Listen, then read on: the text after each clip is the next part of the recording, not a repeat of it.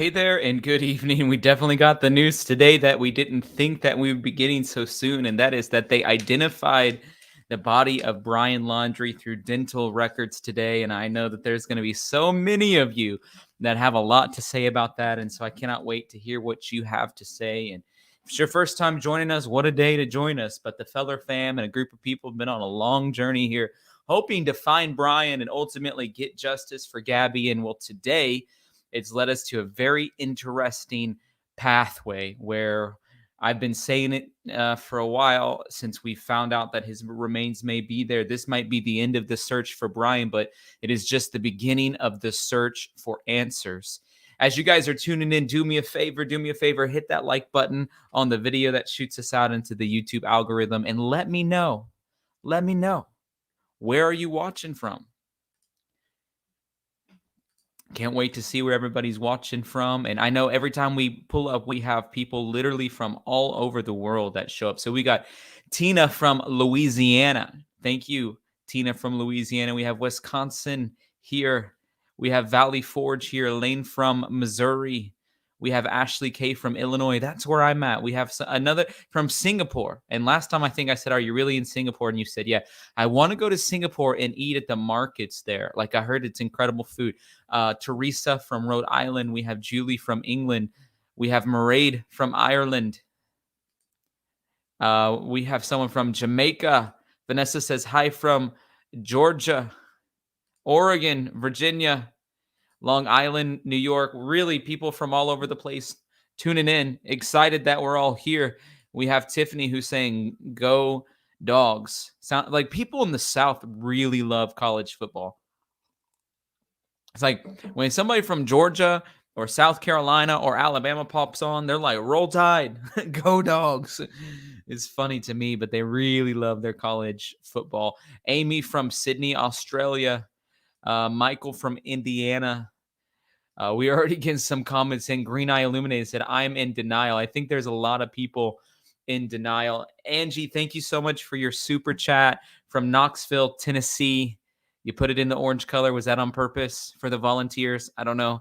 But thank you for the super chat. And obviously, we're praying for the families. We're praying, it's a hard day. It's a hard day for the Laundrie family. Whether you guys like them, agreed with them or not, it's a hard day for the Laundrie family. It's a hard day for the Petito Schmidt family. It's a hard day all the way around for anybody that's involved in this situation. And so it's important for us. Let's pray. Let's remember that these are people and they need prayer and sympathy too. Wendy from Tennessee, David from New York, Canada, man, just from literally all over the place. West Palm Beach, hi from London. We have Dress, how do you say that? Dress Soccer, also from Illinois. India. I was supposed to go to India right whenever the pandemic hit. And then I was, unfortunately, obviously, we had to cancel it. So, but we're trying to get back there as soon as things level out. I saw this monologue and I really felt like this guy did a really good job just rattling off some certain points. And I wanted to share it with you. Renee from North Carolina says, Tyler, I hope you're feeling better. Thank you for the thoughts, Renee. And thank you for the super chat. I'm going to go ahead and start playing this video for you guys just because the way that he was saying stuff, it brought out some things I wanted us to discuss today. Did he kill himself right away a month ago after he left his parents' home, just days after he'd returned to Florida without his fiancée, Gabby Petito? Might a gator have gotten to Brian Laundrie while he slept in that swampy reserve, a fugitive from justice as cops searched so feverishly? Maybe someday we'll know more. But tonight, only one truth is revealed. Brian Laundrie is dead. And from the sound of things, there was little left of him. Two senior law enforcement officials tell NBC News earlier today what they found was parts of a human skull. Brian Laundrie's skull. An FBI statement appeared 1 hour ago. On October the 21st, 2021, a comparison of dental records confirmed that the human remains found at the T. Mabry Carlton Jr. Memorial Reserve and the Myakkahatchee Creek Environmental Park are those of Brian Laundrie. The FBI found those human remains just yesterday in the very spot where Brian's family said he was last heading to go hiking back on September 13th. Of course, they didn't say so on September 13th. They didn't say so that day, according to police. And publicly, to this day, they've said nothing. Not one word. Did they ask their son when he came home all alone, "Where's Gabby?" After all, they'd lived together for quite some time. Might Brian have told them if something horrible had happened on their van life adventure road trip? The FBI will likely have a few questions for the Laundries, but hopes of fully unraveling this mystery may well have died with Brian Laundrie in that murky Florida reserve. CNBC's Valerie Castro is live in Northport, Florida tonight near that spot. Valerie, one mystery over, several remain. Yeah, Shep, tonight the two people at the center of this story are dead, and we still have no idea exactly what led up to Gabby's disappearance or her death. And we know that Brian is dead, and he was found here in the Myakkahatchee Park. This is just about 5 miles from his parents' home, but we don't know how he died, given that his remains were found in an area that up until recently had been underwater, according to the FBI. And law enforcement sources say those remains were a partial skeleton. It could be some time before we know how his life came to an end. Yesterday, a notebook and backpack belonging to Brian were also found near his body. What clues those items might contain are now part of the investigation into his death. Police canines were here yesterday and today searching for any other evidence that could possibly help in this case. And late today, police were seen at the Laundrie family home, where they spent just a few minutes delivering the news that Brian's remains had been identified. It wasn't long after that that the FBI made the official announcement that they were identified using dental records. Now, last night, the family's attorney spoke to CNN, and he was asked if these remains were confirmed to be that of Brian, would the family now speak up about what they know in this case? They have remained silent ever since Gabby was first reported missing in early September. They have only issued statements through their attorney, and they have remained silent per his advice. Their attorney said what they know may come out in the future. I reached out to Gabby Petito's family through their spokesperson. They have not released a statement at this time, and the Laundrie family has asked for privacy. Shep. Okay, well, certainly there's 1,000 different theories beginning to trickle in, and Malia has a thought. Thank you, Malia, for the super chat. You're saying partial skull found, probably from your experience as a police officer, a self-inflicted wound through using a weapon. So I think that's going to be one of the theories. That's essentially what this guy came out and said at the beginning. Did it happen as soon as he got out there? Or, you know what? Another theory that I've started to hear, and I can't wait to, you know, hear your guys' perspective tonight. But another theory that other people were saying was alligators don't eat the skull. They don't eat the head. They eat sort of the rest of the part of the body. And so people are saying maybe he was out there and an alligator got him. Again, guys, like I'm saying, there's so much for us to try to unpack here and figure out, did the Laundrie family know anything? Did they not know anything? I don't know for sure. I don't know for sure. All I can think about, according to Stormy, is if only the parents had turned him in. I'm sure at this point, the parents are having to run through every kind of scenario in their mind, you know? I'm sure. David said, never underestimate a man's love for a woman. Brian obviously felt remorse over Gabby's demise. And so there's another theory beginning to come out.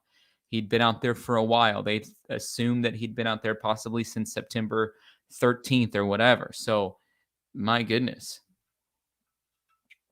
Again, we're all processing this. I think people are starting to think there's a lot of this that sounds fishy. And in fact, the attorney called into NBC 8, WFLA, I think it's channel 8, and he made some statements today.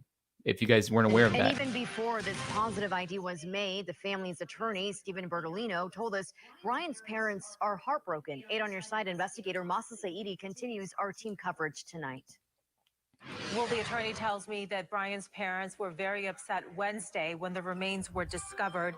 This afternoon, he spoke with me to set the record straight about the timeline and why the family has been silent.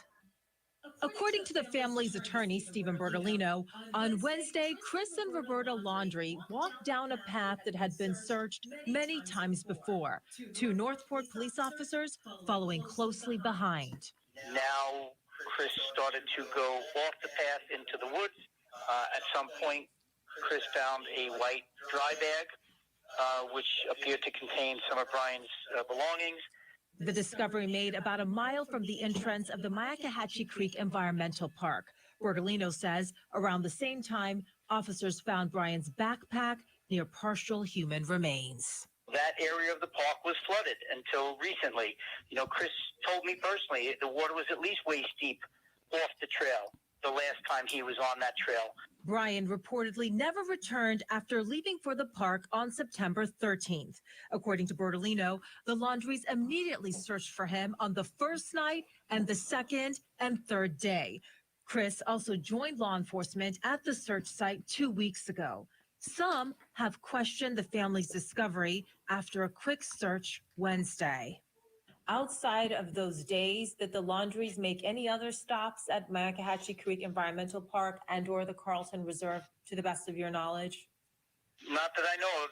Have you ever spoken with Brian? Yes. Can you share anything about that at all, when that was? I can tell you I last spoke to him September 13th, and I spoke to him September 12th. And the attorney would not elaborate any further. According to Mr. Bertolino, the family knows that Brian is deceased. They have no further comment at this time, and they are asking for privacy. And the Tampa newsroom, Masa Saidi, 8 on your side. So what do you think that conversation was like between Bertolino and Brian Laundrie on September 13th? That's the last day that anybody had any type of conversation at all with Brian Laundrie, and possibly the last person to have a conversation with Brian Laundrie was Stephen Bertolino. What do you think that conversation was like? Do you think that he said, listen, things are not going to be good for you. You just need to deal with this. We'll help you. And next thing you know, Brian Laundrie is out in the Carlton Reserve, and that's sort of why all of them were thinking that. Ryan says this: when Brian left his parents' house, he left his wallet and his phone because he knew he wasn't coming back. So I think that's again, this is how we try to do this on this channel, is we try to say, well, what are the things we know for sure to be true? Those are pillars. And then from the pillars that we have, what are the 5 or 6 different possibilities? And then let's look at those possibilities and then begin to rank those possibilities in probabilities. And so what do we know to be true? We know that Brian left the house on September 13th. Originally, the family was saying September 14th. Apparently, they had it confused. On September 13th, Brian leaves his wallet and phone at the house. On September 13th, Stephen Bertolino has a conversation with Brian Laundrie. That's the last day anybody talks to him. He parks the car at the Carlton Reserve, and the Josh Taylor from the North Port Police Department says that they had eyes on him walking into the Carlton Reserve. So that's everything I know about September 13th. He goes into the Carlton Reserve, and then nobody sees or hears from him September 17th, 18th. As you get a little bit further along onto the timeline, then what you begin to see unpack and unfold are many other people that start to have some theories about the parents' level involvement. There's still people saying, and I put it in the chat, like I wanted to know your answer. There's still people saying that, oh, we don't need just dental records. We got to have also DNA, because dental's not enough. You can fake a dental record. So I asked the question, if you haven't answered it in the poll, I really want to know what you guys are thinking about this. I said, do you believe the FBI report confirming it is Brian? And right now, 70% believe yes. And about 20 or 30% of you say no. There's about 2,000 votes in on that. So if you guys have some other thoughts, why don't you guys go ahead and put those in the chat? And also, just go ahead and answer the poll if you haven't responded to it yet. Tracy M. Hey, Tracy. Great to see you. Can't wait to hang out with you guys on Grizzly's channel tomorrow. You said, Tyler, what do you think about the parents going directly to location of his remains and being the ones who found his belongings? I know. That's the part where there's just been 1,000 different coincidences, right? And so this is 1,001 coincidence. By the way, thank you for that super chat. So this is coincidence number 1,001. And what we find on the 1,001 coincidence is that $200,000 a day were being spent searching the Carlton Reserve for Brian Laundrie for over a month now, and nobody was able to pick him up. Nobody was able to find him. They had really high caliber cadaver dogs that apparently could smell 4 feet underwater. Stephen Bertolino just said that the water was waist deep. So I don't really know. Maybe can dogs smell human remains under waist deep water? The last time he was out there, we know that whenever he was out there that day, that there were cadaver dogs out there, because that was a part of the news story as well, that Christopher Laundrie's out there and they were borrowing these cadaver dogs from the neighboring county. And so they couldn't find anything. And then flash forward a couple days, the Carlton Reserve reopens up to the public.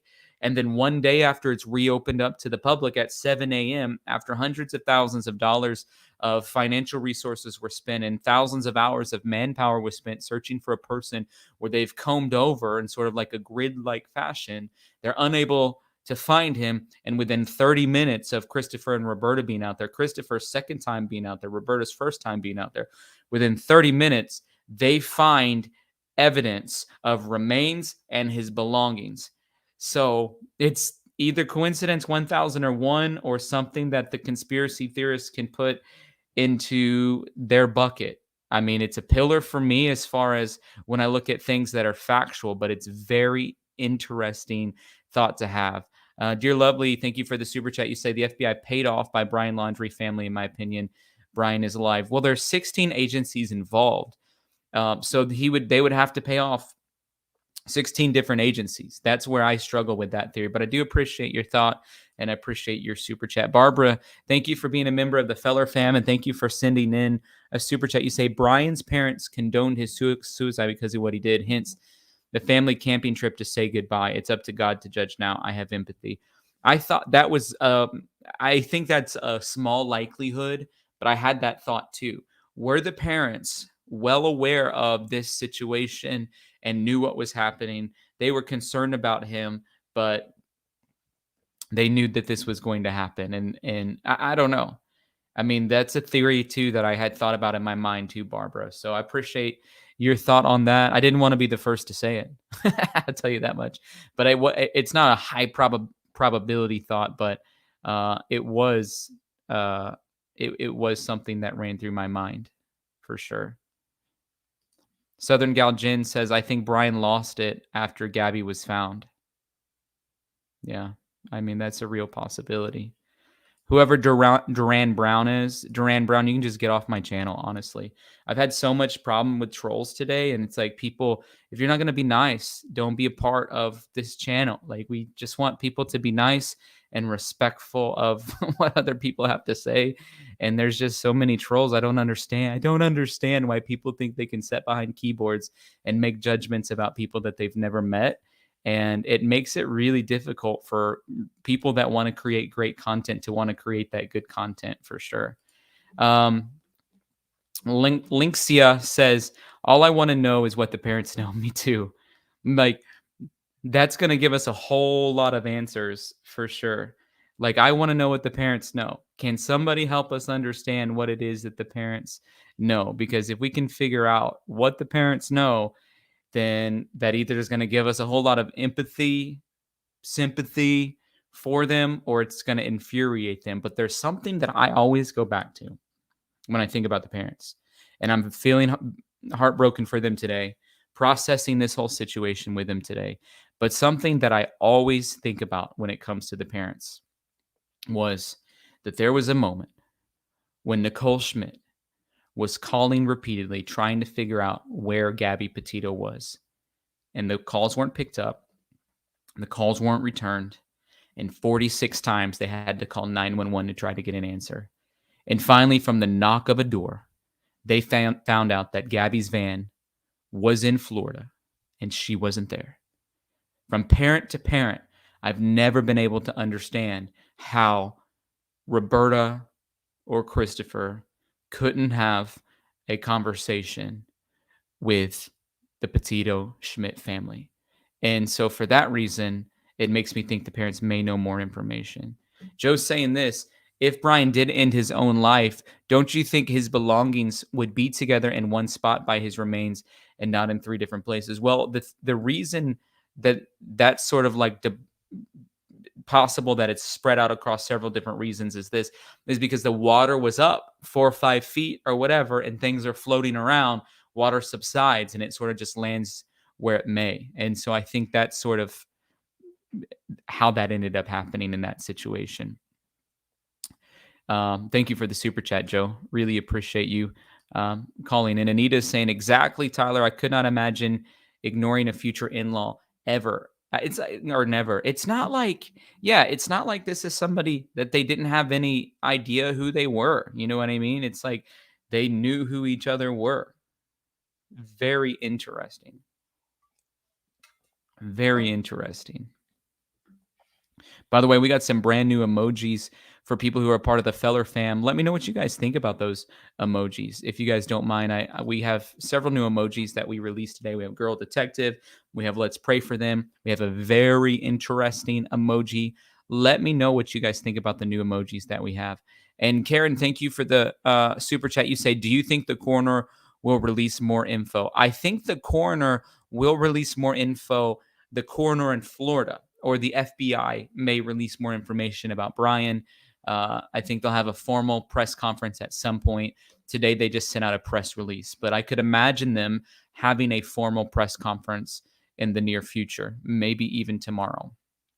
The Scooby Life says, if the Laundries had done the right thing and called the parents and the police, Brian would be alive and in jail. They all created this disaster.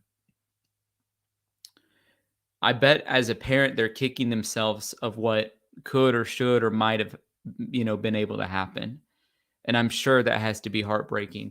They're sitting in a room right now dealing with the worst of realities, tossing it back and forth between each other and saying things like, well, if I had said this, if we knew he was upset, if I would have stopped him, if I wouldn't have given him the keys to the car, if I would have went on a hike with him, possibly they're sitting there having all of those conversations together right now. I think,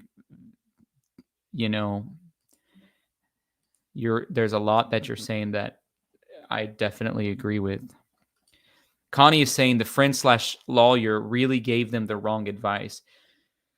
Yeah, I mean, in the court of public opinion, he certainly gave them a ton of advice that I don't I don't understand how it made any sense, really, as far as from a public opinion perspective. I'm certain from a lawyer's perspective, several of the people that have been lawyers that have been on the show or other lawyers that we've seen on other shows, they've said like, hey, this lawyer is doing a good job for them. He's doing exactly what needs to be being done for them. And because it was helping protect the parents against future litigation in this situation. So I don't know. Again, like it's it's a very interesting situation. Shay says this: if you're a God-fearing person like I am, Brian is held to a higher authority, and no man-made prison on earth compares to the wrath of God.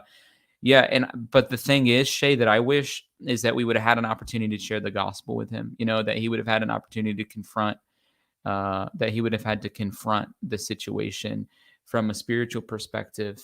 And before this happened, before he has to see the wrath of God, maybe he can see the compassion of God.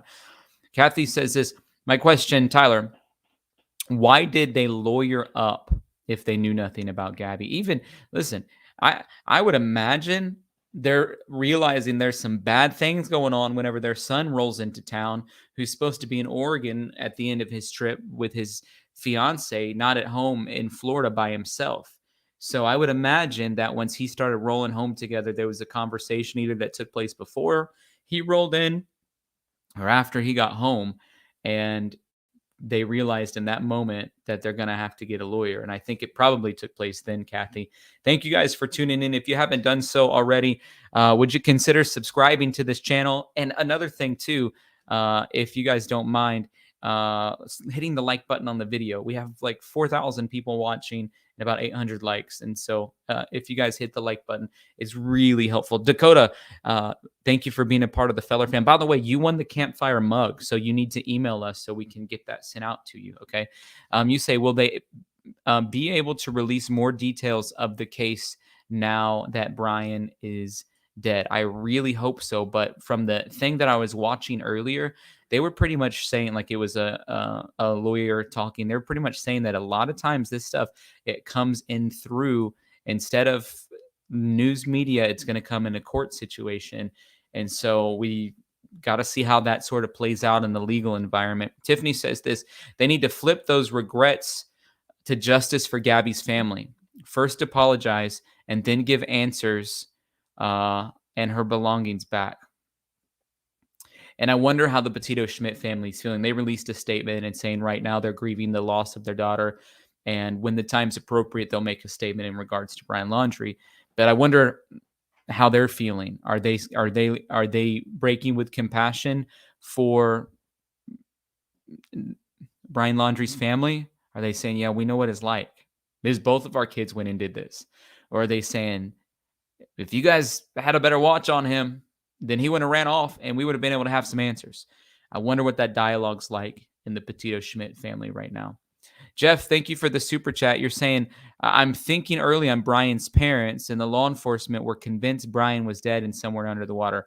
Well, there was an early statement that said that Brian, like, if you think back to an early statement that Christopher and Roberta was releasing through the lawyer, they had alluded to that. They were saying, listen, we think that he had committed suicide or was contemplating taking his own life, and he left angrily, and we're not going to go help search anywhere else because we believe as a fact that he's in the Carlton Reserve. And so the parents probably knew that. It makes more sense while they were so focused on the Carlton Reserve. Crime Me a River, thank you for the super sticker. I appreciate your support for sure. And Southern Gal Jen says, I pray one day the two families will talk. Me too. And I hope it happens sooner rather than later. You know, I hope Christopher and Roberta, it gets a release from their lawyer to say, you can have a conversation with them, tell them everything you know, or whatever. Just help them in this grieving process.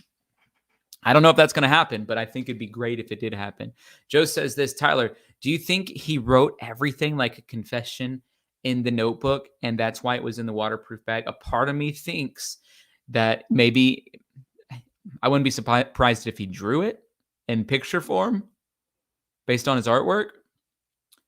I hope he left some clues and some information that's going to point to, you know, some deeper knowledge of stuff. I hope so, Joe. I don't know.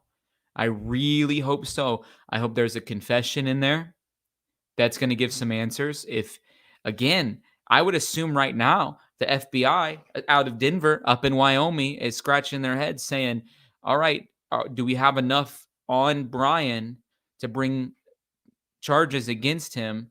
Because he was just a person of interest in the homicide. He was guilty of using her debit card. So if there's a confession or something like that, which I hope there's more information surrounding that, or what he knew, or I mean, lack of a confession, but at this point, it's like, it really feels like it's a confession. I hope we have that information coming in, Joe. Something I'm going to be praying for. Mountain Kayaker says this whole thing should be a reminder that you need to be careful who you are tethered to in a relationship. Nobody needs abuse. It is better to be alone. Today's the 21st. And if it, for example, is the 21st day, I always read that chapter in Proverbs. And if you read Proverbs chapter 21, exactly what you're saying, and by the way, thank you for that super chat, Mountain Kayaker, exactly what you're saying, it goes through and it's like, it's better to be alone. It's better to live in a shack than in a mansion with a crabby spouse. That's what the scripture said that I read today. In other words, it's better to protect yourself than to be in a situation that is toxic. We got to be careful. If you're in a toxic environment or a DV situation, you need to start working your way out of it. If it's a DV situation, you need to download the Aspire News app. It's like a covert app that will allow you to get access to resources. Sneakers615 says this: the parents are dirty, and this could have all been done before the 24-hour surveillance to keep parents off the radar, to keep their secrets secret. I asked you this before. Do you have sneakers in Nashville? And then here's the second thing.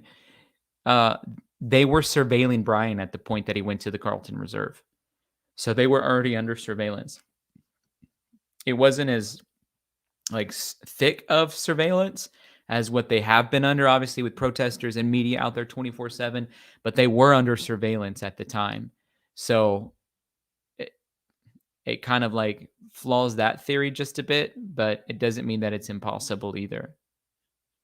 But it does kind of like flaw it up a little bit. Brenda's saying, I'm going to just, oh, it moved up too fast. Okay, Brenda's saying, no, Brian's alive. His parents set this up. I know there's a lot of people that are going to be thinking that, especially since this has been the twistiest of all twists and turns inside of a case. Kathleen is saying the notebook's going to take some time to dry. Hopefully they can retrieve some answers. It looked like, it appeared, if that was the waterproof bag, it looked like it appeared to me that underneath of that water, or in that waterproof bag, that there was a hole in it, which would indicate then that the notebook would have been wet. But again, it was a notebook. Like I always write in this notebook, if it was closed, then I've had notebooks get wet that are closed. They seem to preserve a little bit better, but I don't know if the ink will smear. There's so many questions that I have. It is a waterproof bag, Lisa Marie is saying, but did it have a hole in it? Is it a waterproof bag without a hole? Where'd the hole come from? Is it from an alligator bite? Or is it a waterproof bag with no hole? So hopefully he wrote it in Sharpie. When you look at his artwork, he wasn't writing in Sharpies. So I don't know. Maybe he's writing in a Sharpie. Sharpie, I don't know. I don't know if it's smeared. Sometimes I've seen Sharpie smears, but it might depend on the surface. And it would depend on the weight of the paper and how absorbent the paper is. Wendy, thank you so much for that super sticker. Kim confirming to me, yep, it had a hole in a tear in the nylon. So thank you, Kim, for that thought. I was looking at that and I was definitely thinking, like, it definitely looks like there's a hole in that situation. And so for me, it's like, I don't know. Where there's a hole, I hope it didn't ruin the notebook. So I've heard other people say what Mick is saying here. The notebook was not in the dry bag. It was found in the backpack. Okay. I don't know if it's in a backpack, it'd probably still get wet, but is it protected? There's a whole lot that I don't understand. Kayak Chick, thank you for the super chat. I use similar dry bags on my kayak. I don't know why I said kayak like that. On my kayak, it looked sealed properly. Okay. It looked sealed at the top properly. But did you see that little tiny hole in the corner of it? Thank you for the super chat. Sharon says the Laundry fam waiting on a book or a movie deal or a tell-all. I think they're probably grieving some tonight too. If any of you were, it's like they didn't create the situation. Like none of them created the situation, right? So it's not like they faked the situation or created the situation so that they could get a book or a movie deal. They would have probably done something long ago to try to get a book or a movie deal if that was the case. So then if they're in a situation that's really bad, but somebody says, I'll give you $1 million, is it wrong to take it or should they not take it? And I don't think anybody's having that type of conversation with them at this point. Maybe they're having that conversation with Bertolino at this point. I don't know. KPD says, I'm from Australia. Brian hurt everyone in his life that cared about him, from Gabby, her family, his family. So selfish. Poor Gabby and family.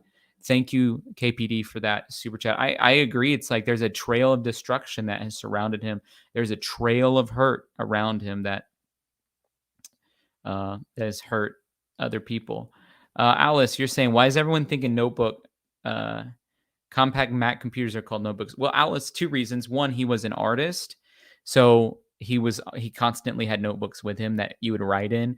And then the other thing is because when they're carrying that bag, you can sort of see that it was an actual notebook and not it didn't look like, to me at least, it didn't look like a computer, it looked like a notebook. Dawn says this, thank you for the super chat. Does anyone know what items were in the bag and knapsack? We don't know. We know that they said there was a notebook, a backpack, and I hope that information's revealed. I hope there's more information about that was revealed as well. And another thing about his technology too, Don, that I just thought of, It's something that we haven't really talked about much, but uh, the technology that he had was taken from the FBI in a warrant, and I don't know if he got. I don't know. If, I didn't see the FBI bring it back. So Barbara's saying, and his bicycle. Did he put his bicycle on the Mustang that he had? Kim, I sent you a link if you want to hop on here with me. You said there may have been a drawing pad and a notebook. Yeah, that's sort of what I was saying. Like, is there a drawing pad and a notebook? And I'll try to put it on the screen too, just because I know it's going to be a big topic of discussion until we learn more information. Like, we've got to try to help figure out what was in that bag. And so, let me see. I'm got it pulled up so I can put it on the screen, and I'll try to zoom into. So here's the bag in question. That's the kayak bag, right? Kayaker that you're talking about. That's the bag in question, right? And if you look in that corner to me, like in this little tiny corner here, that looks more like a notebook to me than a computer. I don't know though. And how did it get a hole in it? I thought these bags were like really tough. How did it get a hole in it? Tiffany's saying, yes, it has a hole in it. How did it get a hole in it? I don't know. I'm wondering, how did it get a hole in it? Was it ripped? JK the Greek says, if there was a notebook, he must have left clues, confession. Otherwise, he wouldn't have brought it to the reserve. Yep. Well, he's an artist. So there's that part of it. Kim? Hey. How are Hey, you? how are you? I'm good. What are your thoughts today? Let me try to get us where we can look at that bag. So what are your so some people are saying that wasn't the bag. That's the bag. Mm-hmm. I mean, and that's the bag that well, you know, for if you want to believe the attorney mentioned as well, he said it was a dry bag. So somebody was saying that's the strap, but I don't think it would be. You can't see it from the outside, so it seems like if it's the strap, it would. To me, that looks like something poking out of the bag that created a hole. Uh-huh. I mean, that's what it looks like to me. And Chris says, I think the hole happened when CL pulled it out, and that's very probable. If it was stuck, you know, against something or on something, it definitely looks like there's something in the bag that's poking it out. Now that you have it up close, if Chris Spunky is right, by the way, Chris, thank you for the super chat. If Chris Spunky is correct, then if there was a notebook in that bag, then it wouldn't have gotten wet. And then Jen is saying, is it possible that it's double lined? Kayaker who has this same bag, can you tell us a little bit about the bag? somebody's saying it's just a short buckle. It does kind of look like that now that they say it. That maybe that's maybe that's true, Tyler. Maybe that's the other side of the buckle from the buckle on the top. Maybe it's not a hole. That would be nice if that's not a hole. I think they're right. I think whoever said that is right. I think that is the other side of the buckle. What brand makes that? Mary says this, by the way. Tyler, I love you in this channel, but they did create this situation from how they raised him, and it seems Roberta did her fair share of bad-mouthing Gabby, which in turn egged Brian on, in my opinion. So all that, yeah, Mary, I think all that does need to be, if he actually had a genuine mental illness, brain disorder, mental illness, then Kim, I think people are going to have a lot more sympathy. If it was more strategic than that, then there's going to be some problems for sure. It looks like who just said that. I want to make sure that I credit who said that. Someone, I think it had the name Sassy Sunflower, said they reported that the notebook was wet, but they have a technique they use to see what was written. And that's what I saw on Twitter too. Some people talking about, especially if it was in pencil, that there would be a technique that they could see what was written on it. So that would be good. I think whoever said, Tyler, I don't know if you said it or someone else said it, but if this is indeed a dry bag and he took that out there with him, then I think he knew what he was going to do. Do you think he had left some clues? Possibly. Someone else said in chat, and so I don't know who said it, so I apologize. I don't remember, but I saw someone say that they thought possibly that the parents knew where he was or could possibly be out in the reserve and were keeping quiet, thinking maybe he hadn't done anything or waiting to see if law enforcement found him. And then when the reserve reopened, they went out there and went straight to that spot where they thought that he would be. And that's when they found. So that makes a lot of sense. And I apologize for not remembering who said that, but someone did say that. So I would think I'm looking at. I'll show you. Like I googled some of these. I can't find any other bag that has a Buckle on the a bottom. buckle at the bottom corner like that. Yeah, it's the chat seems pretty torn. There's a lot of people that think it's a hole, and there's a lot of people that think it's a buckle. And Let me now, show you. I'll show you the bag. I'll put it on the screen. This is the bag that I think it most resembles, and I just went through like 50 different of them. So don't you think that's what it looks like? very similar, yeah.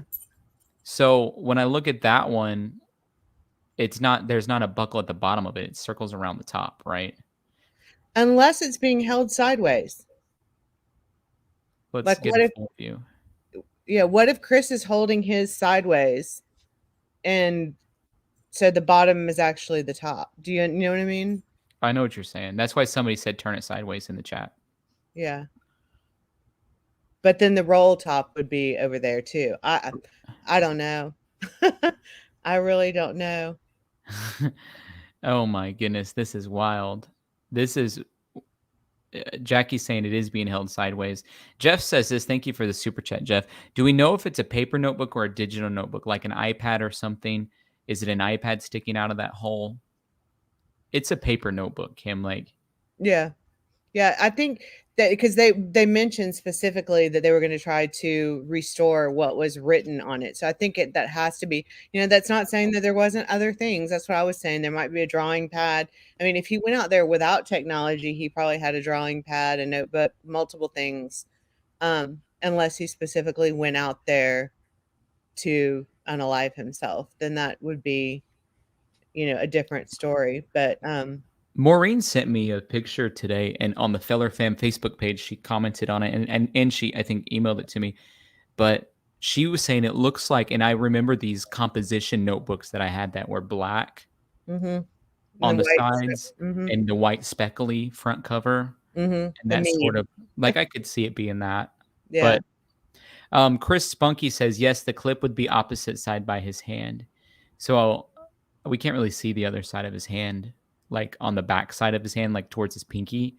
I could see in the top corner over there that there could be like in this section, that could be a clip right there. Yeah. Yeah, it could. It's just so hard to see. And I that brand, I can't see that brand, but it looks like it has a brand seal on the bottom of it. I've done some camping stuff and it looked kind of like the Coleman logo a little bit, but then I don't know if Coleman even makes a bag like that. So somebody email me that bag that they're holding and we'll put it on there. Huda London says, rest in peace, Gabby. This is terrible because 2 sets of parents lost their child. As a therapist, I expected this outcome because Brian had narcissistic behavior. He would love to make the final decision. The clue was Eminem Stan. I'm so torn. Like I told you, I'm so torn on. I go back and forth between it's so bizarre that they found the bag and they found his body right after the search was over, and the dental records, as I was mentioning, I looked up, and it's very possible that, I mean, if you want to go completely down the conspiracy train, it's completely possible to fake dental records. We had an email exchange about that. Mm-hmm. Look, now I'm convinced that the bag doesn't have a hole in it because of this picture. Hang on. Thank you, Huda, for your super chat. Somebody just emailed this to me. So thank you, Matthew, for emailing this to me. Are you ready for me to reveal it to you, Kim? Yes. See that in the corner? Mm-hmm. That convinces me that it's like, oh, okay, that's probably not a tear. It's a little thing to hook your strings on. So here's the question for you. If they have the notebook, if the notebook is readable or restorable, will they tell us what it says? Or will they just tell the families? Or will it be up to the Petitos if there's something in there that where Brian admits to doing it? will it be up to them whether the public knows? I think so. The investigation for the homicide of Gabby Petito is still ongoing, right? Yes, they And said it was still continuing. so if there's something that would indicate he was guilty, I think they would say, we believe Brian did this, and maybe possibly even say, here's why. Yeah.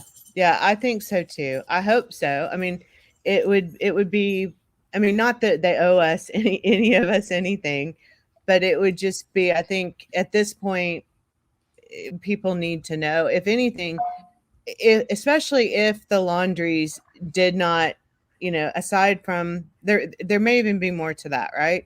Mhm. Aside from, not responding to the parents and getting the lawyer, especially if Brian came home and said, I was actually talking to this about with my 23 and 20-year-old sons, and they were saying, well, Mom, what if they were out there, something happened, they got in an argument, and he had mental issues and did hurt her, and then came home and told his parents something different. And I said, yeah, we've talked about that.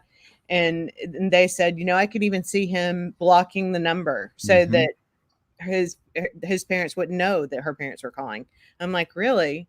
I wouldn't have even thought about that, but that's a possibility. If he was trying to just buy time to see Mhm. if maybe she wasn't found, and Mhm. then when she was found, the jig is up. Maybe he was alive out there for a few days until she was found, and then when she was found, he realized he had no way out. Very possible. Tiffany says this question: how wet is that stuff? If it wasn't planted, what was the condition of the items? SB will keep this information tight-lipped. This will be sold. Mhm. Yeah. But Tiffany, I hope they don't keep it tight-lipped, but you're probably right, they will. Thank you for the super chat. Just Me JDC says, I thought the dad found the dry bag, but the police found the book bag and notebook with the remains. Oh, They really? never said that that was the bag that Chris found. Oh, that makes a difference. Makes a big difference in terms of conspiracy. Well, what was it that Chris then found? Yeah, if he just found items, maybe, I mean, it's hard to see what's in there. There's something yellow, there's something black. Oh, somebody just sent me another one. Remember I was saying it looked like a Coleman logo? Yeah. Now I think there's a hole in the bag, like, based on all these different pictures. So here's the Uh, Coleman one. yeah, Doesn't it look kinda like that one more than anything? it does look like that one. An older version of that. Oh my goodness. Just Me JDC. Can you email me if you have an article that says what you're saying, or if can you tell me what Christopher Laundrie did put out there? Chris Love is saying this. I'm wondered if the parents were offered immunity in exchange for leading the police to Brian's body. I mean, that's a possibility. I just can't fathom whether, if they knew the whole time that he committed or unalived himself. I don't know how they didn't lash out to the protesters. I don't know how they were able to keep their calm and keep quiet. I mean, why would they have kept quiet? I mean, if they knew all along that he was no longer alive, why keep quiet? Because that's one of the things that I've been struggling with. I don't know if anybody in chat has any ideas about that, but immunity from a credit card fraud case, those were the only charges. I don't That's know. what I was thinking, Dante. Like, why would they offer immunity in that situation unless the homicide charge was just looming? R. Malik says it was stated later that the notebook was with the dry bag. Thank you, R. Malik, for the super chat. But what was it that Christopher Laundrie pulled out, right? Mhm. So we know for sure, based off of what he's saying, then the notebook was inside of the waterproof bag or with it. Two different things, right? Yeah, it sounds like that's saying it's two different things. Somebody's saying it looks like there's a picture, and now that they've said that, I mean, it could be one of those things where it's kind of suggestion, but it does kind of look like a picture of possibly the picture that where Gabby was wearing the mask that he had created. It kind of looks like that picture. I mean, I could just be seeing things because somebody has suggested it now, but it does kind of look like that. Rita, thank you for the super chat. You said, I feel so bad for both parents. One child from murder, the other from suicide. I'm sure both families are mourning and in shock that the couple met this tragic fate. Not sure what Brian told his parents. That's what just keeps going around in my head is there anything that, because I would not if my son, either one of my sons told me that they killed somebody, I would not cover for them. I believe, like you believe, more in their eternal life more than this one. But I'm just wondering if there's anything they could tell me that would make me not answer the phone. And the only thing I keep going back to is what I told you yesterday. If my son kept saying, I'm going to call them, I'm going to handle it, I'm going to talk to them, and I could see myself saying, okay, I'm going to give you a day. Yeah. And then, and then it happening, the next day, have you talked to them? They're still calling me. They're still calling. You need to talk. I mean, really, I think, and I don't know how much of this to share, so I'll just share a little bit. But, my son had a girlfriend that lived in our house in one of our rooms for a year because she and her mother could not get along when they were 21. I have never spoken to her mother. I've called her mother. Her mother never returned my calls. I have talked to her aunt, but I've never spoken to her mother. And so you're saying it could have been a situation like that where the parents had never had. That's interesting. Artemis says this. Thank you, Artemis, for the super chat and also being a part of the Feller fam. Cause and manner of his death have not been released. No way to know if it's self-deleted. Also, Chris found the dry bag only. So I like he the way you found, said that, Artemis, self-deleted. yeah, found the dry bag only. So was there any contents in the dry bag? Jackie says, check your email from Pink Splash Designs. It might be in spam, Brian Laundrie bag. Thank you, Jackie. I've gotten about 100 emails, but I will definitely check that in just a second. And thank you so much for the super chat. Texas Guy 74 says, telling the police your son killed somebody won't save a soul. That's the point that you were making. Mm-hmm. Yeah. Somebody just mentioned, you probably have this to talk about later, but is the lady walking into their house yesterday that wasn't Roberta. Some people thought it was Roberta, but it didn't appear to be Roberta to me either. Yes, let's get into that in just a bit. Okay. Praise Adonai said, my son committed suicide at 15. He had ADD and couldn't face problems. I think Brian Laundrie saw he would be a spectacle and could not face what was to come. I think that's a good point. Praise Adonai, thank you. By the way, praise Adonai. I've spoken Paragould, Arkansas like 100 times at a church there called Grace United. Archer says, it appears to me that the Laundries definitely had an emotional reaction when the agent showed them the contents of the bag. Some people say that. Some people even say there was a tear that streamed down his face. There were some people that definitely said that were there. So even some of the protesters. So I don't know why they would have a reason to make this up. That both of them had tears when they left, and that Roberta reached over and wiped off Chris's face. Wow. See, I would have liked to seen that. Mm-hmm. Maybe that's why the protesters were quietly saying "Justice for Gabby" instead of like "Justice for Gabby." Did you notice that about the protesters? Yeah, that it wasn't as.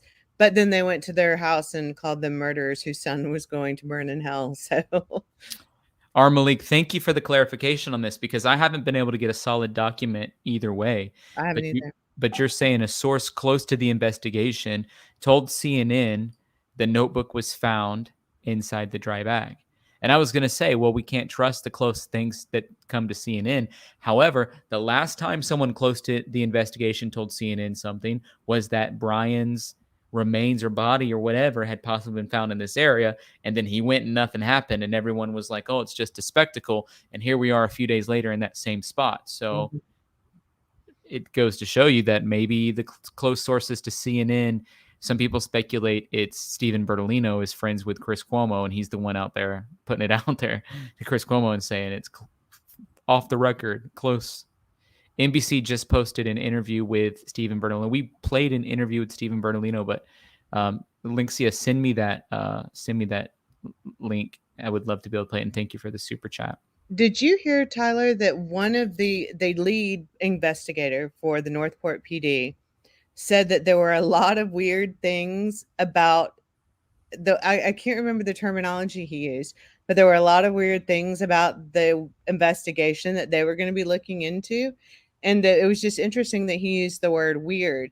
But the reason why I bring that up is because there was apparently somebody inside that was at minimum leaking things out, because it came out yesterday. And I didn't Oh. mention this last night because it was pure speculation, but it came out yesterday that they had identified, the Lee County mobile coroner had identified the body as Brian through dental records. And I didn't bring it up because I was like, that just can't be true. But then Well, that ends up happening today. that's interesting. Today I had heard that, and so I put it on the title. I went through 3 different titles today because the news kept changing. But I had heard that, and so I put on the title today, Brian ID'd through his dental records ? Because I wanted to unpack that, and then like people in the chat were like, "You're doing fake news. You're doing fake news." And I'm like, I'm listening to the news and reporting the news. You guys need to get off my back. I'm not doing clickbait or fake news. And it wasn't in no time, less than an hour of me posting that it came out that they identified him through the dental records. Yeah, it seems for sure that there was some sort of leak somewhere that was leaking information. And I think that's what the spokesperson was alluding to, that they were going to be reviewing some weird things that happened during the investigation. So I thought that was odd. I mean, there's a lot about this case that's not normal. Chris Spunky emailed me this bag. This bag looks like that bag. Mm-hmm. Means that's a tear. I don't know. I could be convinced by either side, I feel like, on that one. Because it's like the more I look at it, I see what other people are telling me they're seeing. But then I also don't know. It's a tear. This is a higher quality photo. Look Oh at yeah, that. that's definitely something coming out of that is something coming out of the bag. Yeah. This is a high resolution version of that photo. That's a tear. So I wonder what that yellow thing is in the bag. It's almost, I don't know. It's hard because there's the sunlight reflecting, and then there's obviously something in there as well. But we know it's a notebook in the bag, but we don't know if that is a notebook, you know? Yeah, that looks like something more like a tent spike or a tent. That looks plastic to me because of that sharp edge. Yeah, it has a sharp, really defined corner. Yeah, it looks like something that was relatively sharp and non-movable caused the tear, because that's nylon. Those bags are nylon. That's not easy to tear. What do you guys think that is, that thing sticking out of the bag? Write it in the chats. I want to see your thoughts. Like this thing here, that sharp edge there. What do you guys think that is? Black sketchbook, Cassandra says. Artist sketchbook. Yeah, somebody said leaves, but I don't think it's leaves, because if you look at the tear now that it's up close, you can actually see where the nylon's broken. Like you can actually see the threads of the nylon with it up this close. Gun, Dante says zoom out and then back in. So let's zoom out for the sake of it. Let's zoom out. I'm going to zoom in and then in even more. Gosh, I don't know. Phone, shovel. It does kind of look like a shovel or some kind of like tool. It almost, I don't know, honestly. Hammer. It does kind of look like some kind of tool or some kind of, I'm really inclined to believe, I've done graphic design for 25 years, and it's really hard to keep a sharp edge like that on anything in photography if it's not really, yeah. Yep. That's what I'm thinking. Like it has to be something. It has to be a solid. Yeah. I mean, it has to be a pretty substantial piece of material, because everything loses its sharp edge when you photograph it. And especially when it's that close, it's going to lose a sharp edge if it doesn't. Portable stove leg. I'm not going to argue that. It could be like a pot or something metal. Yeah. A grill. Denise, thank you for the for the super chat. Zachary Pyle, thank you. You say this. There are reports of a backpack. Is this dry bag considered a backpack, or there's two different items? From my understanding, it's two different items, right? Yeah, that's my understanding too, is there's two different items. The backpack was his backpack, and then the dry bag, there was stuff inside the dry bag. Sarita, my personal finances are not your public record. You can trust me. I've sent a lot of money to the Gabby Petito Foundation. And besides that, any money from Super Chat, I don't even get until November 27th, just so you guys know. Mushroom Clouds and Chaos says, looks like a tin spike, and the yellow looks like a butterfly-shaped sticker. And somebody else mentioned the yellow could be a shirt of Gabby's. I mean, I definitely think for some reason that black thing that's sticking out of the bag looks like it could be a tent spike or a weight of some kind. Dante, would you consider joining? If you don't mind getting on the call, can you email me and I'll send you the link? I'd love to have you on because you have really good perspective. Maureen made a good comment. She said it's something that needs to be in a dry bag. Yeah, well, that's a good point, Maureen. That we should be thinking along those lines. So maybe grill, maybe. Yeah. What could possibly be? Curious George, thank you for the super chat. You say it looks like a shoe or a flip flop. So very interesting. Eric Andrews says, yeah. Eric says it's something box shaped. It's cubic like a lockbox or a I lunch actually thought safe. I'm sorry, Tyler. I didn't mean to interrupt you, but I actually thought safe. I didn't mean to interrupt you. I'm sorry. Maureen, the reason I don't think it's a composition notebook is because the notebook was reported number 1 outside of the bag, and then number 2 because it doesn't have that white spreckly thing on the front of it. So, Joe, good point. Joe just did a super chat and he has a really good point. R. Malik, notebook report outside the bag. You might have misread what I said. Sorry, R. Malik, if I misread it. Thank you for sending the super chat. Joe says, so definitely looks like a tear, but what do you think about another layer?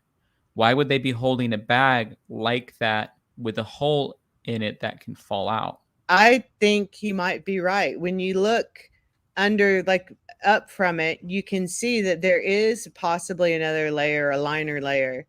And it does make sense that if it's a dry bag, it would have another layer.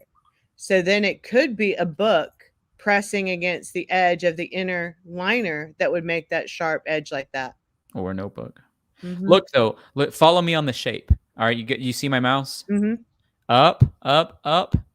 Here, pivot back. Here, down. Oh, wow. So maybe something laying in the, okay, so maybe something laying in the bottom of the bag pressing against the liner, because it does look like that now that you're saying, like maybe something that gives the bag its shape, but I don't. Carly Jean says, to me, this looks either like the edge of a portable speaker or the heel of a shoe. Thank you, Carly, for the super chat. And thank you for being a part of the Feller fam, being on our Facebook today. The Feller fam Facebooks, we're just having a lot of fun on there. So yeah, and there's now more people saying that it looks like an inner liner that didn't get punctured. That would be nice. That would be nice. It does look like a box. In fact, one of the things, and I don't know where it would come from, but one of the things that looked like to me was like a safe, like, you know, but I don't know where a safe would come from, you know, how he would carry that out there. But I guess there's no telling what was in the Mustang. Imagine if he had a safe and what he could be keeping in a safe that we need to be knowing about. So Jungkook the Destiny, thank you for sending the super chat. You say, hey, it is a box. Separate the blacks in Photoshop. Good idea, Charlie Swanson. Okay, I'll do that. Separate the blacks in the Photoshop. Yeah, and see if that makes it take shape. Maybe Brian did have a chance to be redeemed. The Bible that flew into his lap would have brought some. That would be nice.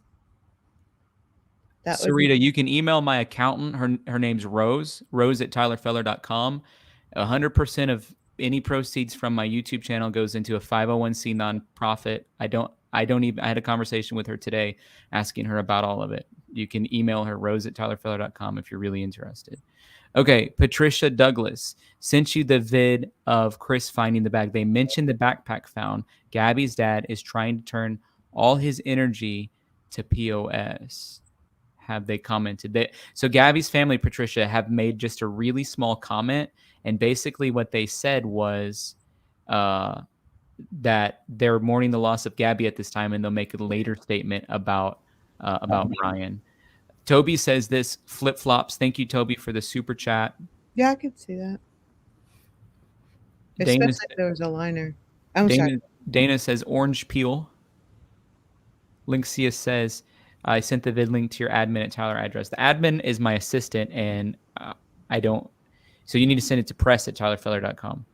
Kika, flip the image to get a different perspective. Okay, I'll do that. Thank you for the super chat. And then Crazy L says, could something being used to weigh the bag down sink it? If he planned to exit on his own terms, he may not have wanted what it found. So, Dante, what are you thinking, man? I'm scratching my head, Tyler. Good evening. Hi, Kim. I'm scratching my head. I'm well. How are you? Becky's saying, do the laundries get the reward money? I'm going to go out on a limb and say no. I don't know for sure, but I don't think so. Real quick before it goes away, FBI van says battery or solar charger. You know, solar chargers are those panels like that. That's the best one I've heard, I think. I'm opening this up in Photoshop so we can walk through some just different ways to think about it. So I'm going to stop this screen. I'm going to share my Photoshop. Do we know if those two, the yellow and the black items, are one item or two different items?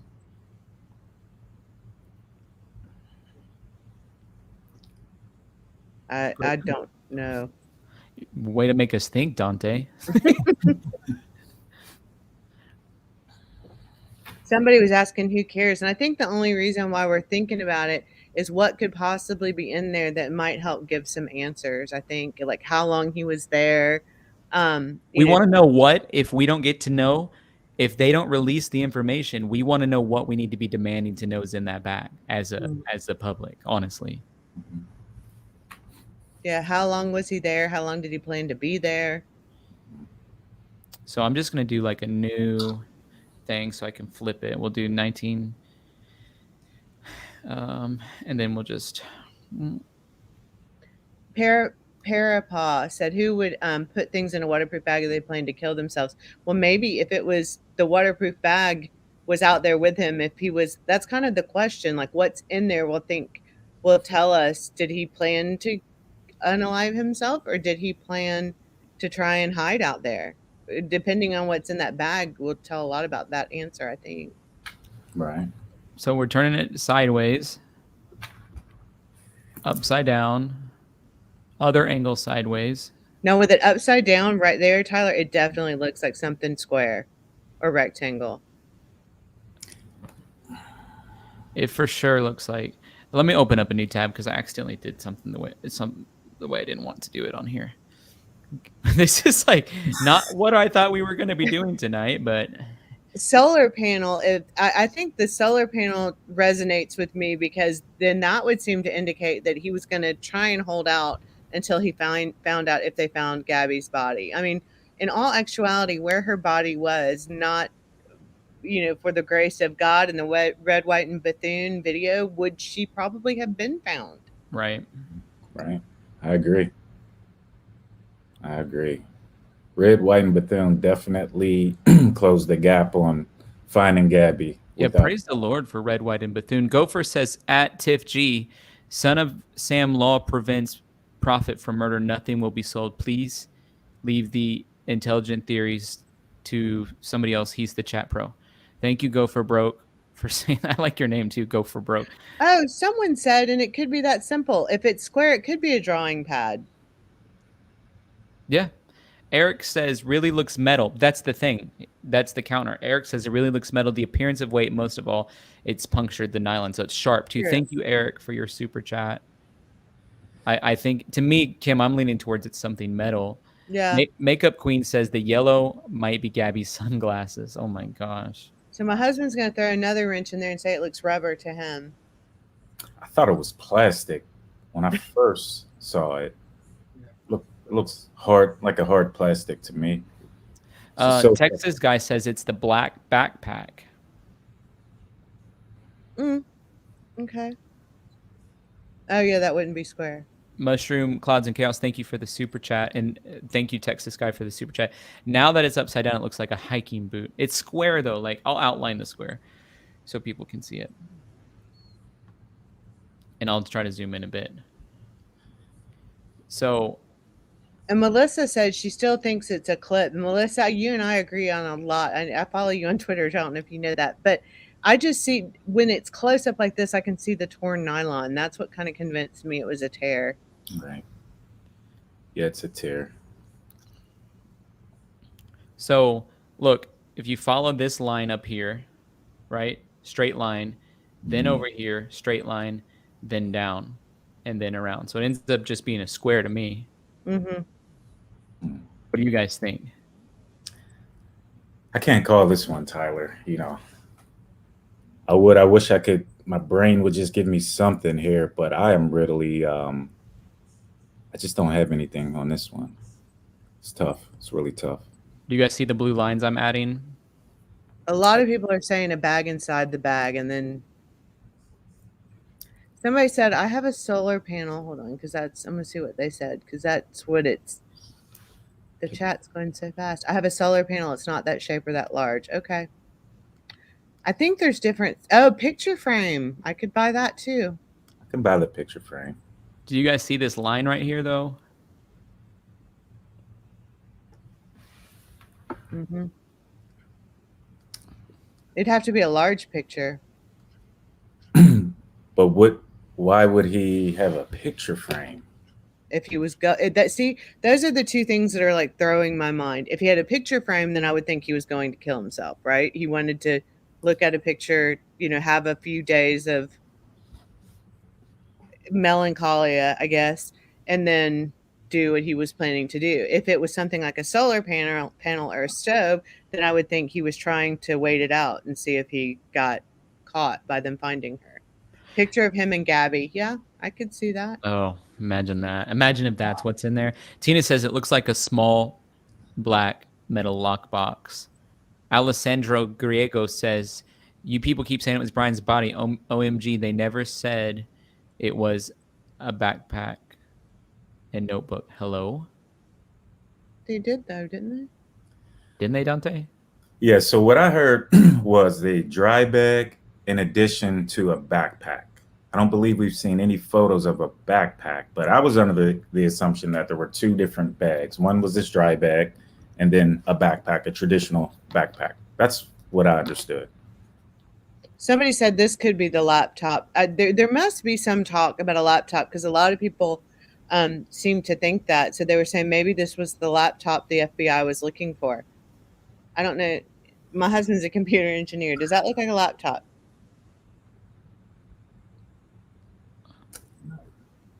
I heard him say no. Yeah. I heard him say no. It's tough. So do you guys see the lines that I drew, though? It's like, to me, that somebody said the Coleman camp stove. Joel, I tend to think that it could be a Coleman camp stove, too. Eric says, look above the right side of the red line. Another corner, maybe 2 inches high. Okay, good. I'll go draw that line on there, too. Do you guys see what he's talking about? Mm-hmm. Thank you for the super chat. Steven says, can you believe that law enforcement is dragging that bag on the... They're holding it above the ground, but it looks like they're dragging it on the ground. But they should have been carrying it, should they have been? Well, how come they didn't have gloves on? That's what I mean, yeah. So my theory on that, just for what it's worth, and I'll make it really short, is that it wasn't technically evidence. So it wasn't involved with... And I know a lot of people disagreed with me because I said this in chat last night. So I'm not stuck on it. I'm not saying this is what it is. It's just my thought was it wouldn't technically be considered evidence. It would just be considered proof that Brian was out there, because the only evidence per se is the evidence that would relate to the crime. And at this point, I think they were just looking for proof that he was there. So I could see where it may not be considered evidence and thus not subject to the rules of evidence. Heidi says it looks like a milk carton. Thank you, Heidi, for the super chat. So let me just duplicate that line and go above it. And there's the other corner edge of that. Okay, I do see the other corner now. Mm-hmm. When you do that, then I'm like back on the stove idea. Do they make stoves? Excuse my ignorance. Yes, I'm not little a camper. propane stoves with like a little propane cylinder. In like a So little hot plate type thing. are we talking 1.5 feet, 18 inches? I would say about 16. They make different sizes. Imagine the size of one burner. Yeah. Okay. Okay. And then it has a little tube out, and then you hook it up to like a little propane thing like that. Mhm. Joe says, I'm still confused on all the stuff that was in there. Why would they specifically say a notebook was found and not any other items found in the bags? That's a good point, Joe. Were they giving us a clue, or was the notebook found separately? It is a good point.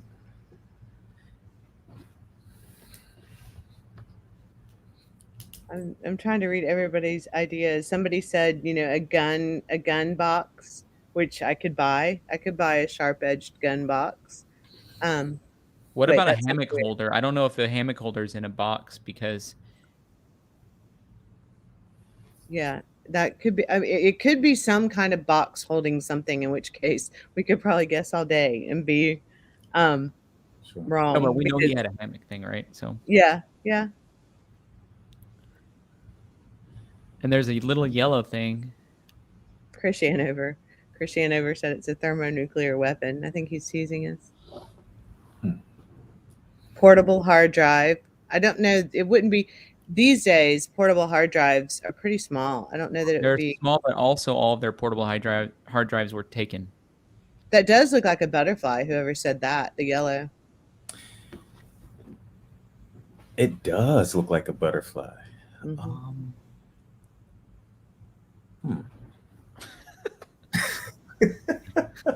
We're going to lose sleep over this one. I know. I feel like I'm playing that game where you look at clouds and try to figure out what you see, and you can see anything anybody tells you that is there. How long? Jackie S says, "How long?" We're gonna stop looking at this bag and move on to another subject. But I'm gonna cut that part out, and then people are gonna go wild on it over the internet. Jackie S says, "How long, if ever, do you think it will take the FBI to release some serious info?" Well, Jackie, I hope it's very soon. What are your guys' thoughts on that? What are we calling serious? I would say first off, Something that lets us know if Brian's innocent or guilty. I would say it would have to depend on what the long game is, what their agenda is. If there's enough evidence to build a case and somehow pivot and go after the parents, then I would say they may hold that information a little longer just to build the case. If there's nothing there, if they're convinced that the parents did the right thing and were full disclosure, then they may release information sooner rather than later, with the thought in mind that there won't be any repercussions or risk in doing so. Chablis says it's a hardbound moleskin sketchbook. It would have been a big moleskin sketchbook, but it's possible. Kayak Chick says night vision goggles. Okay, I could see him having some of those out there. Thank you for the super chat. Cian says could be a small paint or pencil box. Think of Yeah, it it could be metal. as a gun in the tear. Then it looks like the butterfly on top of the box. Well, So- now that she said that, I do remember a lot of art students in school, because, my major was right by the art department, had those metal boxes that you lifted up the top and they kept their notepads in them, their art supplies, all of that stuff. And it was just like a metal locking box. That's a possibility, because that's kind of what it looks like, a big rectangle, a big metal rectangle. You guys ready to see something Sure. wild? You may have already saw it, but what is Christopher Laundrie carrying? Different bag, same bag. Well, look in the bottom, same bag. Look in the bottom, exactly what we're seeing. Is this DeSoto we're looking at? This is the search when they found his remains. Oh, Look And in a- the bottom of that bag, Tyler. That's know. exactly what we're seeing. Mhm. looks like it. And this is before they supposedly found it? Or after they found it when they were taking it to the police? This is when they're searching on the search. Before they found the bag. I'm honestly not sure. This is just an email somebody sent me. Because if it's before they found the bag, then that is totally suspicious. Because that's exactly what we're seeing what you see right there, the square black something big square in the bottom of the bag. There's another angle. I'll show you that. That's the other angle. I think that's definitely the bag. So if that's before he supposedly found it, then it's really suspicious. If it's after, then it makes sense. Unless the timing is right when he approached the police officer or FBI and gave them the bag.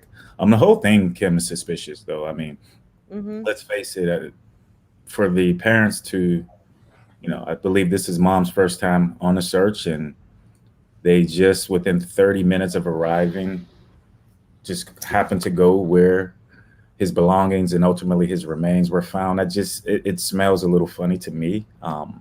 Yeah, everybody is saying that this is after he found it. This is when that is the same bag, and that's when they were looking for the police to give them the bag. Okay. But yeah, I agree with you, Dante. That's the whole thing is weird. So Kristen says, I hope they do not just rely on the dental records match. We need the DNA and the bones to match you. What did I email you today, Kim? I Yes. put in one simple email, one sentence. I said, we need DNA and dental. We need DNA and dental. Rob says, Christopher Laundrie found the dry bag. Law enforcement found the backpack and notebook, all in different locations but close to each other. Item could have been an iPad in protective case. Maybe. I don't think so, because I have an iPad right now that I can show you guys that I watch the stream on as we're streaming, and it's much thinner. See? Yeah. It is in a black case, but it is much thinner. Jackie S says, how long... Oh, I already answered that. How long, if ever, do you think the FBI will release some serious info? But I don't think it's an iPad for the reason that it just seems too thin. Chris says maybe he didn't unalive himself. That's true. Maybe he got bit by a rattlesnake and then succumbed to the injuries. Do you guys think that's a possibility? I'm on that one. I'm torn down the middle. So I think it's... Go ahead, Kim. No, you go ahead. I think so. We have to remember, right? So Brian was on the run for several weeks. So from a nutritional perspective, let's assume that he wasn't eating full course meals, and his body, over time, you get weak, you get fatigued. So, I thought about this for the last, 5 or 6 hours. Just, is there a possibility, just the elements in addition to, so for example, you're tired at the end of the day. Can you imagine being in Florida sun for 5 weeks, Tyler? I mean, it'll wear you down. So he could have got to a point where his body was just weak, and ultimately he passed away of natural causes, dehydration, some other things that, if you don't take care of the kidneys, I mean, they can, you can slip into a different state.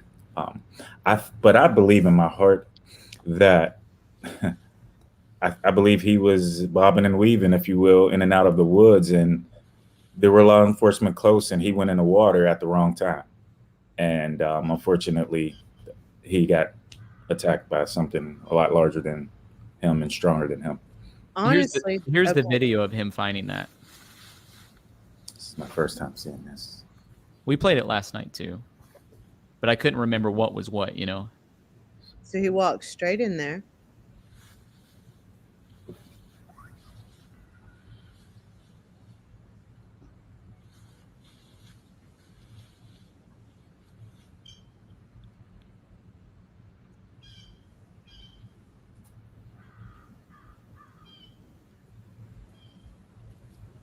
But the good news is we know that we were right from this angle about what we were seeing in the bottom of the bag. Sure. And somebody did say it looks like a military ammo box. I would say that. I have one. I have a military ammo box. You want me to go get it real fast? Yeah. It's just in the other room. Okay. And while he's getting that, Dante, I will tell you I agree with you, because so someone said that we sometimes sound like conspiracy theorists, and it's not that. I think it's just that we have multiple people in the chat with multiple different ideas, and we're just trying to kind of address all of them. But I think you're right, Dante, about running into a bigger animal, because for him to just be what they found, yeah, that does look like that. And the thing about the military ammo box is it's completely waterproof. Like it locks, and it's I don't know. I've never tested it out. It's supposed to be completely waterproof. Wouldn't it be interesting? So Do you guys think it could be a military ammo box? Let me pull Photoshop back up. Some people are saying yes, that's it. Some people are saying was Chris former military, but it doesn't have to be ammo in there. That could be the notebook in there. I mean, I'm not former military, and I have an ammo box. I would definitely buy that. There's a lot of yeses. There's a few nos, but there's a lot of yeses. Maureen is saying it has a little rubber on the side. My husband thought that too, but I'm sure there's some that have rubber on the side. Sorry, guys, we're back on the bag. We want to know what we don't know because we want to figure out what possibly it is Brian Laundrie having that the FBI and Northport Police need to tell us about. So, do you guys think it's a military ammo box? I think it could have been used to waterproof something. If you're saying they're supposed to be waterproof and he had one laying around, if he wanted to keep things, because he obviously wanted to waterproof whatever was in this bag. If he wanted to really waterproof it, I could see him putting that stuff in an ammo box like that. Somebody said he had a black box in one of Gabby's videos, and then a lot of people are believing it's an ammo box. But one person posted something, and I was like, I forgot about that because of what you said, Dante. There was a video, I think we talked about it on your channel, Tyler.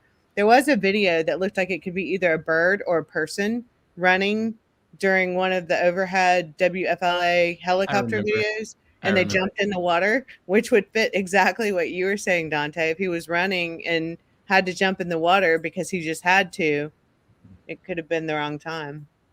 Right. I mean, that would have been part of his strategy, I would think, at least in the elements, to be in and out of the water, depending on who's approaching.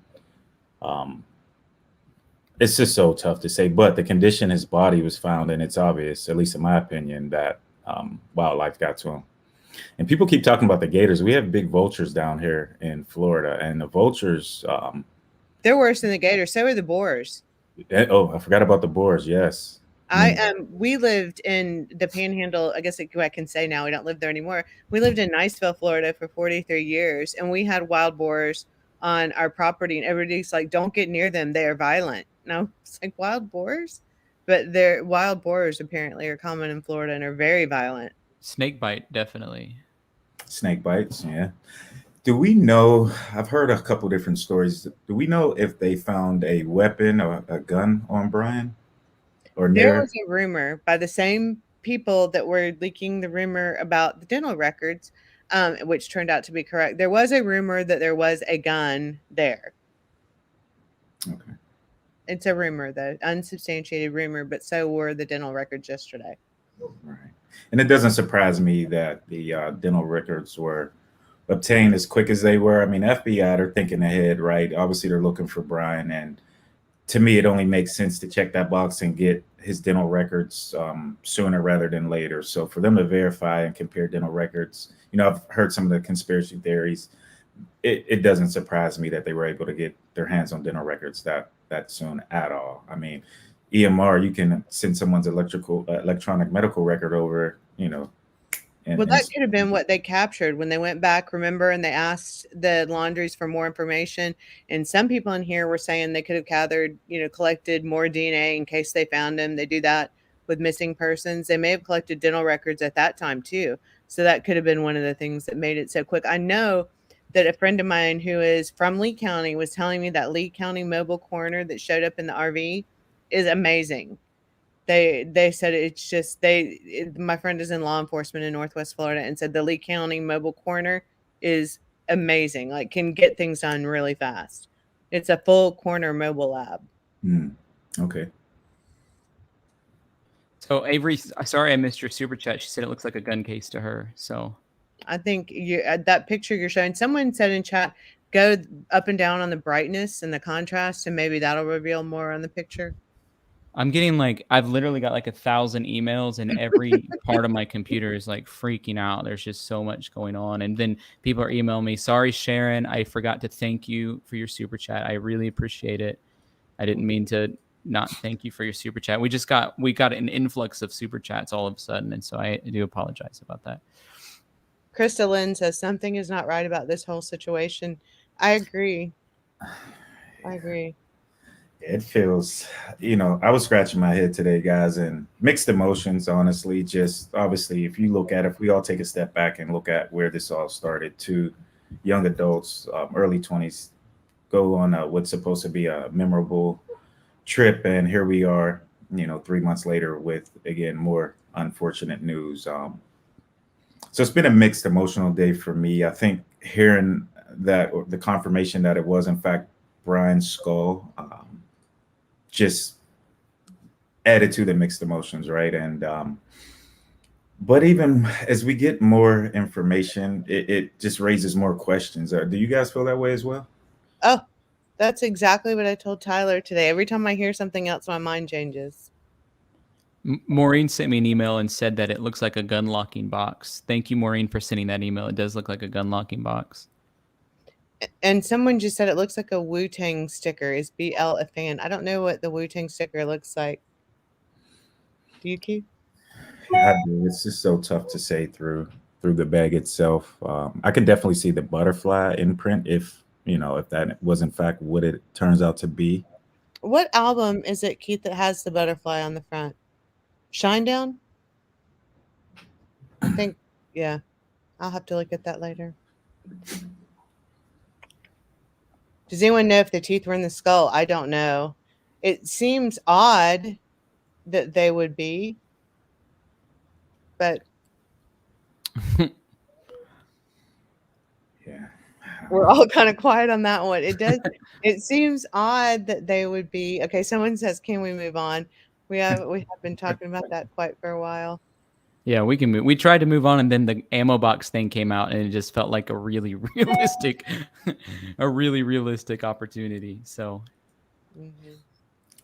can you guys talk for a minute about just what was your guys's take today? Whenever it came out, it was the FBI made a press release. It was his remains identified through teeth. What did you guys think?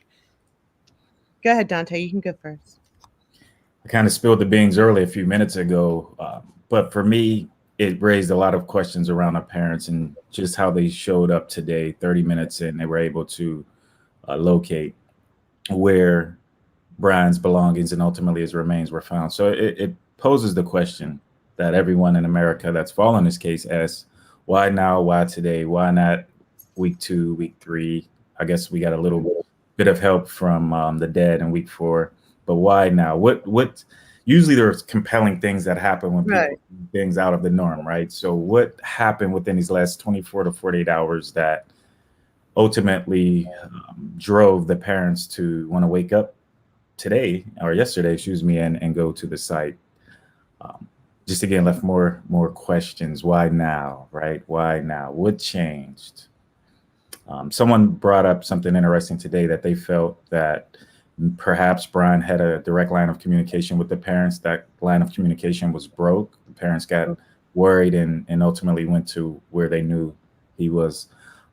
But even in addition to that, Kim and Tyler, if we look at, you retain an attorney because you feel that you can either beat the case or there's some level of innocence. So to run and I'm going to call it run because I believe that's what he did. He ran from the situation, but to run and hide out and evade, and then also, excuse me, have counsel retained, just again leads more questions for me to be answered.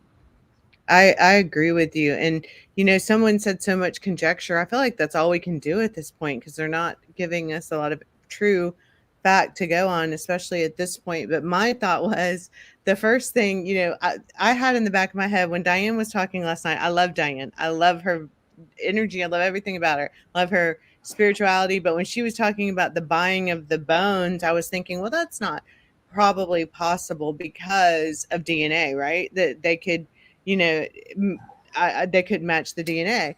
But then I started researching, and there are kind of ways around that.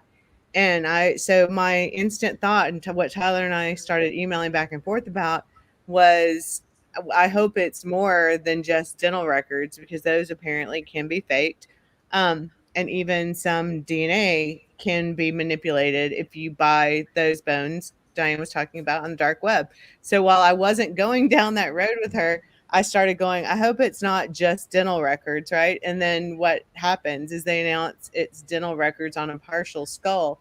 And I was like, and all of a sudden my conspiracy theorist side went, okay, that sounds fishy, right? But then, my other side kicks in and says, okay, well, no, I mean, it's just a weird coincidence. I don't know.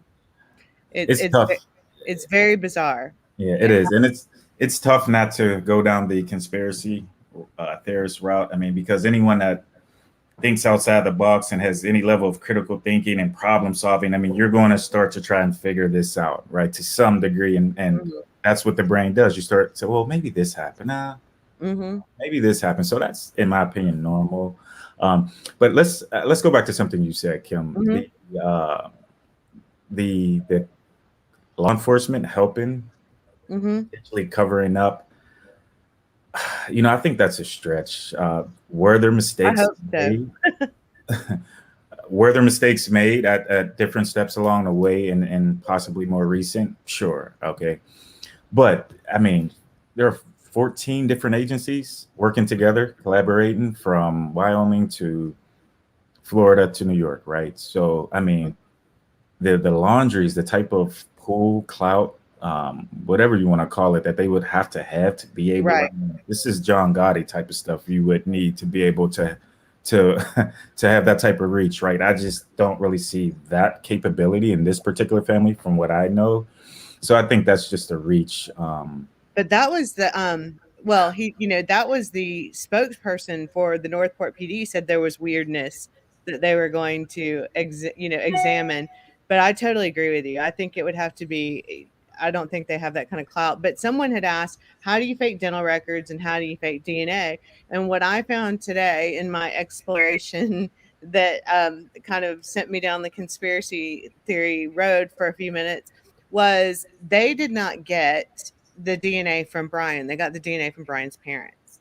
So if they were to buy, if using Diane's theory, exploring her theory, if they were to buy bones, they could possibly also buy the corresponding DNA proof that would be needed to confirm those bones.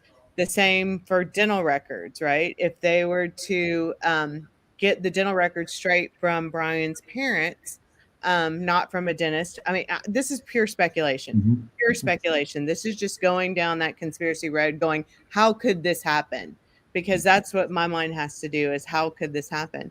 And it could happen because if they said, oh, our dentist is closed, but we've got his dental records for you, how do we know that the dental records weren't acquired with the skull? Again, that was Diane's theory. And I was really in my mind, not to her, because I love Diane. I was really dismissive of that in my mind, but I just didn't say anything. But then I started finding all this information. Now I know why she said it, because there's a lot of crazy information out there, things you can buy. Well, let's play conspiracy theorists for a few more minutes. Would that then suggest, Kim, that, thank you so much, that the parents would have, at least that, would have had to get out to the trail and plant that evidence the night 2 weeks before? ago? Or like 2 weeks ago when he was like 2 weeks ago? Sure. And the place is marked. I mean, he knows the trails, I think above average. Within 30 minutes, he goes right to the location. Kelly fragment. Kelly was asking if it was the full scale or full skull or fragment. Fragment, partial skull. Okay, Partial. sorry, Dante. Yeah, partial is what I heard as well, Kim. Yeah. So they would have had to show up there ahead of time to plant the evidence, right? If or somebody, or pay somebody, or. Which means you're only doing that because of the guilt, right? You're trying to cover up. I would love to.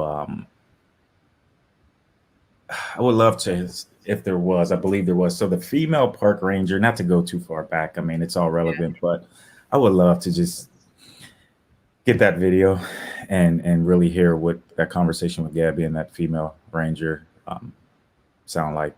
What they discussed. Mm-hmm. And I feel I would too. I think there's a reason we're not hearing it. That's what I'm thinking, right? I mean, is that something that the FBI is going to keep close until the right time? And That's what's what the they've next? said. They've said it's part of the case. It is. Mhm. So they're not going to release it. Um, I think somebody was asking why would they do this? Why would they? Well, to fake his death. I mean, if you're going down the conspiracy road to fake his death, I think it'll be interesting to see if the parents stay in town or all of a sudden move somewhere. If they move somewhere to Mexico or the Bahamas, then I'm fully putting on my tinfoil hat because that would just be too strange. Kim, do you think both parents had equal information from Brian?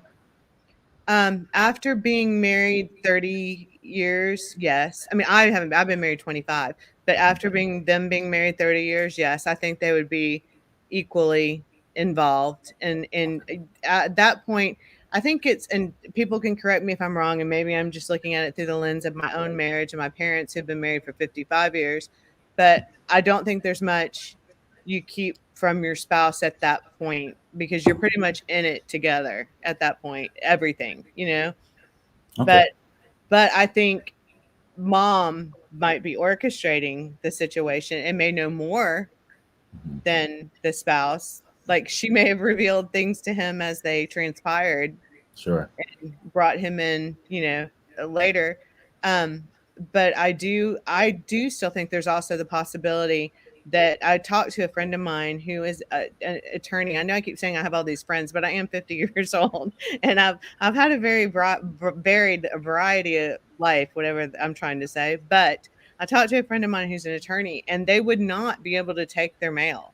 The FBI, the police, without charging them with something, they could not take their mail. So I still think it's a possibility that Brian was communicating with them via snail mail, good old fashioned snail mail. If he did not die right when he got to the reserve, all he'd have to do is put it in. I'm sure there's probably a postal box at the reserve. I would imagine. I don't know if anybody lives there and can answer that question, but That seems risky. it does. It does. But she could always say she didn't know. I mean, if it's just postmarked, maybe that's why they kept searching the reserve. Maybe he was sending letters postmarked from the Carlton Reserve or picked up from there.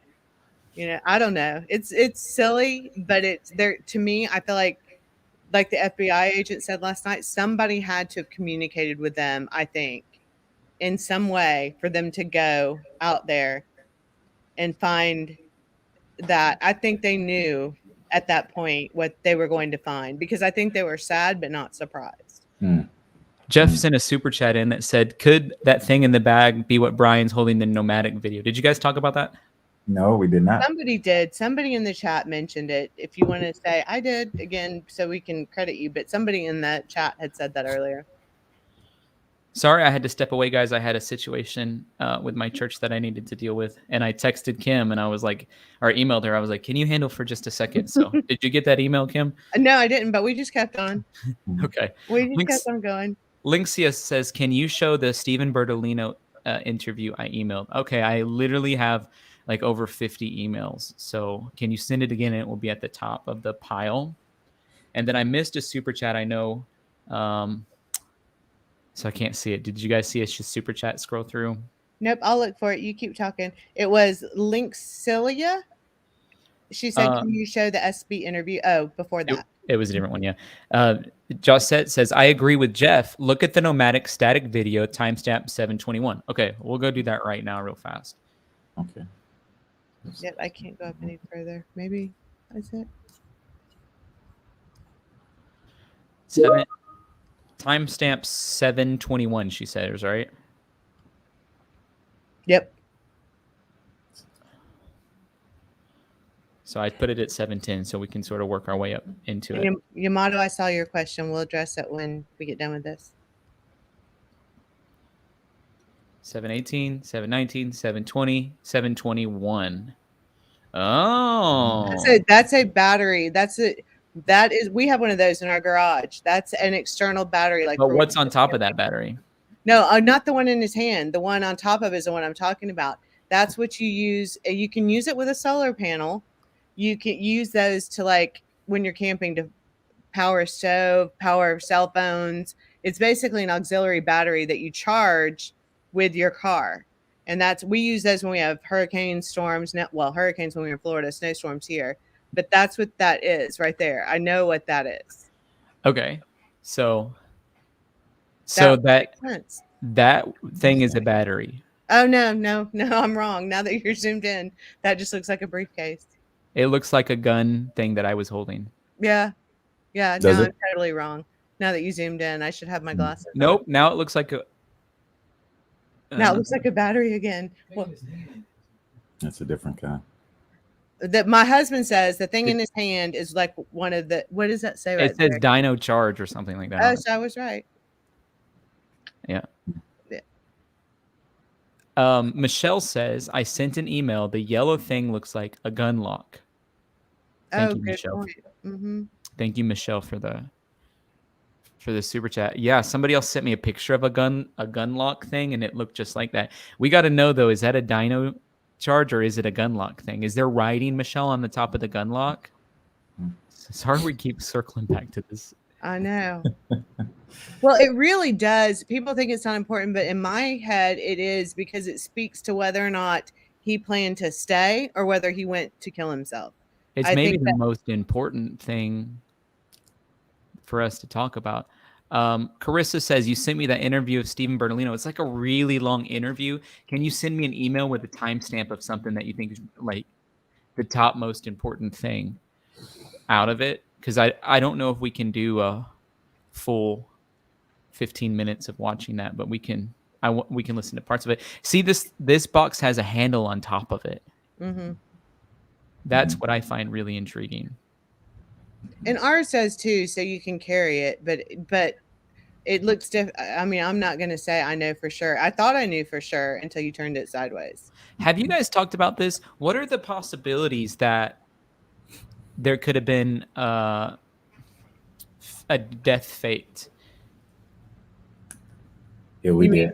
Yeah, we talked about that while you're gone. That's what we talked about, is that if we went down the conspiracy road, and I ended that with, if his parents up and sell their house and move to Mexico or to Costa Rica, I'm going to put my tinfoil hat on and just live with it, because that would mean, I think, that they faked it. I heard somebody else say earlier today, it's like, if this ain't true, then no, I don't believe a thing I ever hear ever again. Like, so Lacey, thank you for the super chat. She says, why were the Laundries not with the police? Why were they alone? This I question. I thought they were with the police, weren't they? They just, the video made it seem like they weren't. They were in, I guess, plain sight view, but not necessarily shoulder to shoulder, is my understanding. I don't know what a Jackery battery is, so I'm gonna look. I don't either. Mystical Butterfly said it's a Jackery in the case to hold a single solar panel. I would buy that too. Oh, we're not the thing on the bottom, but is that thing on the top is the case to hold the solar panel that goes with it? Is that what it was? That's what she was saying, I think, yeah. Partial skull would only take a few teeth, and I think the lawyer would pull as many as needed. That's why I said we need DNA and dental records, because Diane has me tripping out a bit, not totally, but just thinking, pull a couple teeth, you know what I mean? Put it in a, I don't know. Patricia, it's one way to think about it. I mostly take this at face value. It just is what it is. I think Yamato, I think that was her first name, was asking about the dogs, the cadaver dogs. And I actually heard that some of those dogs that they were using were dogs in training. Oh, why would they do that on such a high profile case? Maybe just. Yeah. So one thing, it's my understanding, and tell me what you guys heard. There's only one cadaver dog in that county. Mm-hmm. So if we look at the footprint that needed to be covered, it's a lot of land. Mm-hmm. For one dog. So perhaps they pulled in some dogs in training that maybe weren't ready. But I heard several people comment, how could the cadaver dogs miss miss his scent altogether? And just again, the Carlton Reserve, the Mahalachi Trail, sorry if I'm saying it wrong. I mean, that is just a lot of land for 1, 2, 3, 10 dogs to cover. Well, I scared. heard the dogs, someone in, or maybe someone, whoever it was that was in our chat can post it or call in. But I heard that they said the dogs did alert there several times. They just couldn't get there. And that's why they brought in the divers, but they didn't find anything. So I don't know if that's true. I mean, I'm just repeating what I heard. But I also wonder about the brackish water. Remember, Tyler, I had mentioned that yesterday, and then someone mentioned it. Don Caesar mentioned it last night. Brackish water is totally different than like fresh water because basically it's made up of mud that comes up from the ground mixed with the water. And so it's totally different than like a river or a lake. It's super, super thick. And so it's almost, and I'm sure if I'm wrong, somebody will correct me, but it's super, super thick from what I know. And so I wonder if that could have contributed to the dogs to not being able to get a really good hit because it's just, it's mud, basically. It's mud. Tim Allen, Tim the Toolman Allen, says if they bought a skull, they can tell how old it is, and if it doesn't match up, it would be dismissed. Okay, good point. That relieves a little tension of mine. Mm-hmm. Thank you for that. I want to cover some of the super chats we got while I was dealing with the situation. So thank you guys. I'm so sorry that I had to step away, but we had a super chat from Lynette that says, show the Stephen Bertolino thing. Lenexia, can you tell me a timestamp? Because I don't want to I don't want to show the whole part of it. Patricia said to you, Kim, partial skull would only need a few teeth. Oh, I think good. Thank you, Patricia. Moonstone said the strangest to me is the stocking up trip on the 29th. That is true. That's a point that, like, from my perspectives, like, there was some teeth stalking happening, you know? But were they maybe? I mean, not teeth stalking. I got my sentences way mixed up because I got 3 text messages and 5 emails all at 1 second. There was some store stalking happening. Not maybe they thought they were going to take him things and then found that he was no longer there. Are they doing a DNA? Surely. I would hope so, right? I mean, research that, Keith, if they plan to do a DNA test. Ange says, will they be able to determine how long Brian has been in? Yes. I think so. They absolutely should be able to do that without a problem. Florida man Ryan says the Pasco County dogs were used, which is well over 1.5 hours part of the Sarasota County. Certainly interesting. Thank you, Florida man Ryan, for that super chat. And we have a couple more on the back end that I didn't get to. Moonstone was saying, strangest things, the packing trip, and the nevertheless, my heartfelt prayers. Sean said, I know that this has been said many times over, but I wish Brian's parents would have been more diligent in searching instead of waiting until the 11th hour. Mm-hmm. That's a good point. I think we all believe that. And Gabby loved butterflies. Could the yellow marking on the bag be something she put on there before? Oh. Yeah. I thought we were seeing through the bag, but it could have been on the outside of the bag, right? Yeah, or from the inside, like on I don't know. But there's a couple of people saying, that we're talking about conspiracy theories, but I think we're just addressing possibilities because so many people that are in here have questions. Even WFLA was addressing some of them today because it's weird. It's odd. Right. And I would just say this is what happens when very limited information is disclosed, right? So if you look at the information trail, we've had limited information from the parents, obviously no information from Brian, limited information from Northport, very limited information from the FBI. So as a result of that, it leaves people like ourselves to try and again figure out maybe this.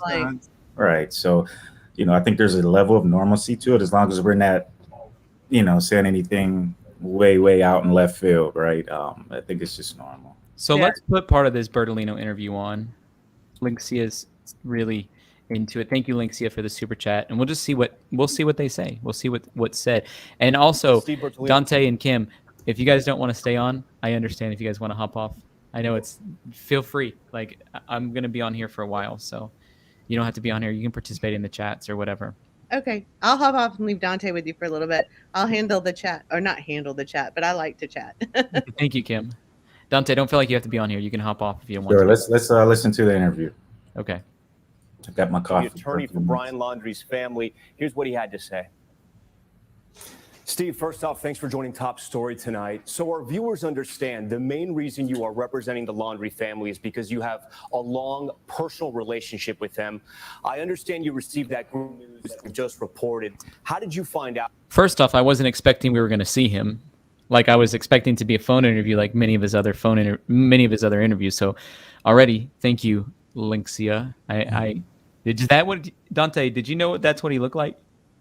I saw one other interview he did earlier today. That was the first time I actually saw him. Where he was like standing outside of his house. He was standing outside. Yeah, that's the first time I put eyes on him. And what exactly did you learn? Well, yes. Good evening, Tom, and thanks for having me. The first thing is, yes, I've known the Laundrie family for over 25 years. Been friends with Chris Laundrie for a long time. I've seen both of his children grow up, Cassie and Brian. And I did learn of the unfortunate news that Brian's remains were confirmed today through Chris Laundrie. Chris had called me, let me know that police had come to his house this evening to inform them that the remains were positively identified. How were Brian's parents tonight? Well, Tom, I don't know you if you're a parent or not, but I'm sure every parent out there knows that getting the news that your child is no longer, with you is sad under any circumstances. The fact that the Laundries have been subjected to these people out in front of their house for the last 4 weeks, and they continue out there today, is just making it all the more difficult. Any idea or theory how Brian may have ended his life? I don't want to speculate. I try not to do that. I would hope people would stop doing that as well, especially with respect to this case and with respect to the cause or how Brian came to be dead. I don't know, and we'll wait for, if possible, some type of cause of death from the experts. Steve, I want to go back to yesterday and that big discovery. I know this is not the first time Brian's parents have aided in the search, but the Laundries did decide to go and help investigators yesterday, both parents. Explain to our viewers what exactly prompted that yesterday. Well, I think the prompt was that the park or the Myakkahatchee Environmental Creek Park was finally open to the public. My understanding, it was either open to the public on Tuesday or Wednesday, and Chris and Roberta decided that since it was open and available to them, they wanted to go and look for Brian by themselves. After speaking with me, I told them that I wanted to notify law enforcement so that we would have no issue. And, I did text my contact at the Northport Police Department. The response I got was, thank you for the heads up. And the law enforcement did show up at 7 a.m. at the park entrance to meet Chris and Roberta. What do you say to all those people out there who say this is really a strange coincidence? Both parents go out, mother and father, and then suddenly these big clues turn up, including what we now know are the remains of Brian Laundrie. As I said to you a moment ago, I've known Brian since he was a small child. So this is hitting me today, too. I'm a little bit angry that people are even speculating this way. And primarily because, it's not just the Laundries, it's local PD, it's the FBI. It was an independent news person who happened to be there filming. And that's all fortunate that police were there and the film crew was there. The FBI put out a statement. I forget the gentleman's name. He said, listen, we searched this area several weeks ago. It was underwater. There have been numerous people who have said this area was waist deep in water. I think every searcher who was out there will attest to that. So people with firsthand knowledge of the conditions of that park have said that this was under 2 to 3 feet of water, and yet still John Q. Public can't get it in their head that these areas were inaccessible, and the items that were located today, or I should say yesterday, perhaps couldn't be seen. So we're not just saying it. I'm not just saying it. The FBI is saying it. Everyone is saying it. What do you guys in the chat think so far about what he's saying? It does kind of feel like he's not fully answering the questions. Robert says this guy's a joke. What's your initial thoughts, Dante? Just we're like almost halfway through. What are your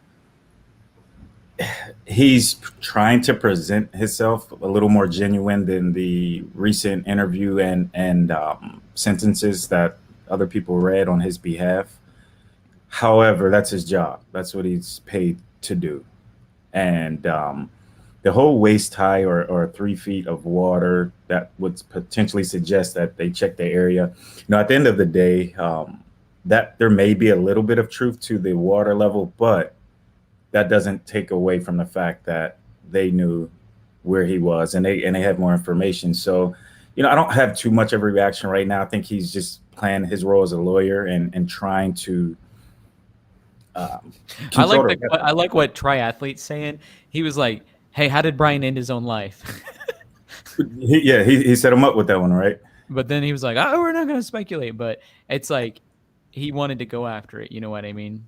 And Bertolino earlier on the other interview, he was playing good cop, bad cop. Basically said, I told the Laundries to not to act the way they behaved over the past 5 weeks. So if you're going to be upset, if at anyone, perhaps deflect towards me.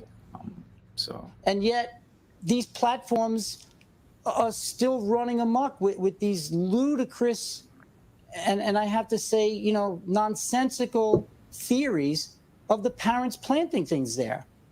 I mean, enough is enough. Steve, when does it stop? When do people? Yeah, we are here today, though, because of the disappearance of Gabby Petito and ultimately her death.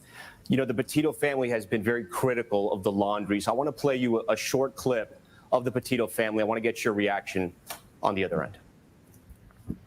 I believe they know probably, if not everything, they know most of the information. I would love to just face-to-face ask, why are you doing this? And just tell me the truth. This family, you're representing them. How would you describe the Laundrie's interaction with law enforcement? So, as I mentioned a couple of times today to other news organizations, today is not the day to discuss the Gabby Petito case. I understand that was the impetus, that is the reason why all this is happening. But that doesn't explain why people come up with these nonsensical theories as to yesterday's events and some other events. It doesn't explain, Tom, why major news organizations just yesterday on Fox News, an anchor was accusing me of communicating with Brian with a burner phone until his solar power ran out and I could no longer communicate. That was from an anchor. You had pundits on CNN just last night with all kinds of theories. So my anger and my frustration, and when I say when does it stop, what I'm saying is when does it stop that these conjecturists, these theorists, people who have no firsthand knowledge, and specifically with yesterday's events, you have people with firsthand knowledge telling you how this played out, and yet people still don't believe it. So I'm going to focus on that. I'm not going to talk about the Petito family. They suffered. No, Tom, let me finish. Yeah. They suffered a grave loss. And on September 14th, when I first went on video, I said there are two families here that have suffered a great tragedy. There are two young people that have now lost their lives. There are parents that are suffering.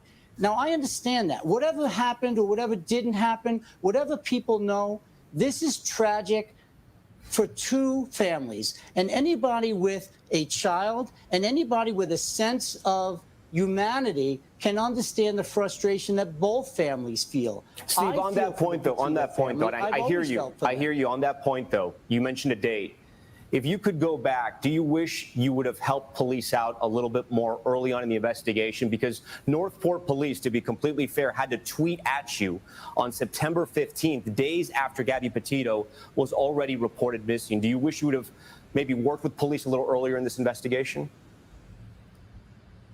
So, Tom, I have to tell you once again, I represent the Laundrie family. I'm an attorney. Communications I have with Brian, communications I had and have with Chris and Roberta are confidential. What I wish really doesn't play into it. What I can tell you is, at some point in the future, there may be conversations to be had. There may be information to be discussed. Tonight is not that time. You know, this case is not over, I have yet to speak to FBI personnel. I have yet to speak to Northport Police. I have yet to speak to the Assistant U.S. Attorney, Ms. Romine, out in Wyoming. There are certain things that need to be done, and I should say wrapped up, before we can have further conversations of what may or may not have been done differently. Steve, do you think your clients, the Laundries, Brian's parents, will eventually be charged with crimes? Good question. I have no reason to believe that. Good answer There's from a been some lawyer's speculation perspective. out there, and again, I understand you don't like to talk about speculation. That may be. So there's a lot that's going on in this interview, obviously, certain different things to talk about. Matt says this: I heard today on a news station from an expert that the dogs they use can smell human remains through the water. So I heard that too. Up to 4 feet or 5 feet, they can smell water. The cadaver dogs or the other dogs? The human remains dogs can smell human remains even underneath of water. Yes, yes, yeah. Because what happens is the smell gets in the water, mixes with the water, and it just magnifies it. Kim says, Tyler, he said on September 14th, 2 young people lost their lives. I know. I noticed he said that. I think he was meaning to say, I said on September 14th, comma, 2 young people lost their life. In other words, indicating that on September 14th, he knew that Brian Laundrie was no longer living. Avery says he just let something big slip. He said on the 14th, 2. Thank you, Avery, for the super chat. Kim, Avery, you guys coming in clutch. I caught that too, and then I was just letting it slide by. I wrote a note. Leone says there's a box on the floor of the tent behind Gabby in the Nomadic Static video. He just said 2 families lost a child. Thank you, Leone, for the super chat. People are coming in hot on this super chat. So let's scroll back a bit. When was it? Like how many seconds ago? September 15th, days after Gabby Petito was already reported missing. Do you wish you would have maybe worked with police a little earlier in this investigation? So, Tom, I have to tell you once again, I represent the Laundrie family. I'm an attorney. Was it before this? Communications I have with Brian, communications I had and have with Chris and Roberta are confidential.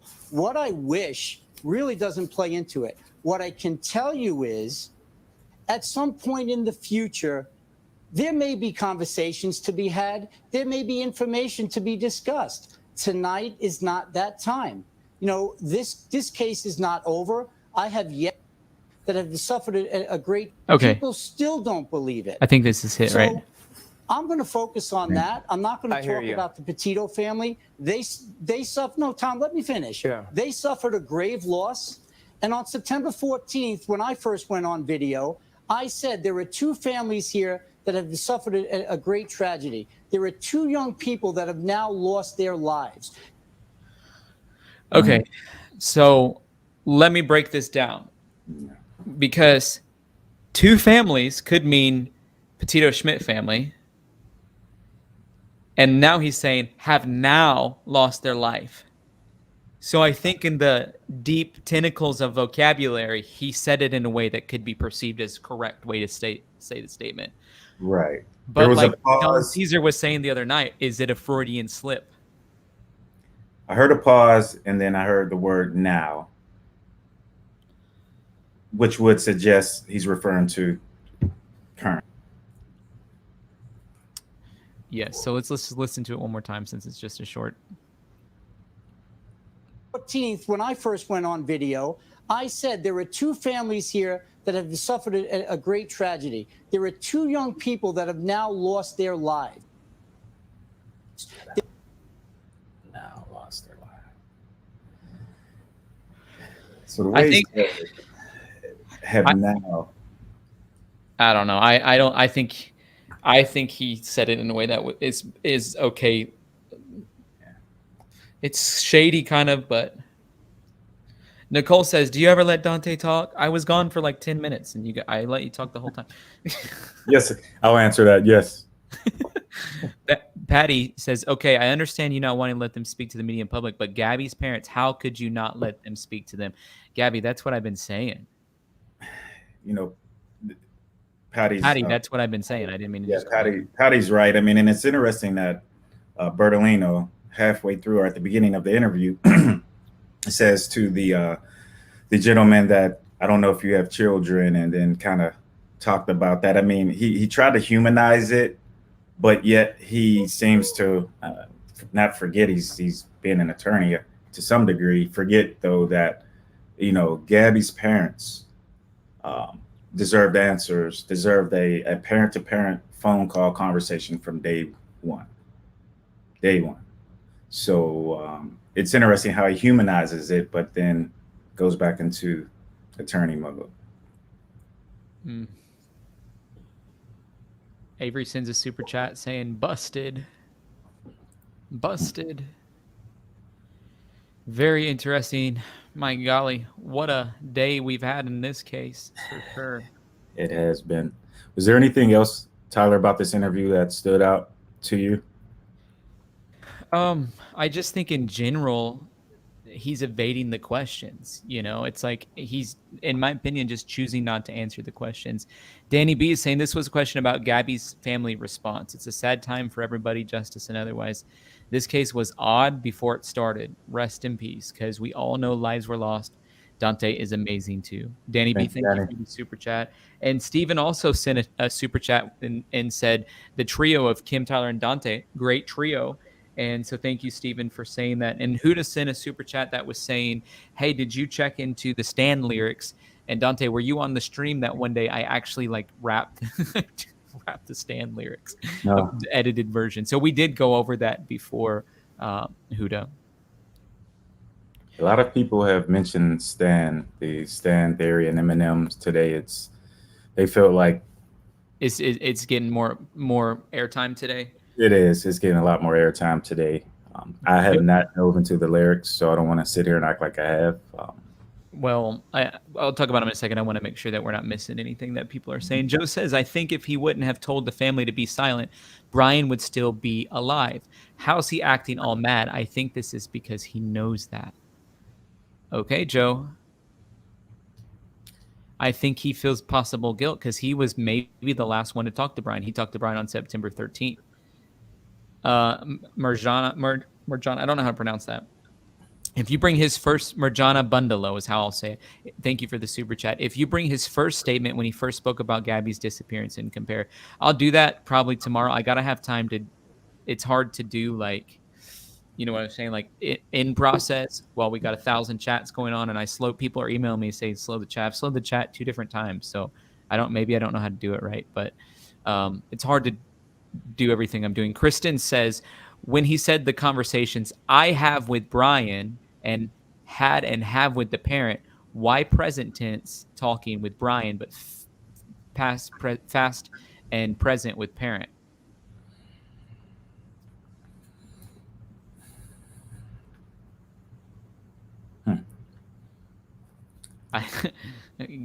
Guff Magoo says hypocritical words.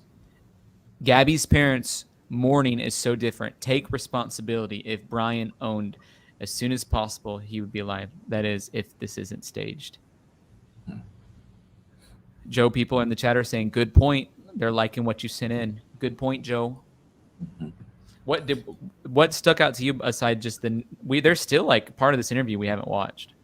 Yeah. One other thing, were you going to finish playing it or do you want me to answer that? Let's finish playing it and then we'll recap.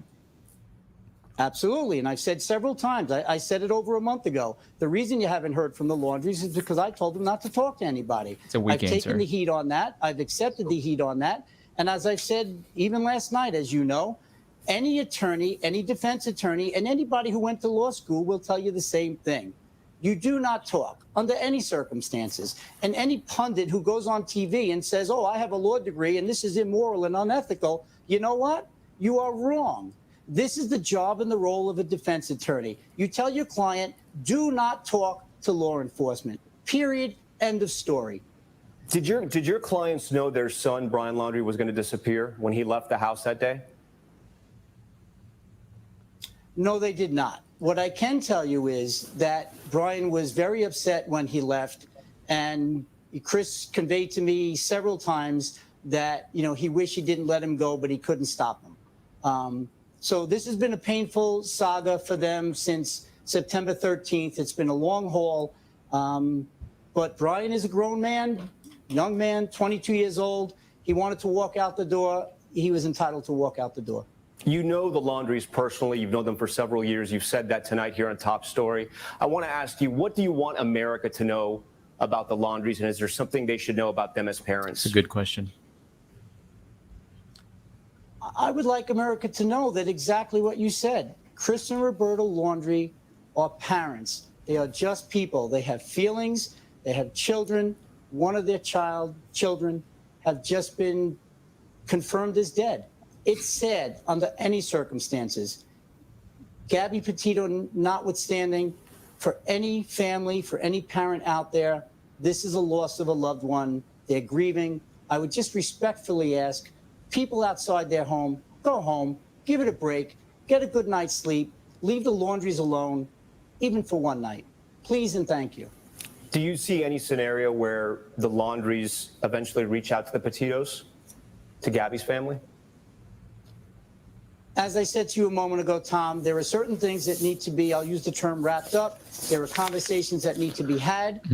When those conversations are had, perhaps at some point in the future, there will be, communication between the two families. I've communicated with Mr. Stafford in the past, the Petito family attorney. I'm sure he and I will be having conversations coming forward. And, what comes of those conversations will remain to be seen. Steve, we thank you for your time. Okay, that's interesting. I want to hop into that. It's like, what do you think? I said that earlier. Petito Schmidt sitting down and having a conversation with the Laundrie family. I don't see it happening anytime soon, if at all. You don't think that they'll be open to it? I don't think the Laundries will have the courage to sit down and look Gabby's parents in the eyes and have a conversation. I don't see it. It's just my opinion. I could be totally wrong. So Martha says this: Brian probably took his life early on in the reserve. Suicidal people don't usually think about it first. Thank you, Martha, for that insight, and thank you for the super chat. AB says the lawyer said communications I have with Brian, present tense. This was a setup. Thank you, AB, for the super chat. Something I thought, Dante, that was interesting that he said was Chris wishes he hadn't let Brian go. I saw that. But Brian's a grown man and ultimately, made that decision on his own. He said something to that effect afterwards. So it sounded to me like perhaps the family, if we're going to hang, or hat on with Bertolino saying, they may have tried to talk him out of it. He mentioned he was upset and ultimately left the house. I would ask, when did he leave the house and how did he leave the house?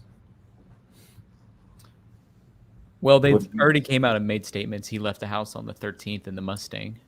Right, but just as a follow-up, just to hold him to see if it's just to double back down. Right, absolutely. When he talks, and Tyler, when he talks about any good defense attorney will tell you this, I would just say defense against what? I mean, defense against what? I guess a homicide.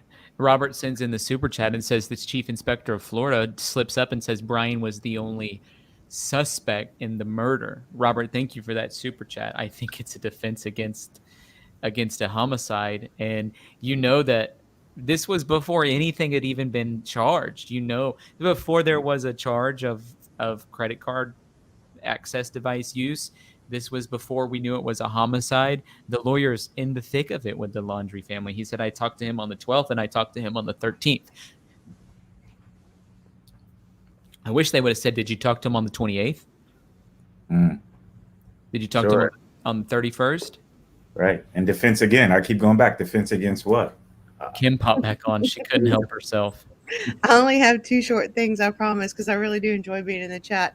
But something he said right there at the end really struck me. Mm-hmm. First of all, the attorneys are not going to stay involved unless they anticipate further legal issues, right?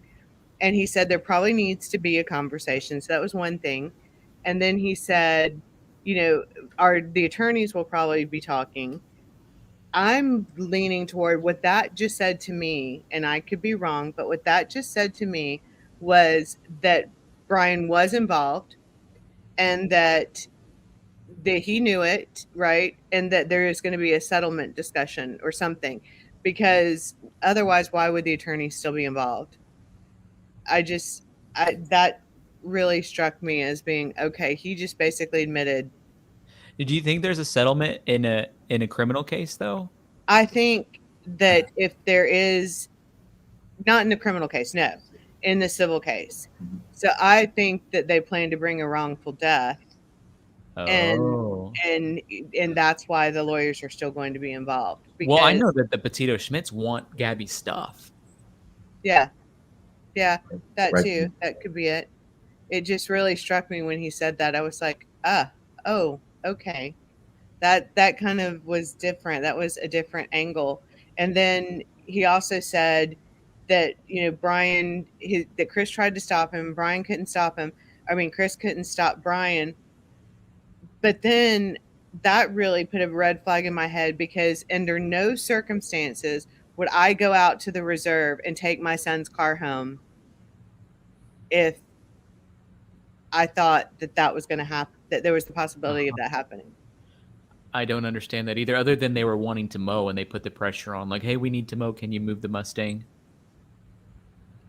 I don't know. I just feel like taking the car away is like very, that part. I mean, I do understand, but they had 5 days, right? From the time you get the ticket, you have 5 days. So why not leave the car there at least for 5 days, unless they thought he was going to take off and not that's another one of the big catching points for me. So I'm gonna love to see what people say in chat about that, because I know everybody has theories, but I just would never do that. Me neither. It's like I would not do that either, for sure. Thank you, Kim, for your thoughts. Okay, all right, I'm popping back off. Good to see y'all again. Bye. Wiggy E says Brian may have committed suicide, but why are the things being carried out of the site relatively clean for the amount of time they were in the elements? Also, who provided the dental records and how legit they are? So I think dental's like that's what everybody says. It's like the most solid way to identify somebody. And I mean, pretty much everybody's in America has been to a dentist at some point. So you can get dental records when he was a child, I assume. But Brian may have committed suicide. I don't know why the things were carried out of the site relatively clean, unless it was just the water had washed it. Right. I don't really put too much weight in that, because it just depends on where the items were laying, right? I mean, it could have been protected to some capacity. That's true. It's like, And I'm sure. I want to know, but the thought is like, are they clean because they carried them in there, or are they clean just because of how they were laying? Right. And that's one that I don't think that conspiracy theory, is going to go away anytime soon, Tyler. I don't think so either. Joe says, if Gabby was found on the 19th, he was saying Chris left really upset on the 13th or 14th, so they had to know what happened and why he was upset.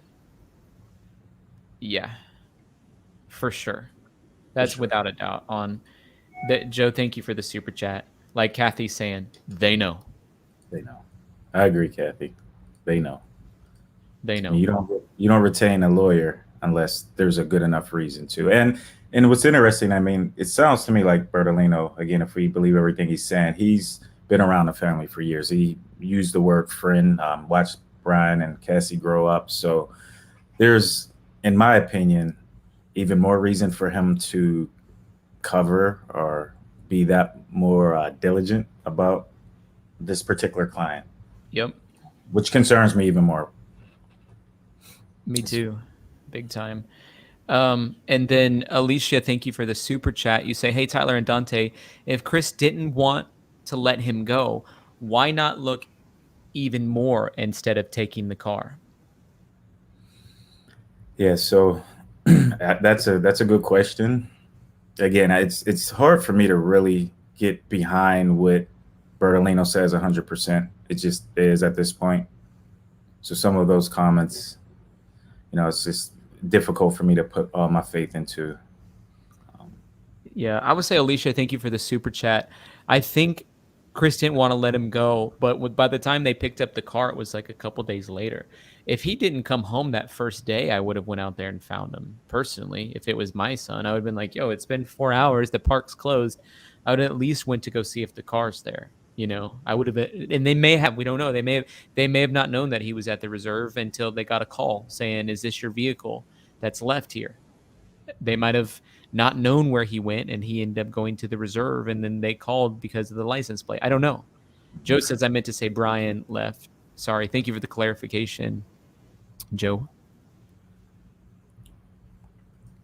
Jin B with the clarification saying LE means law enforcement.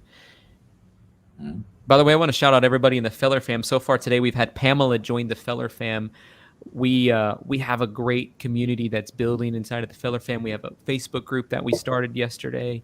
People love it. We've had a lot of great conversations already in there. And anybody that's producer level or up, on Saturday at 3 p.m., we're going to have a stream. We do giveaways.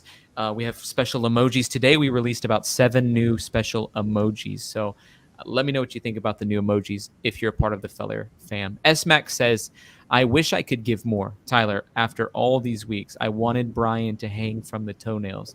As a Christian, I'm confused by my sadness. Thoughts? Thank you, S-Mac, for just the super chat. And, thank you for supporting the channel too. You know what it means to have that kind of support. From my perspective, it's heartbreaking that we didn't have an opportunity to, number one, we're sad to find answers. Aren't you, Dante, thinking that's part of it? There's a collective sadness that's resting on us because we're like, we wanted answers for the family, for the Petito Schmidt family. We want answers for Gabby about what happened, for Nicole and Joe and the rest of them. We wanted to know what happened. And the biggest clue piece for us to be able to do that was so we could have Brian around. Right. No, I mean, you said it well, Tyler. You said it. It's a lose across the board, right? I mean, nobody wins in this scenario, in my opinion, and it's just unfortunate. And unless here's a piece, unless the FBI, Tyler, has some compelling evidence and they're able to surprise us all here in the near future, hopefully this one, we may never get the answers we're looking for. I really hope that they have some compelling evidence. Thank you, S-Mac, for that super chat. And I'm in the other part, just as a Christian, as a believer, you wanted to know more about his eternal outcome. And even the worst enemy, I don't wish hell on, me personally, even my worst enemy. Praise Adonai. Thank you for the support today. Janet says a gator got him. Very possible that a gator got him. I don't know. Don Caesar, how are you? Good evening. Don, thank you for calling in. Feel free to stay on if you want or hop off. It's up to you. That's okay. Can you hear me okay? I can hear you. Great, good. Dante, he's on. Oh, okay. I was telling him he could hop off if he wanted or stay on. It's up to him. I don't know if you've had a chance to listen to the other reports from different news sources of what Berlino said, but he's talking 3 different news sources, 3 different answers for the same question. You go and watch them. I just gave you a link to one of them that was on for Newsmax. This guy is talking, and as you got to remember, as a law enforcement person, I've dealt with attorneys just like him. There's those that are not going to be famous like him, and then there's him, and he's just like them. He talks in 3 sides of his mouth. This is a guy that first of all, the state board of New York State Board needs to do something with him. They need to, disbar him or whatever, because he basically, first of all, he told the Laundries, he told Brian that he committed a felony and that he was to hide instead of turning him in. He gave him advice, and they sat there and said that they were going to follow it. Now, the question is, of course, what did they know? Did they know that if he killed Gabby, did he discover Gabby's body? And is that what started this whole thing? We don't know. We're never going to know. There's going to be no closure now. But what you're going to see, and I would say this within the next 4 to 6 months, you're going to see 4 or 5 movie deals. And this guy is just going to ride on the millions. And so are the Laundries. And the Petitos, I don't think are going to be able to do a thing about it, nor are they going to be part of it, because I don't think they want to have anything to do with a movie deal or a book deal. But I'm almost guaranteeing you, just because I've seen this happen, he's going to negotiate a deal with either Newsmax, One American News, one of these outside news sources, maybe even YouTube or Apple or Amazon Television, of having an interview between the three of them. And I'm going to tell you right now, I think they're going to go after Gabby. I think they're going to sit down there and say it was her fault, because the mother absolutely could not stand Gabby. There was emails sent back and forth for the last 18 months before they even started this trip, of how they despised her. She was lazy. She wouldn't clean up. She would smoke pot. She was drinking all the time, slept late. These are things that are documented. There's documentation there. And that's what I think they're going to try to do. They're going to try to paint the picture that she is the villain in this and not Brian, and that she drove Brian to kill her and then also to suicide. I bet you that's exactly what they're going to try to do. We have a super chat from Misty Blue. Thank you, Misty Blue. You said the lawyer said that Brian was grieving and upset when he left on September 13th, but they let him leave. Grieving? She wasn't found yet. So No, the 19th is when the body was found. The 19th of September is when Gabby's body was found. Right. So thank you, Misty Blue, for that super chat. Basically, it was there's several slip ups. Avery It's says, not no. Avery says, Dante, stay on. I like the 2-panel perspective on the screen. If I could figure out how to hear you all without putting my phone to my ear, I would be on. So it's up to you, Dante. Don't feel like you have to stay on.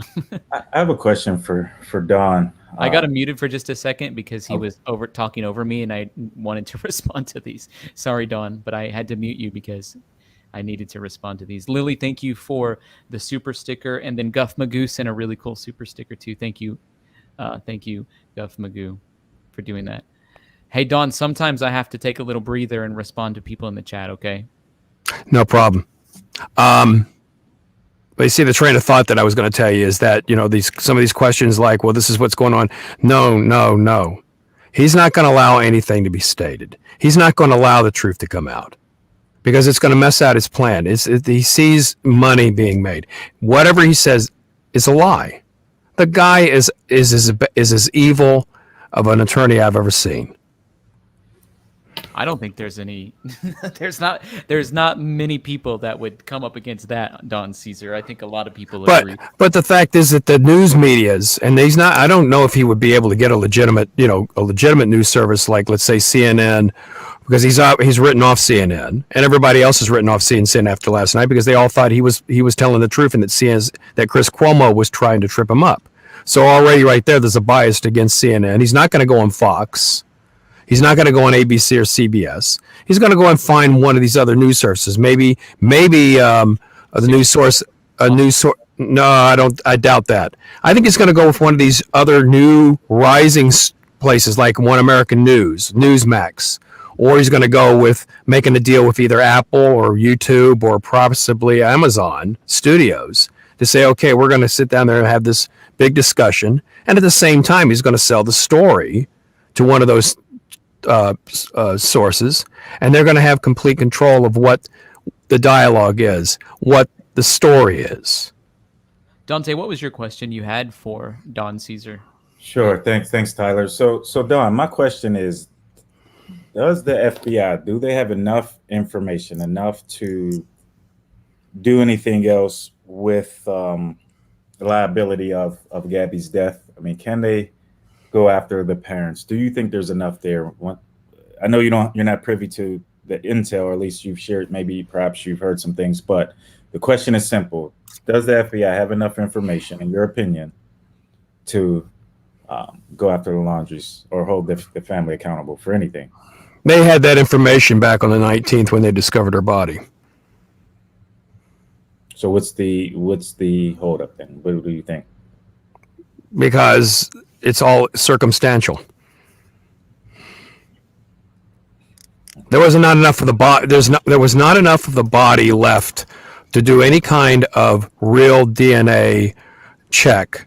Okay, I mean, basically, as I said this before, the coroner screwed up. They had to go out and he had to get the FBI help. By the time they got the FBI involved in it, the body had already deteriorated even more. I'm very sure that when they brought the body in, they didn't pick up, the way they carried it and everything. They had to, it was not set up the way it should have been because it's a small little coroner's office. If it had, let's say, been New York or Miami or something where they see dead people all the time, it would have been handled much better. And I don't think they got enough DNA evidence off the body to square anybody. If they did, they would immediately have made Brian a suspect in her murder instead of just a person of interest. That will always be the biggest problem that I think the FBI has to deal with, because they let this coroner, and once again, it's because of political egos and political jurisdiction. The body was not found on federal property; it was found on county property. So the county has first dibs on it, and so does the state of Wyoming.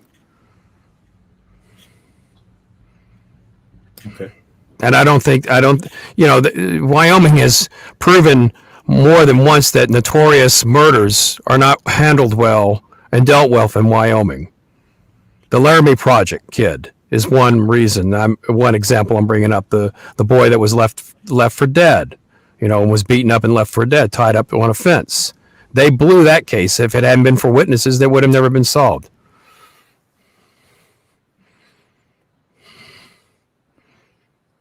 Great insight, Don Caesar.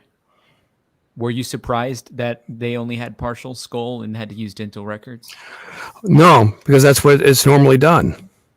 I'm sure that's what they also did to identify Gabby. They had to use dental records for her because there was nothing left. I mean, they used a shirt.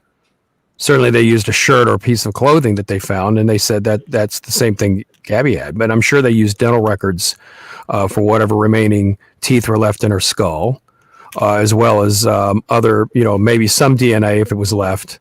But with the fact that the body has been, his body or this person's body, Brian's body, was submerged in murky, brackish water with snakes and fish and other sea life feeding on it for the last, let's say, 4 to 5 weeks. All right.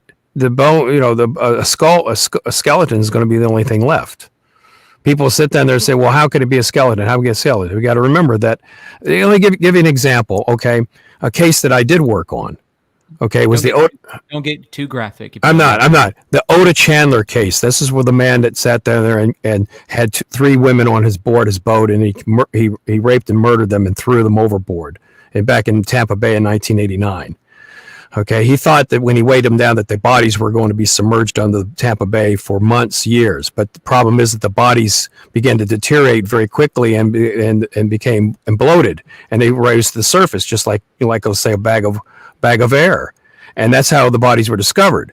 But the bodies were already in such bad decomposed position they could no way that they could identify who they were, and so they had used dental records. They had to fly. They were able to find out the ladies were from Ohio, and then they had to sit down there and bring in the dental records from Ohio to make a positive identification. And that took back then, because they did not have the kind of technology you have today, it took about 2 weeks. But if you remember, they had posters, they had billboards all over Florida. Can you identify who these ladies are? It was the first time that they used billboards to identify and help with a crime investigation. Wow. Huda says this: being wanted by the FBI gave Brian anxiety, paranoia, PTSD, insomnia, suicidal thoughts. I believe the parents was planting evidence. Brian did not plan prison. The water was drying up, and the FBI. Thank you, Huda, for the thought. I think he disappeared before he was wanted, but I guess he could probably feel it coming, and so I think just the reality.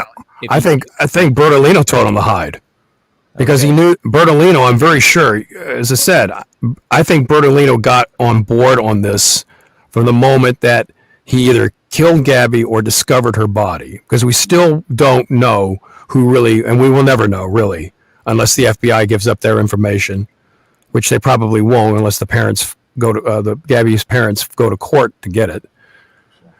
But the problem is, if he came in and he murdered her, okay, he called his mother. If he discovered the body the next morning outside looking for her, and he discovered it laid out or half buried, then he called. And the first thing they did is they called Bernalino and says, "You're our attorney. What should we do?" He says, "Let me have his phone number." And he made the call to him. He says, "This is exactly what you're going to do. You mess this up, you're going to go to prison because they're going to blame you for this." Don, some people in the chat are saying you might be a little close to your mic today because it's clipping out a bit. Avery says, question for Don: have you heard of a partial skull piece with a bullet hole was found? I've heard that. I don't know of any. I don't have any information to correspond with that. Thank you, Avery, for the super chat. It may help us determine what was in that bag. Were you on, Don, when we were looking at that bag? I saw pictures of the bag. I mean, we're going to have to wait to see what it is if they decide to tell us what it is. I mean, there's a lot of speculation. I saw that people were trying to decide: is it a picture? Is it a box? Is it a computer? Was it a money box? Who knows? You can't really tell by the picture. They're going to have to either give that information out or they're going to keep it. Alicia says they searched the reserve for too long to not have seen a bloating or floating body. Too sketchy. Alicia, I think a body floats for like 3-4 days and then it sinks. Is that right? Do you guys know Dante or Don? Yeah.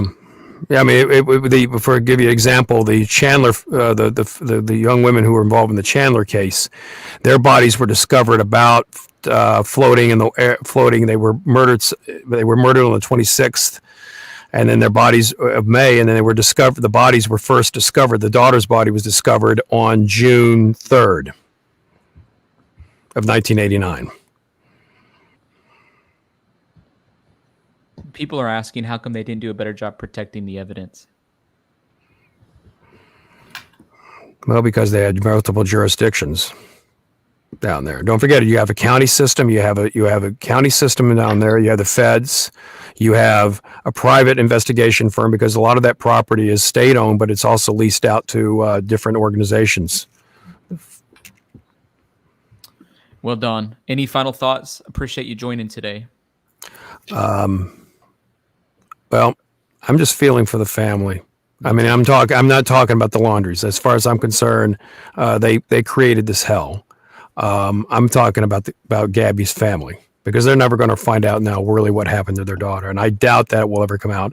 And it's going to be a shame because now they're going to have their daughter's name dragged through films and conversations, and they're probably going to eventually have to have their own day in court with them. I doubt that's the only way they're going to have a conversation is a day in court.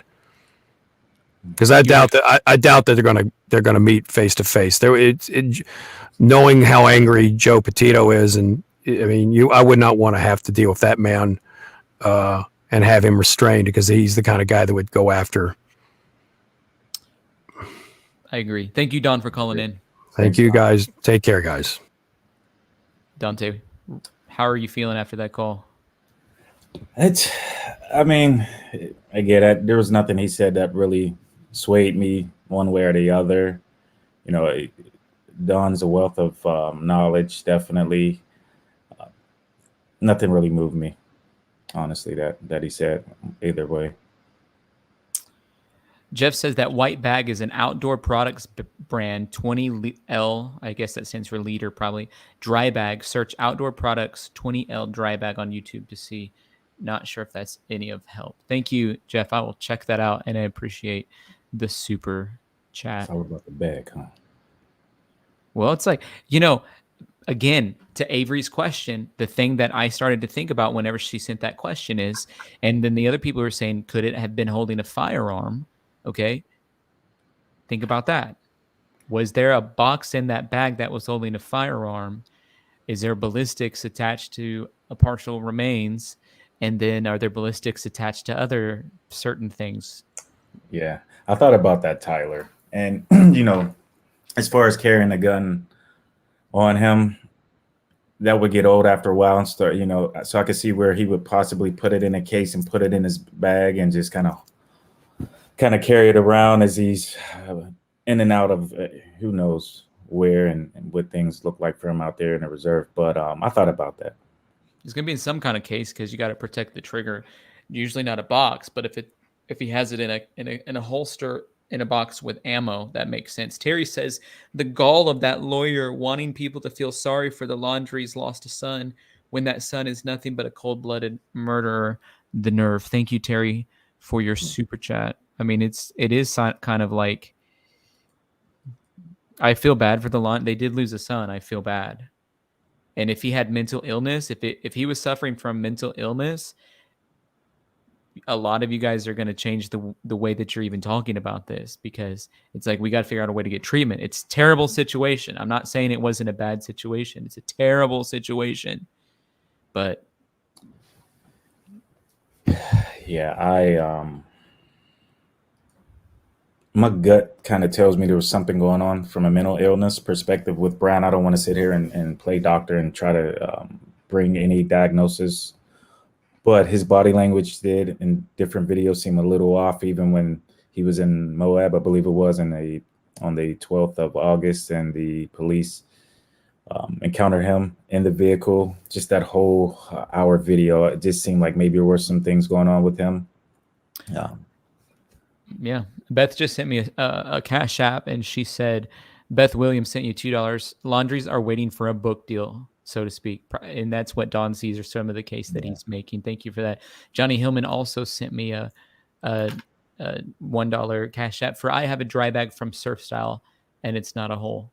Thank you. I really like you guys' comments, and I like Cash App. Cash App's a new app that I'm just getting used to. Lara, thank you so much for the super sticker. William says, in that video, he was holding a Shoemaker SC1200A. I was trying to figure out what kind of gun that was. So thank you, William. You seem like a gun expert. I really appreciate that. Sylvia says, I'm heartbroken for Gabby's family. Me too. Petito Schmitz. You can imagine. They're like at least hoping they would have been able to find some answers. And as far as what Don said, it's awful how people would want to gain financially on Gabby's tragedy on top of that, drag her name. I just can't. Could you imagine them making a movie where they make Gabby out to be the bad person? That would break my heart even more. But I do agree with the one part Don said where he believes the mom, for some reason that's in my heart as well. Maybe the mom didn't particularly care for Gabby too much. So who knows what things at the house for them look like, as far as them arguing, Brian and Gabby, and what the parents' response was and what they were privy to seeing. But that would be really unfortunate, Tyler, if that is the narrative of a future movie. It would really bother me. It really would. Yeah. Well, Dante, thank you for being a part of our call today. Thank you, Tyler, for having me. Man. Sorry for taking so much of your time, but I appreciate you being on here. Diane. Hi, Tyler. How are you? I'm doing well. You doing okay tonight? I'm doing all right. It's good to hear from you. So what are your thoughts about the developments that we've had today? Well, first I wanted to answer Kim about the bones. Okay, instead of this being really off the wall, I had found, because someone had talked about the brackish water, and so I was looking at brackish. This was like 2 days ago. So I was looking up the difference in the water in the swamp versus, the ocean, and versus clean water. And then I looked up bones, and it said, I've got it pulled up. There's a paper from the University of New Haven that talks about how quickly DNA degrades in salt water. So if his body were in the swamp for 30 days and, Swamp water or salt water? Salt water. Is swamp water salt water? It's brackish, which is salt and it's half fresh. And half. Okay, that's what brackish means. Okay. Yeah. So it was saying that DNA degrades very quickly in 72 hours. It loses a lot of it's demineralizes the bones, and then it said it depends on the bone, like a rib bone, because of its being thin and mostly cartilage, that it breaks down differently than, say, a long bone. So that's where I was getting the thought concept of, you could throw some bones out there, but if it's in the water, they could say, well, gosh, we think it's him, but we really can't tell because the water's degraded it so much. So that's where my mind was going. I wasn't, thinking that the parents were out there throwing bones, just that it could, somebody, I still believe someone did put some of those articles out there. I'd like to say that I do not believe the Laundries condoned suicide, but they may have, they may have seen Dante left a few seconds too soon. Dang it, Dante. I think that we were definitely seeing signs of illness with Brian. Well, I think the parents thought that he was going to do that because they've made a statement earlier that said he had mentioned doing that. And even we heard Christopher Laundrie say now through the attorney, he wished he had stopped him. I don't think they were condoning it, but I think they knew that, that was a possibility. Lara sent in a super chat. Thank you, Lara. She said they couldn't protect the evidence because Brian Laundrie's body was disarticulated and spread all over the place. I thought about that too. It's because the water rose how high? 4 feet, maybe at one point, maybe higher, and then it subsided. And I guess in a swamp, it's not a stream, so it's pretty stationary, right? And then it rises and then was it Kim who talked about the alligators spitting out bones? So, they walk 20 feet, spit out a bone, walk 20 feet, spit out a bone. They're not going to stand there and just, spew out everything they ate at once.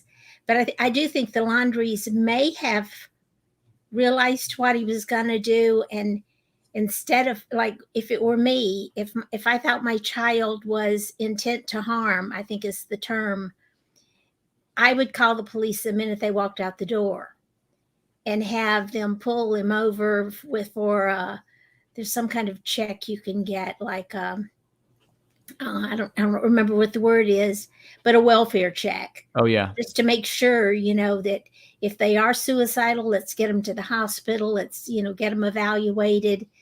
And maybe they thought that this was going to end badly one way or the other, either death penalty in Wyoming, which, Wyoming has the death penalty, and federal reserve grounds, murder on federal grounds calls for the death penalty.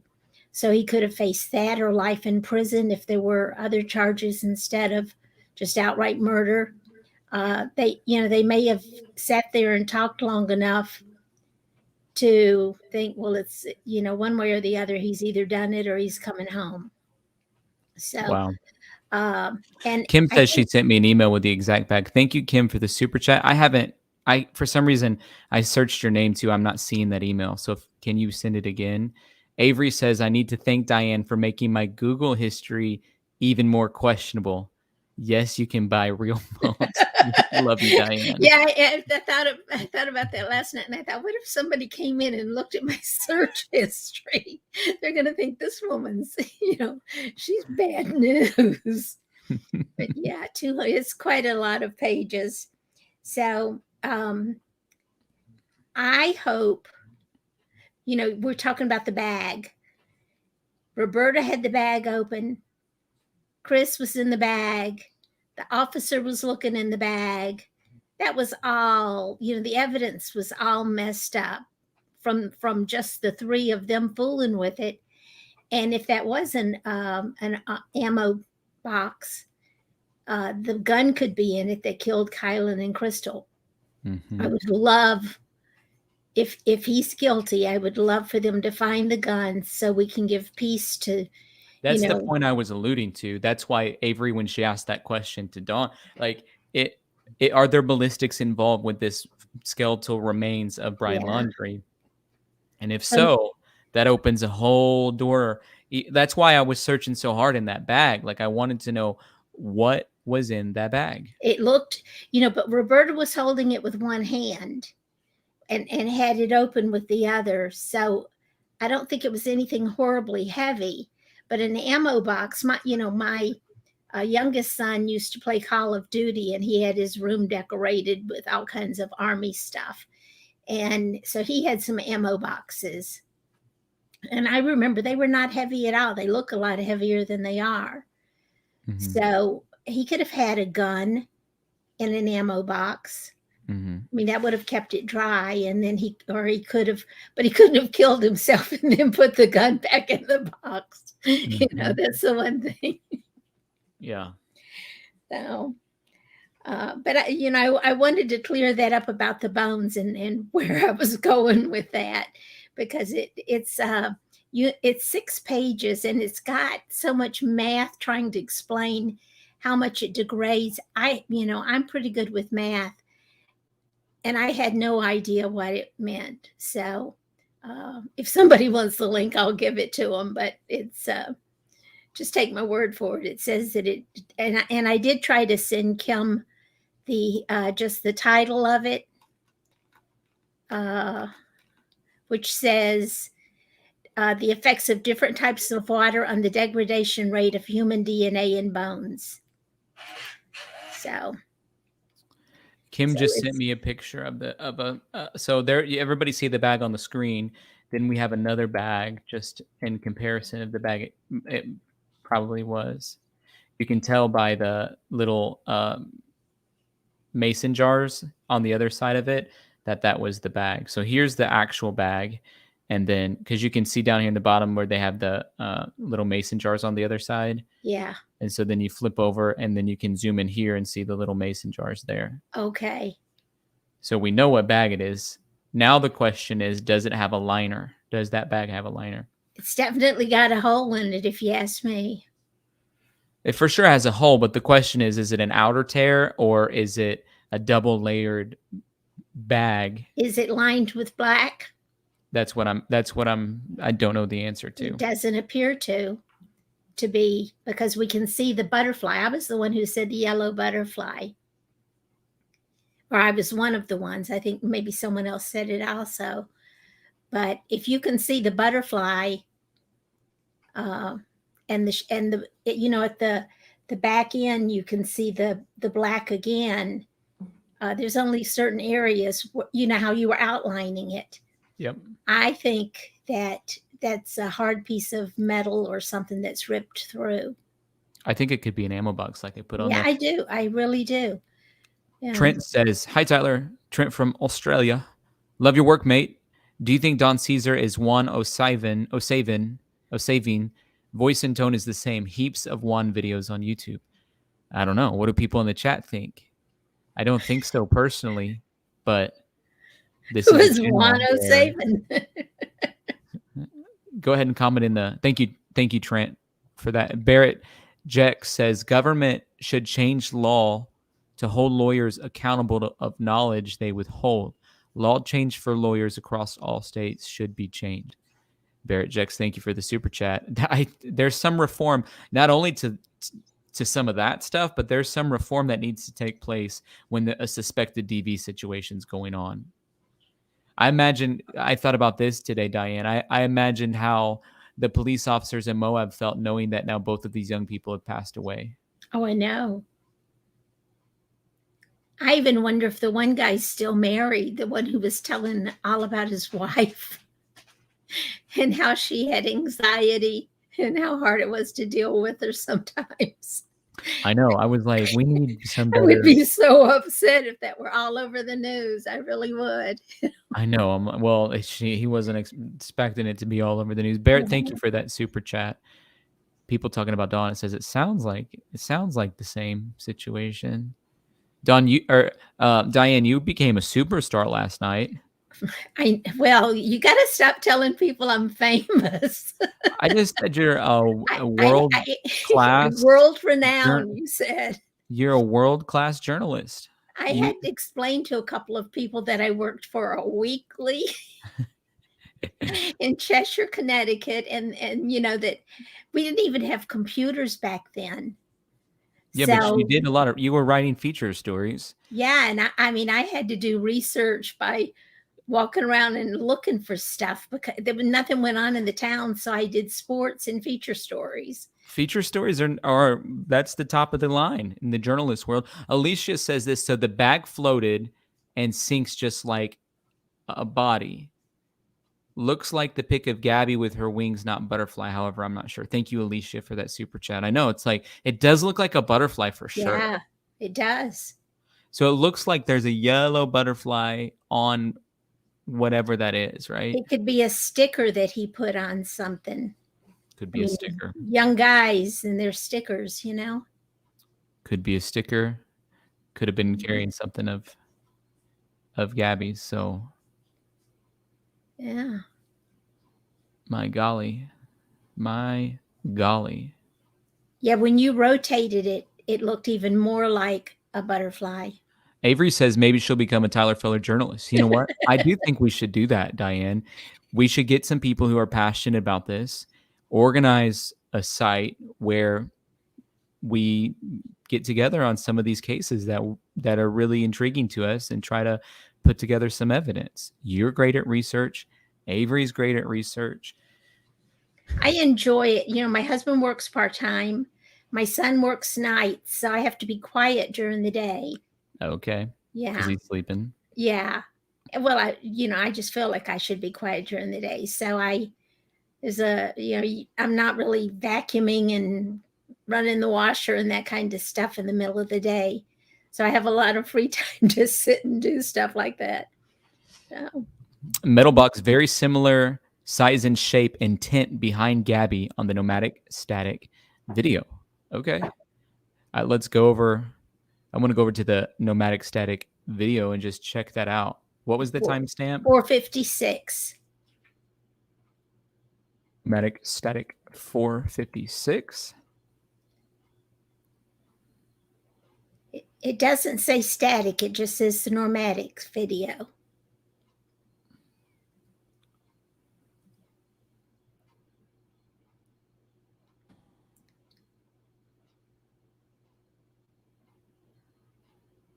An art box. Now, we're not seeing it, Tyler. Oh, okay. That's funny. I was just sitting here going through all of it. I wondered what you were doing. I was like really into this. I was like slowed it down like 3 times.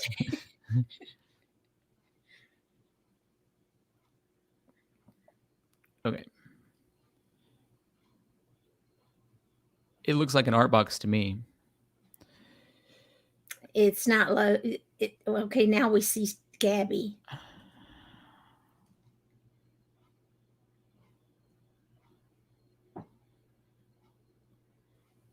Art box. That looks like an art box to me.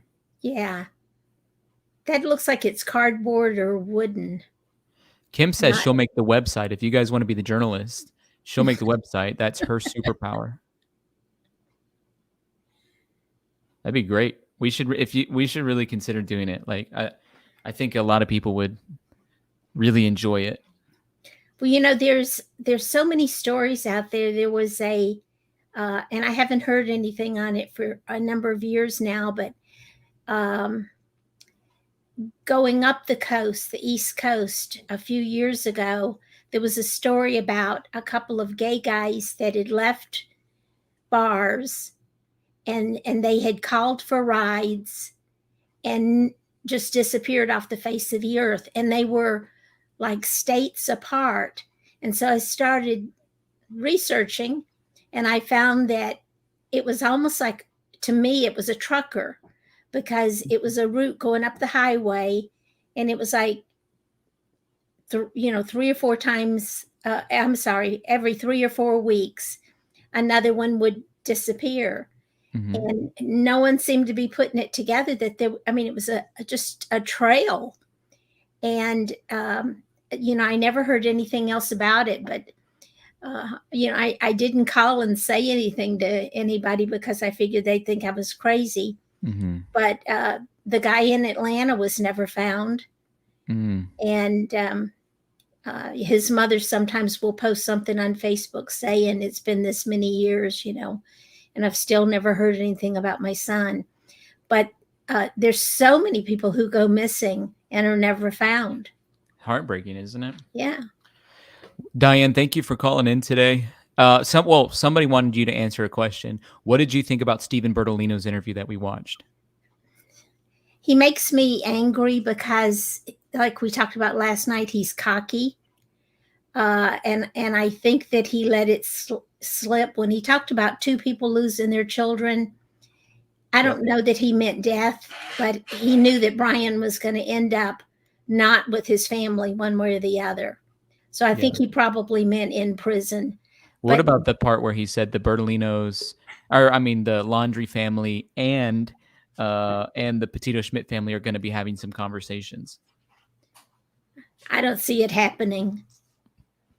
You don't think the Petitos will want to have it, or I don't think the Laundries will ever speak. really? Yeah. And, and I'm not so sure that the world is ready for a movie trashing Gabby.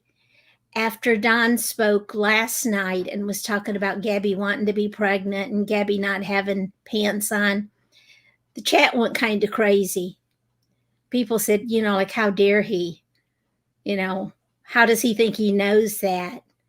I think he may have a little bit of, I think he may have some insider information possibly, but there's some things that he was saying in the previous findings that everybody was bashing him on, and then it turned out to be truth, Diane, like a few weeks ago. Well, I don't think they'll make movies trashing Gabby. I hope they don't. I really hope they don't. I mean, I was in the movie You Can't Have My Daughter, and that was where the man had raped a woman and gotten her pregnant, and then later on he sued for custody and how she had to fight him. It was based on a true story, but that was a real touching. That's the kind of stories that people watch, not stories trash and sweet.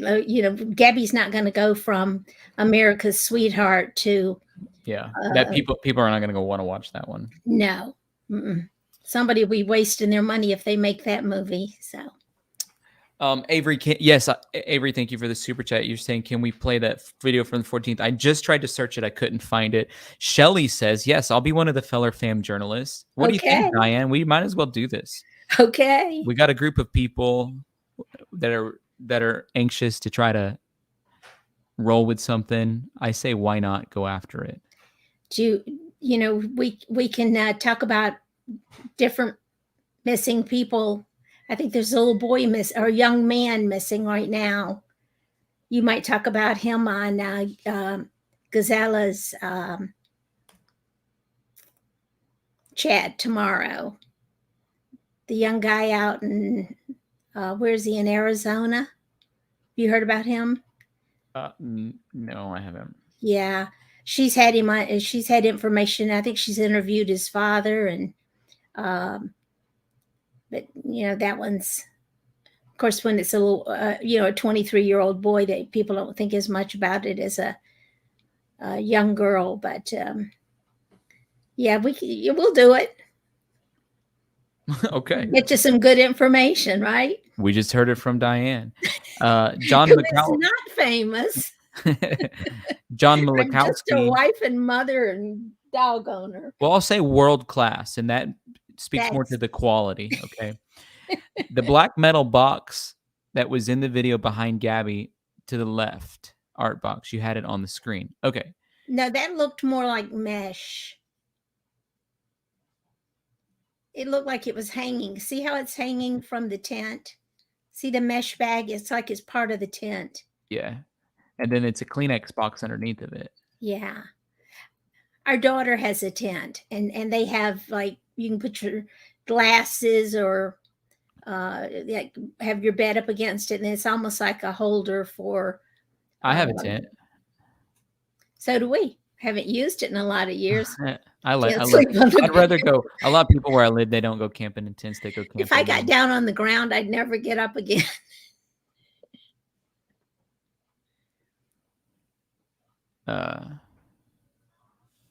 Kim sent me a picture that I'm trying to figure out how to put on the screen. For some reason, it's not allowing me to put it on the screen how I want to. So, she sent me a thing of like, some people have been sending me solar panels, but none of the solar panels had looked like it could possibly have been a solar panel. And then the one that Kim sent me, I'm like, okay, that one could have been possible. Could fold up, and it could have been the thing in the back. So, Diane, thank you for calling in today. The other looked bigger. I still think ammo box. To me, I'm leaning towards ammo box too. Yeah. So, thank you for being a part of the chat today, though. Love it when you Okay. call in. Glad you're feeling better. Yeah. Still praying for you. Thank you. I need lots of prayer. So, thank you. Okay. Good night. Chris, are you there? Yeah, I'm here. Are you able to hear me? Yeah. All right, cool. So I just wanted to kind of call in and give a little bit of a different perspective here. In this, I kind of gave you a little bit of a rundown on it. So I guess what I'll start with saying is, in the past, I used to have a lot of anger issues, and there was a point that it got bad, and the person I was with called the police. At that point, we were at my parents' house, and I knew she had called the police and panicked. I ran. I had told my mom that I loved her on the way out, and she tried to tell me not to go anywhere, like things would be fine, it wouldn't be that bad. You know, she would help me through whatever. I still ran. Like, she wasn't going to hold me back or anything. I still ran. I was literally on foot and ran. Well, from there, obviously the cops are already on their way to the house from what had happened with my girlfriend. And then my mom's texting me and calling me. I'm ignoring that. At a point, I turned my phone completely off. She knows certain areas that I prefer to go to around the area, as it was my childhood home.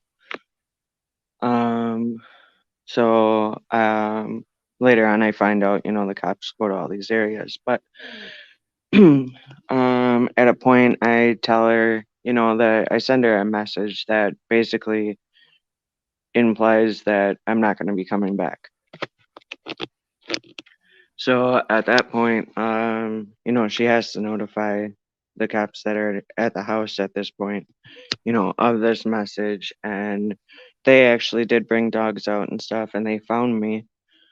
But there has always been that point in my mind where I've thought, you know, what if something really happened where he got angry or he got frustrated and he acted out on it, and he was just so scared and terrified. He ran back home to mommy and daddy, and they couldn't stop him.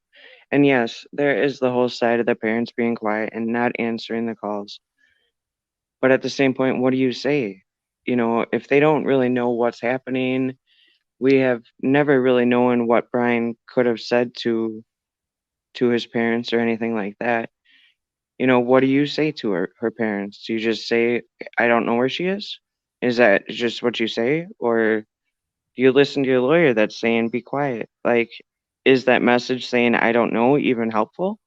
I know it's a really difficult, it's for sure a really difficult situation that to try to sort through. I'm sorry that you had to deal with that too. I mean, that just, it sounds like not a very good situation for you, but it draws you into this case.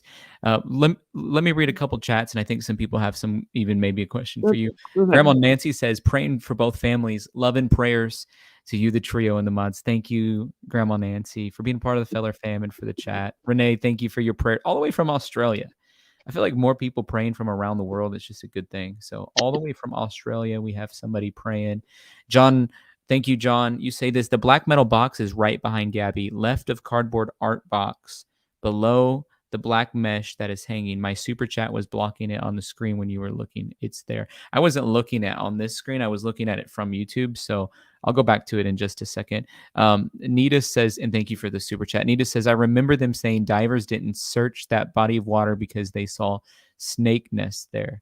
And I don't think divers search in such a way that they search like underwater searching for all kinds of areas. They go down in one specific area for something where they might have got a hint from.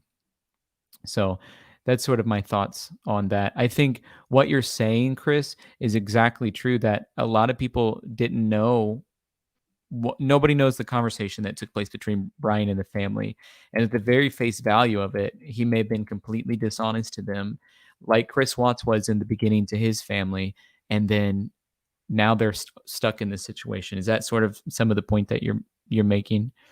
Right. And I think even if he did come home with her van or something like that, there could be any reason behind that.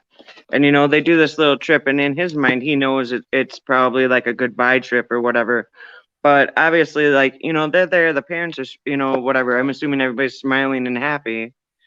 I can't in my head think that they would know that he really did that and then be smiling and happy and let him get away, and to that extent, and not call somebody beyond their lawyer. Like, I just can't fathom somebody, I guess, being that heartless, if you will. Right. So then I think it progresses, and he wants to go to the reserve, and dad's kind of like no, or whatever it is. But how do you stop your whatever 23-year-old child or whatever you want to call them? And that's the point that Bertolino was making in the interview today. Well, Chris, thank you for calling in. I think a lot of people in the chat were vibing with you on what you were saying. So appreciate you calling in today. Yeah, for sure. Thank you for your show. I appreciate everything you guys do. Yeah, thank you. Thank you for being a part. Kim, thank you for you just sent a super sticker and it said, "You go." I really like that. Thank you for that. John, as I'm looking at that, I sent you an email. The thing under that mesh bag, is that what you're talking about? Because that looked like a Kleenex box to me. If you're talking about that, is there something on there that I'm missing? Is there like another thing in this vicinity that I'm missing? Because that particular thing looked like a Kleenex box to me, just as I'm looking at it.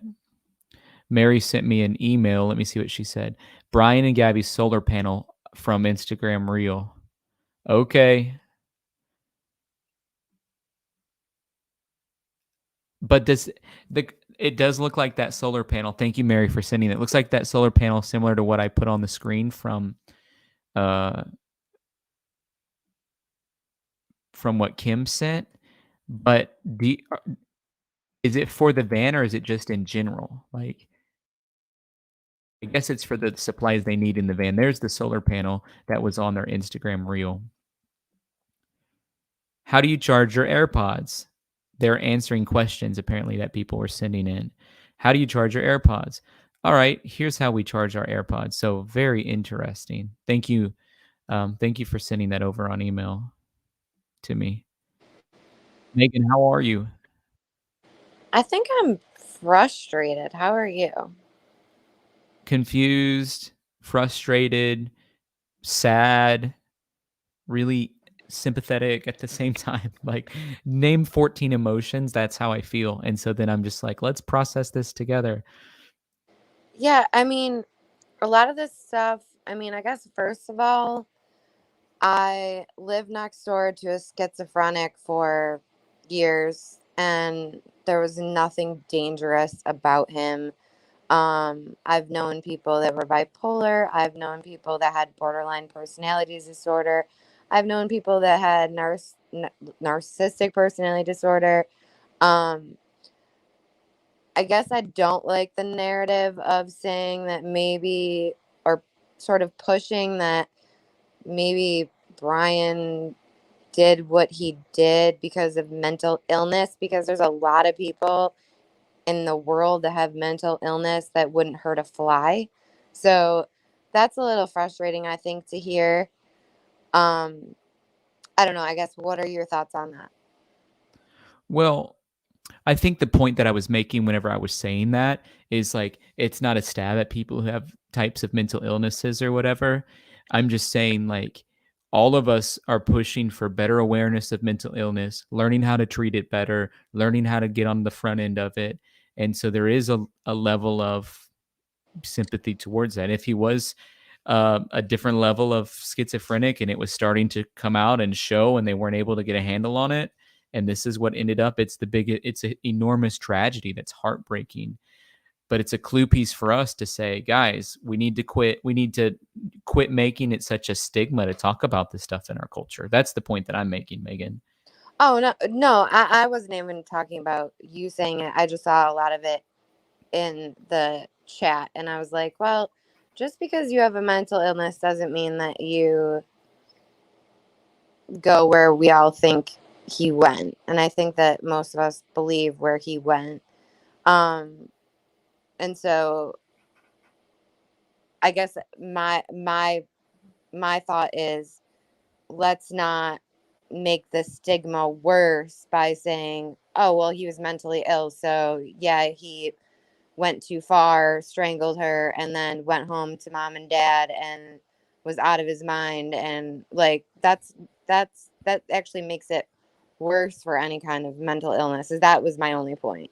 Yeah. Well, I appreciate that. I appreciate you calling in today too. And then my other thing was that I don't like Bertolino. I don't believe anything that comes out of his mouth. And I don't like the media tour he's doing right now at all. Like just going on each and every channel for the last 2 days. Wonder why he's doing that, since he was so apprehensive of only text messaging before. That's been my big narrative for the past 2 weeks. Why is Bertolino only texting? Then all of a sudden he's literally doing an in-person interview for every single channel. Yeah, it rubs me the wrong way, but then like the video you played earlier, he slipped up so many times in that video that I was like, all right, well, I'm sort of glad he did it because I caught him so many times. I mean, how did he know that 2 lives were lost on the 14th, but Gabby wasn't found until the 19th? So how did he know that? And how did he know on the 14th that Brian, and then the slip up with him And I speaking to apologize. him? I apologize to, I think the name was Lynx. It was kind of a weird name to say. Larynx that had, like, was saying like, please play this video, please play this video. And I'm like, it's kind of a long video. I just apologize. I was wrong. It was worth all playing because, like you're saying, there was so much packed into it. John, thank you for the super chat and being a part of our community. Tim saying Brian's parents knew Gabby was dead. I saw a video that Brian's dad knew he was grieving. I can send you that video. What email? press@tylerfeller.com, Tim. My email inbox has slowed down since we're not looking at that back as much. And I think Bertolino, like what you're saying, Megan, alluded to that same thing, that Brian, they were grieving. You know what I mean? That they were grieving. And it was before we found the body. Well, and also, that wasn't his Mustang. That was his parents' Mustang. So, yes, he was 23. I mean, I think he would have turned 24 next month. But they didn't have to let him take their car. It wasn't his car. Like, they didn't have to do that. Like, it's all very, yeah, I mean, they couldn't physically hold him down in the house. Well, he said he wanted to go on a hike, but why let him, if they really didn't want him to leave and were worried about him, why let him take their car? It was their car, not his. Is this where, did you think that he was in the Carlton Reserve for the past 2 weeks, or what were you thinking? I didn't. Honestly, I didn't. I don't like to go down this conspiracy theory like road because it's not actually good for you to do that, I don't think. But I know I didn't, and I have to go with a little bit of what Kim said earlier. Like, the dental records aren't completely doing it for me. I've never felt that. I felt that was a setup from the beginning, and so yeah, I mean, when the news first broke today, I think you were on the same live that I was on watching. And it was sort of like, what?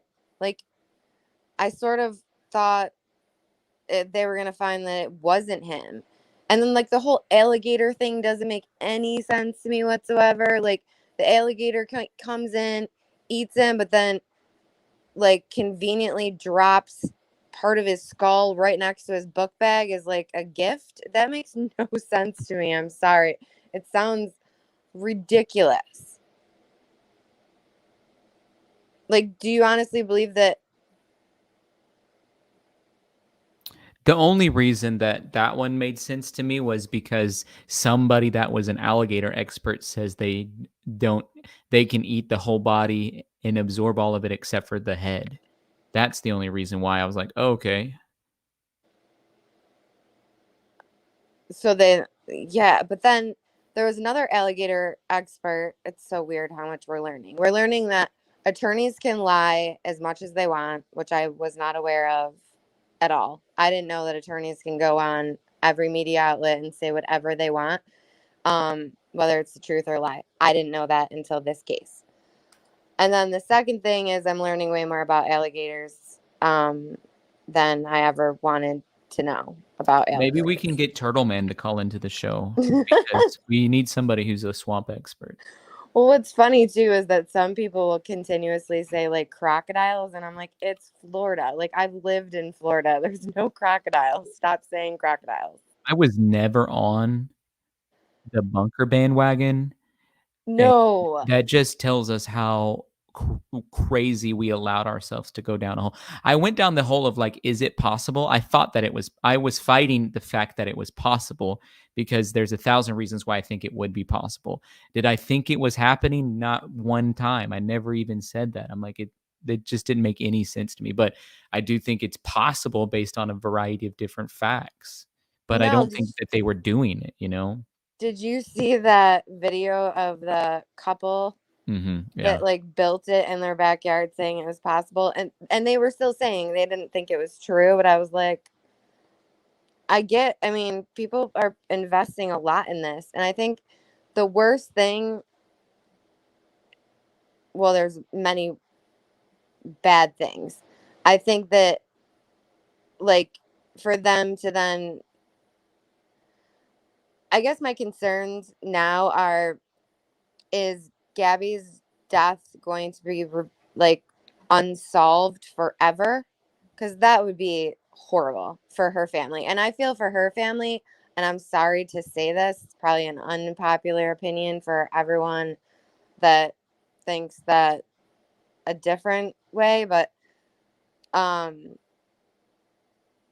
think her family is taking this news probably the hardest. I mean, I lost my brother, my only sibling, a year and a half ago, and I know how hard that was. And to have this just every day, like, I can't imagine what they're going through. So my heart goes out to them more than anyone else. I think Gabby's in a better place, and she's, you know, watching over her family, but my heart goes out to them, and I'm sorry. I mean, I am Christian. I've been Christian my entire life, and I am struggling to find any sort of feeling towards the Laundries at this point. Cassie, yes, but the parents, no. It's a struggle. Process.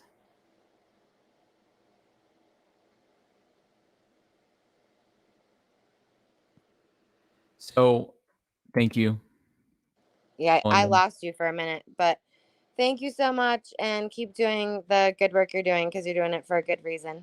Well, thank you for calling in today. I appreciated your thoughts. Thank you. Bye. Moonstone says, I'm a copywriter, legal, web, corporate, creative with experience of over 25 years. You want to join the Tyler Feller writing team? Listen, we're going to get this going. I'll tell you that much right now. If you guys are interested in being a part of the writing team, the new thing we just started a few minutes ago, email writing@tylerfeller.com and tell us just a little bit about you. If we don't know you, let us know. So if you're interested in being a part of that, email writing@tylerfeller.com and help us learn a little bit about you if you're interested in being part of our journalism team. And Kathy, thank you so much for the super sticker. Oh, it means a lot to have your support. Really excited about you being a part of the Feller fam. I hope you're I hope you're a part of uh, our group that we have on Facebook. Like, it's just been such a great place for communication. I know some people are not on Facebook, but we're doing some other communication on our membership spot on YouTube as well. But listen, we got a lot to talk about. So shout out to all the Feller fam members. Thank you for being here, and I'm praying for you. Thank you, Junebug. Yes, the Laundrie's real estate lawyer is super shady, ego-driven with personal bias. Praying for them all. I get the little discernment. That's the word we use in the church world. I get a little discernment when I think about involving myself with Bertolino. It's just the vibe that I get, from him. And so I feel you on that, Junebug. Thank you so much for that. Carly, how are you? I am also a little frustrated. Okay. Can you hear me well today? Yeah, I can hear you. There's so many things I want to touch on, but the first thing I want to go with is, okay, so Brian may have had some mental health issues for whatever reason, and people can think of these different mental health things however they want to. And before I say any more, I'm not licensed, but I'm pretty well read in it, but definitely not licensed. Um, we can look at mental health however we want to, but it's all about how our minds work. Take a set of twins that are raised by the same alcoholic parent, right?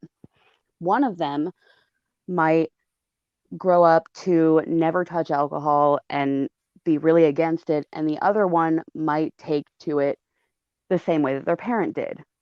It's all about how their mind works. They're the same, DNA or whatever, but they have different minds. I write about this in the first chapter of my book, The Don't Stop book, that's coming out on November 16th. I write exactly what you're saying, identical twins. I tell a story. But the only caveat is there's a difference between trauma-based mental illness and mental illness that we can recover from on our own versus types of mental illness that are biological deficiencies. And there's a big difference because I do believe that as a man thinks, so he becomes, and our mind has power over a lot of things. But I do want to say there are some that are biological indifferences, and those cannot be overcome just through pure thought. Well, see, and on that note, we don't know about Brian's childhood and we don't know what he went through or what was going on in his mind. And now it seems we may never know. So, I mean, it's questionable whether he could have sought help and, you know, changed, or whether he, was one of the others. Um I think it's really important to think about that. It, like, as somebody that suffers actually from borderline personality disorder, like, it's tough, but it's not impossible. Yeah, I mean, I agree with you. Like, I make a big case that it's like there's a lot that we have to deal with. But I do know, and I have I talk about him a lot. I have a friend that is a psychiatrist, and I've spent a lot of time with him. I've helped him in a couple different areas inside of his practice with his digital media, and he's launching a YouTube page. And so I went and filmed some videos with him, and we went in depth on several different diagnosis and things. And I asked him those kinds of questions. And there's some things that are literally a biological situation. Real Talk with Retta. Are you formerly Retta Vision? Or are those two different people? But Real Talk with Retta, thank you for that. And then I'm going to put the writing at tylerfeller.com if somebody's interested in being a part of the writing team that we're starting to help investigate certain situations. Then email that. Let us know you're interested. I know you emailed me today, Carly, and you had some definitely intentional thoughts today as you're processing this. I think as many of us are. Yeah, it's really intense, and it's so complicated and it's complex, and I hope that the notebook that they talked about can shed some light on a lot of things, if not everything.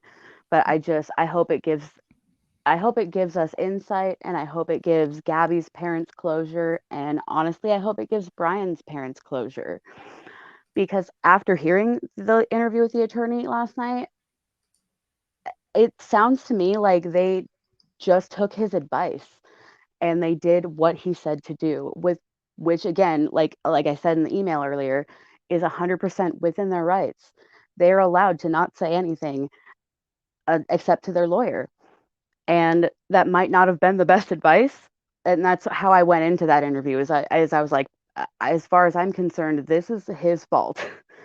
But when I listened more, it was like by the time they reported him missing, I think he was already gone. I think it's because he knew that it was inevitable that they were going to find Gabby and that they were going to come for him, and he just didn't want to be caught. Robert Sheridan put this. He said, before this ending was headed right to Netflix, do you think Hollywood would still turn this into a movie or show? Sad for both families. Tragic. I think they will, actually, Robert. I think they're gonna spin it some way, and I hope it's not with Gabby in a bad light, but I do think that they're gonna spin it into a show. Nidra says, thank you for the super chat too, by the way. Robert. Nidra says, I wonder if in the afterlife Brian will get to ask Gabby for forgiveness. I don't know, Nidra. I don't think so personally, but that's my thoughts on that. It's likely torture. I hope not. It's likely torture in my way of looking at the world. Thank you for the super chat. Just Me JDC says, News Nation has a man talking about how fast they came back with It's Brian. A lady on Facebook knows the Laundries and knows what happens. I sent you an email. What do you think about that, Carly? Do you think they came back really fast on this?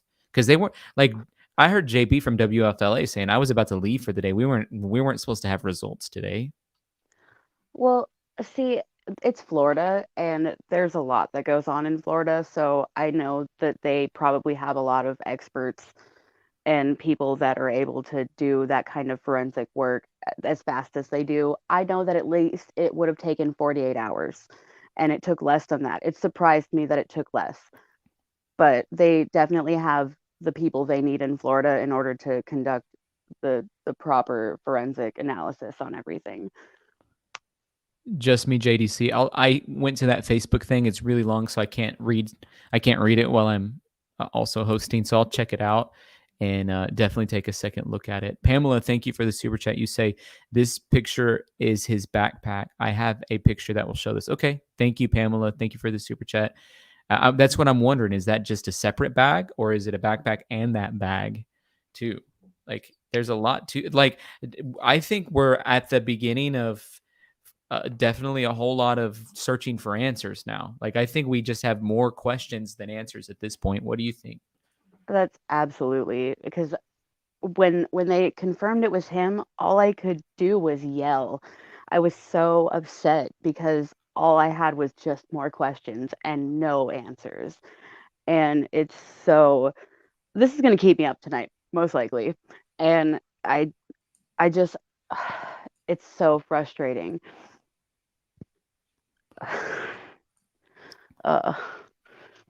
It is frustrating, Carly. I want you to know God's close to you. He sees you. He sees what we're all going through. And I can promise you one thing. He hasn't forgot about you.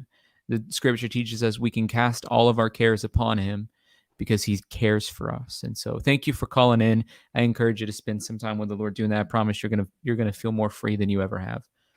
I will do that. Thank you, Tyler. Thank you.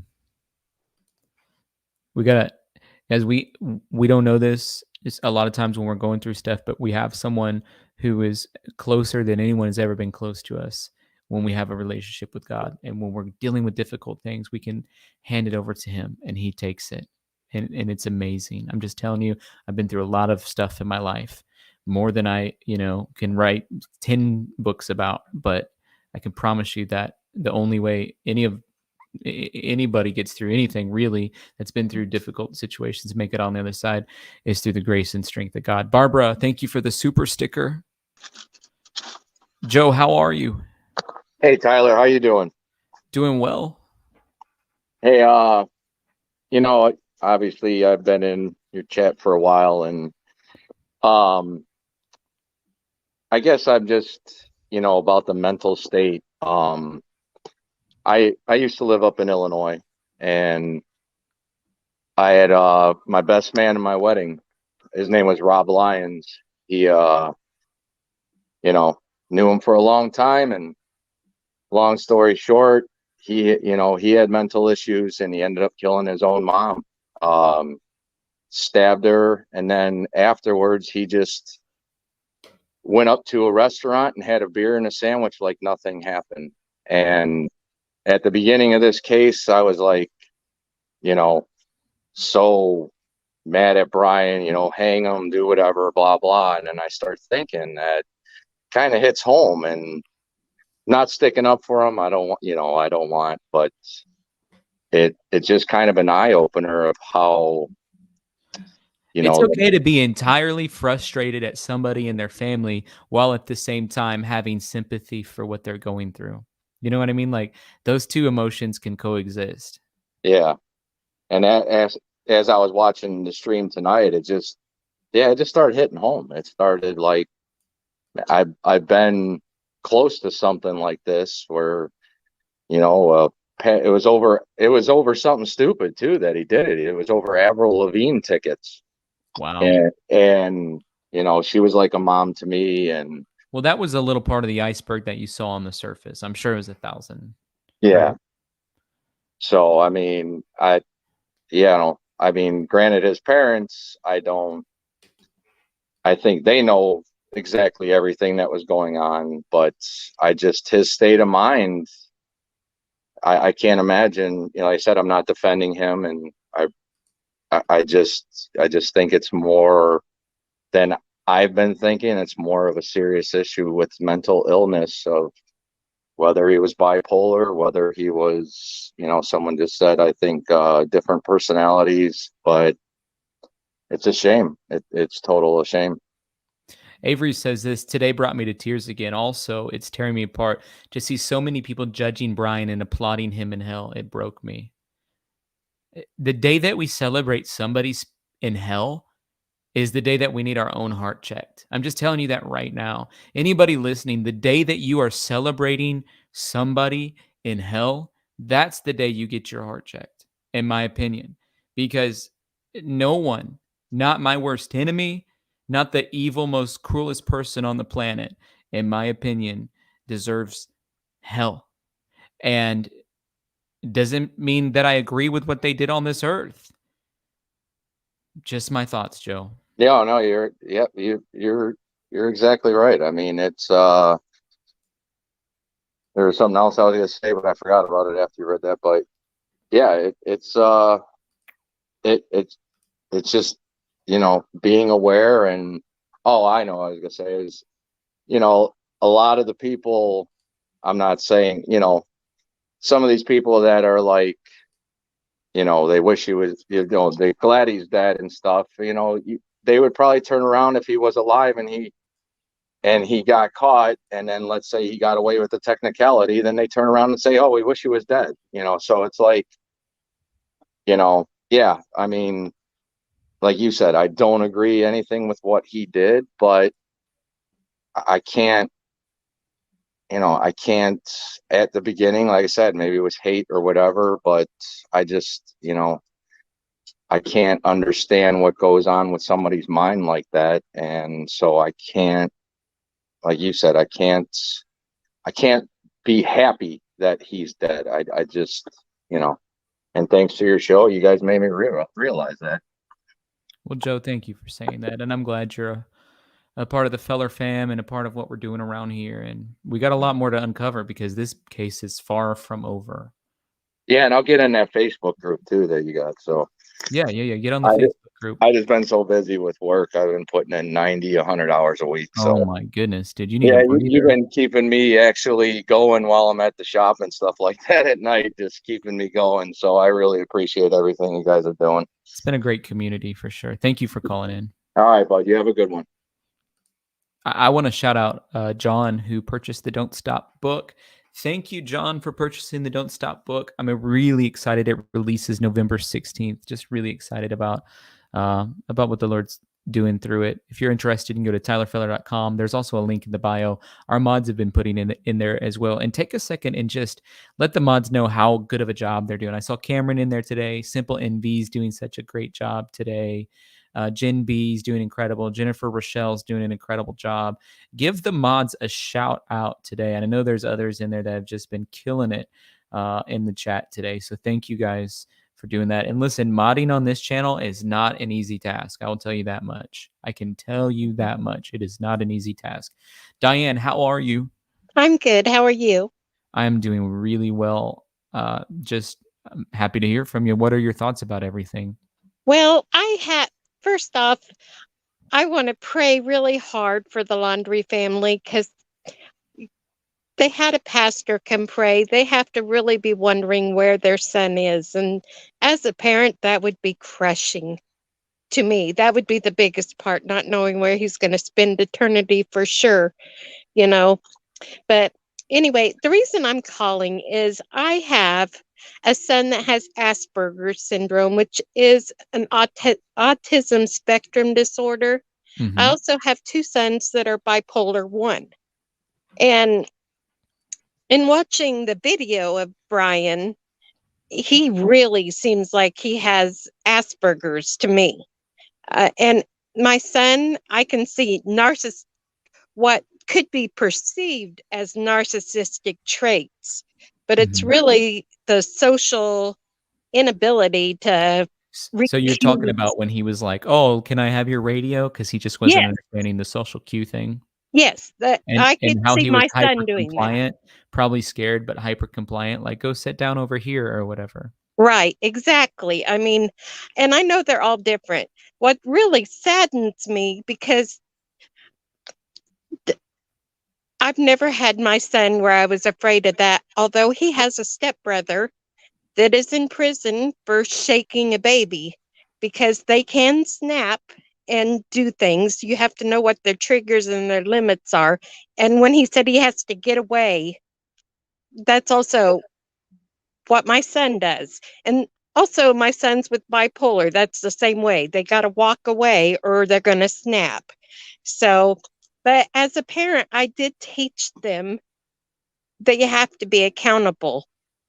And it's really sad to me that the parents and the lawyer, to me, just played into his getting away with everything. They didn't help him be accountable and be willing to stand by their child. To me, it looks like they helped cover it up. And I have some other people in a group that I'm with, and they'll let their kids throw fits and just go that way. I really wonder what his childhood was like if he was able to get away by throwing a fit.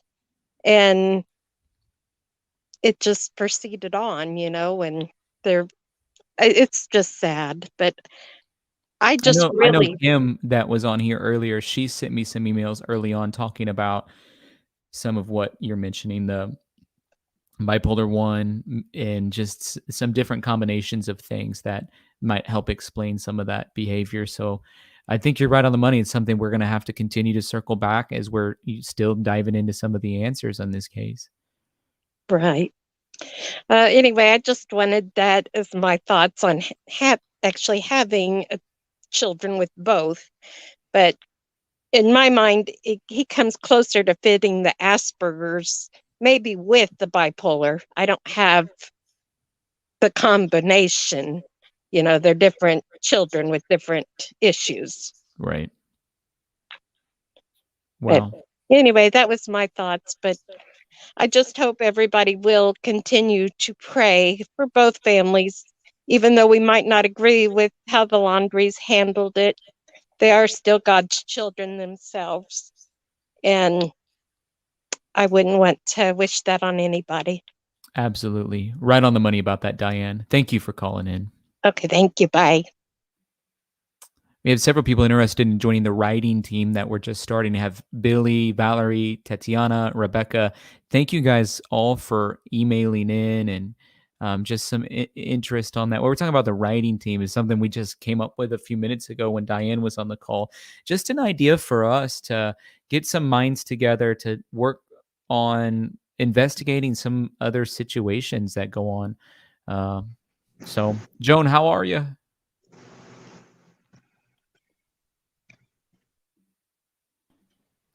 Kimberly, are you there? I am. Thank you, Tyler. How are you? I'm doing well. So, what's on your mind tonight? Okay, well, several things. Right from the beginning of this case, I felt empathy for everybody. And I found it astounding how cruel people can be. I understand that people feel that the whole situation is tragic and sad, and Gabby's dead, and somebody killed her, and we want justice. But I had empathy even for Brian right from the beginning because I've been in violent relationships many years ago. And I think I have a handle on mental illness because I've studied it quite a bit. And I remember the caller that said that she didn't like the idea of people, mentally ill people, being stereotyped as dangerous. And I understand that entirely. But I think that some people with personality disorders really are more likely to snap. And I think that Brian was a loose cannon, like from the even before Gabby died, you know, he was just like ready to snap. And Gabby is a 22-year-old girl, probably pretty gullible and vulnerable and not very experienced in the world. And she got in a van, a little metal box with somebody who was ready to snap. And, you know, as a survivor of domestic violence, I understand how she wants it not to be true. She wants it not to be happening. She believes that it'll get better. She has absolutely no idea that this man could kill her. Uh-huh. And he did. And, but, you know, I really felt for Brian too, because, well, I probably felt more for him in the beginning than I do now, because I understand that to kill somebody by strangulation takes a little bit of time. But I feel so much for his family, and I know I'm going on and on, but I just want to make one more point. I don't know, sometimes people think that I'm like maybe too empathetic and they hate me for it, but and maybe this won't be a popular thing to say, but I mean, the attorney told them don't talk. And I knew that from the beginning. I mean, I don't understand these people coming on here saying that they just now get it. The attorney told them not to talk. And if they thought their son was still alive and he was going to be tried for murder, that's the smartest damn thing they could have possibly done. And of course, they're looking out for their son. I mean, yes, for Gabby's family, it was hell, but can you blame them? And I feel for them because I think the whole situation is absolutely tragic. And I think that Brian was probably suffering from some kind of mental illness, and he was probably pretty damn miserable. And he was probably scared to death that he was going to lose Gabby. And, you know, well, he did. So anyway, now they're both dead. And I guess that's just all I had to say about it. Thank you for calling in. Thank you. Have a great night. You too. I saw this comment from Ecstasy, and I just thought it really sums up how a lot of people perceive these types of situations. It's like people want punishment for others, but grace for themselves. And I don't know why we live in a culture that for some reason that's the way we choose to live a lot of the times. Like we want punishment for others, but grace for ourselves. And I am fully aware of how I see that played out all around me. It's like really an unfortunate thing with it, and it is so true. It's like that's the life that unfortunately people desire. I don't know why. I'm okay with people not getting punishment. I'm okay with people succeeding. I'm okay, giving grace. If you've been given grace in situations, then you understand. Been given grace, you understand how important it is to give that grace back. Angel, are you there? I'm here. How Sorry, I are had to you? click the unmute. I'm okay. How are you? I'm doing well. I got on the screen. It's the same bag that we've been looking at, but it's from a different angle, and you can see it is for sure something square in that bag. Again, we don't know what it is, but you can definitely tell. And from this angle, it looks more like a heftier notebook, but Well, again, I go back to it's looking like an ammo box to me when we saw it from that other angle. that bag, like you're only seeing half of it. He would have his hand kind of in the middle.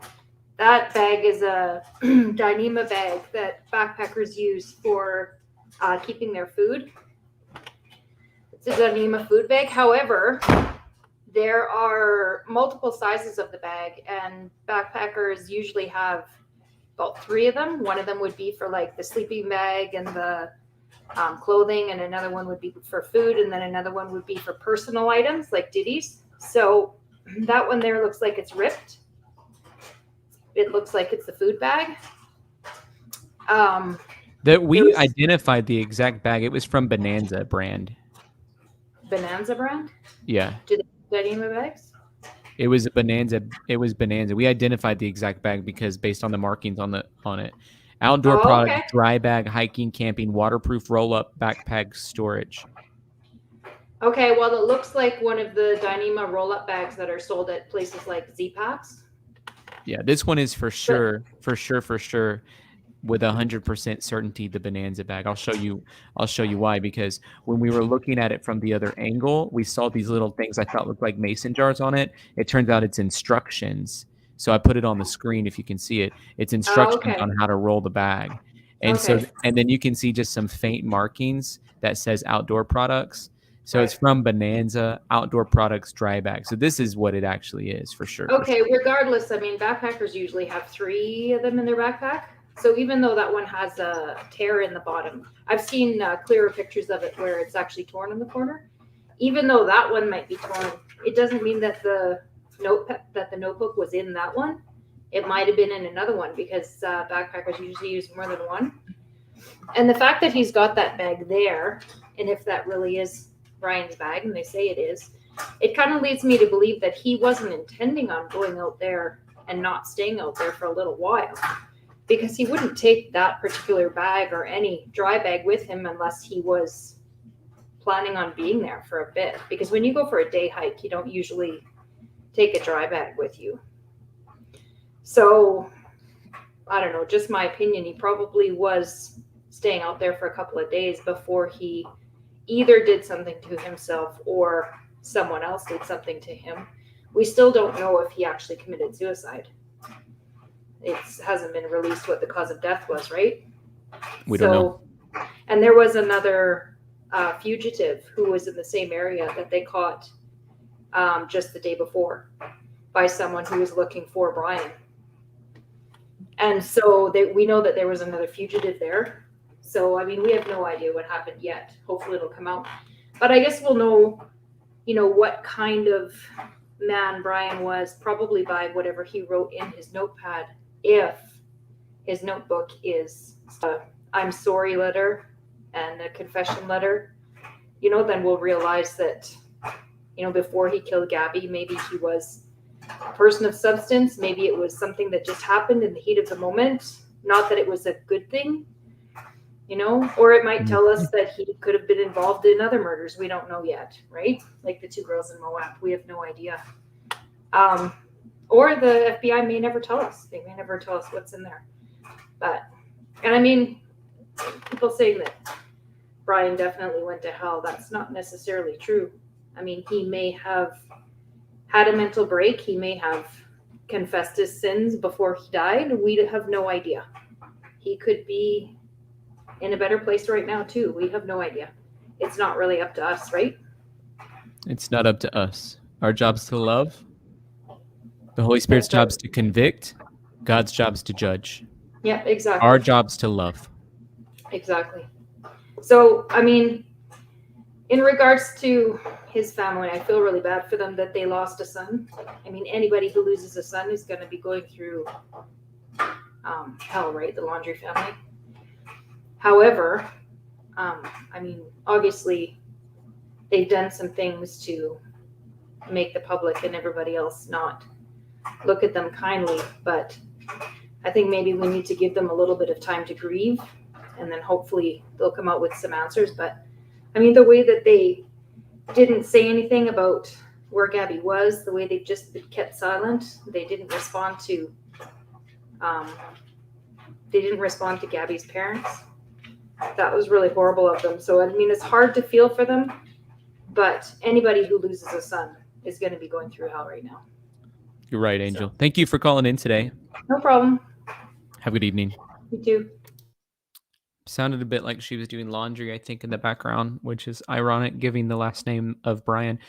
Robert, thank you for the super chat. You say, Lord, to whom shall we go? Thou has the words of eternal life. Listen, somebody was asking in the chat, hey, listen, at the end of the day, are you able to get repentance after you've passed away? I don't think so. You get a shot while you're on this earth to get it figured out. You can't do it once you're gone. Shauna, how are you? Hi, I'm okay. I just wanted to ask you a question as a pastor, kind of piggybacking on that last call, because it's kind of weighing heavy on my heart a little bit if he was saved or not.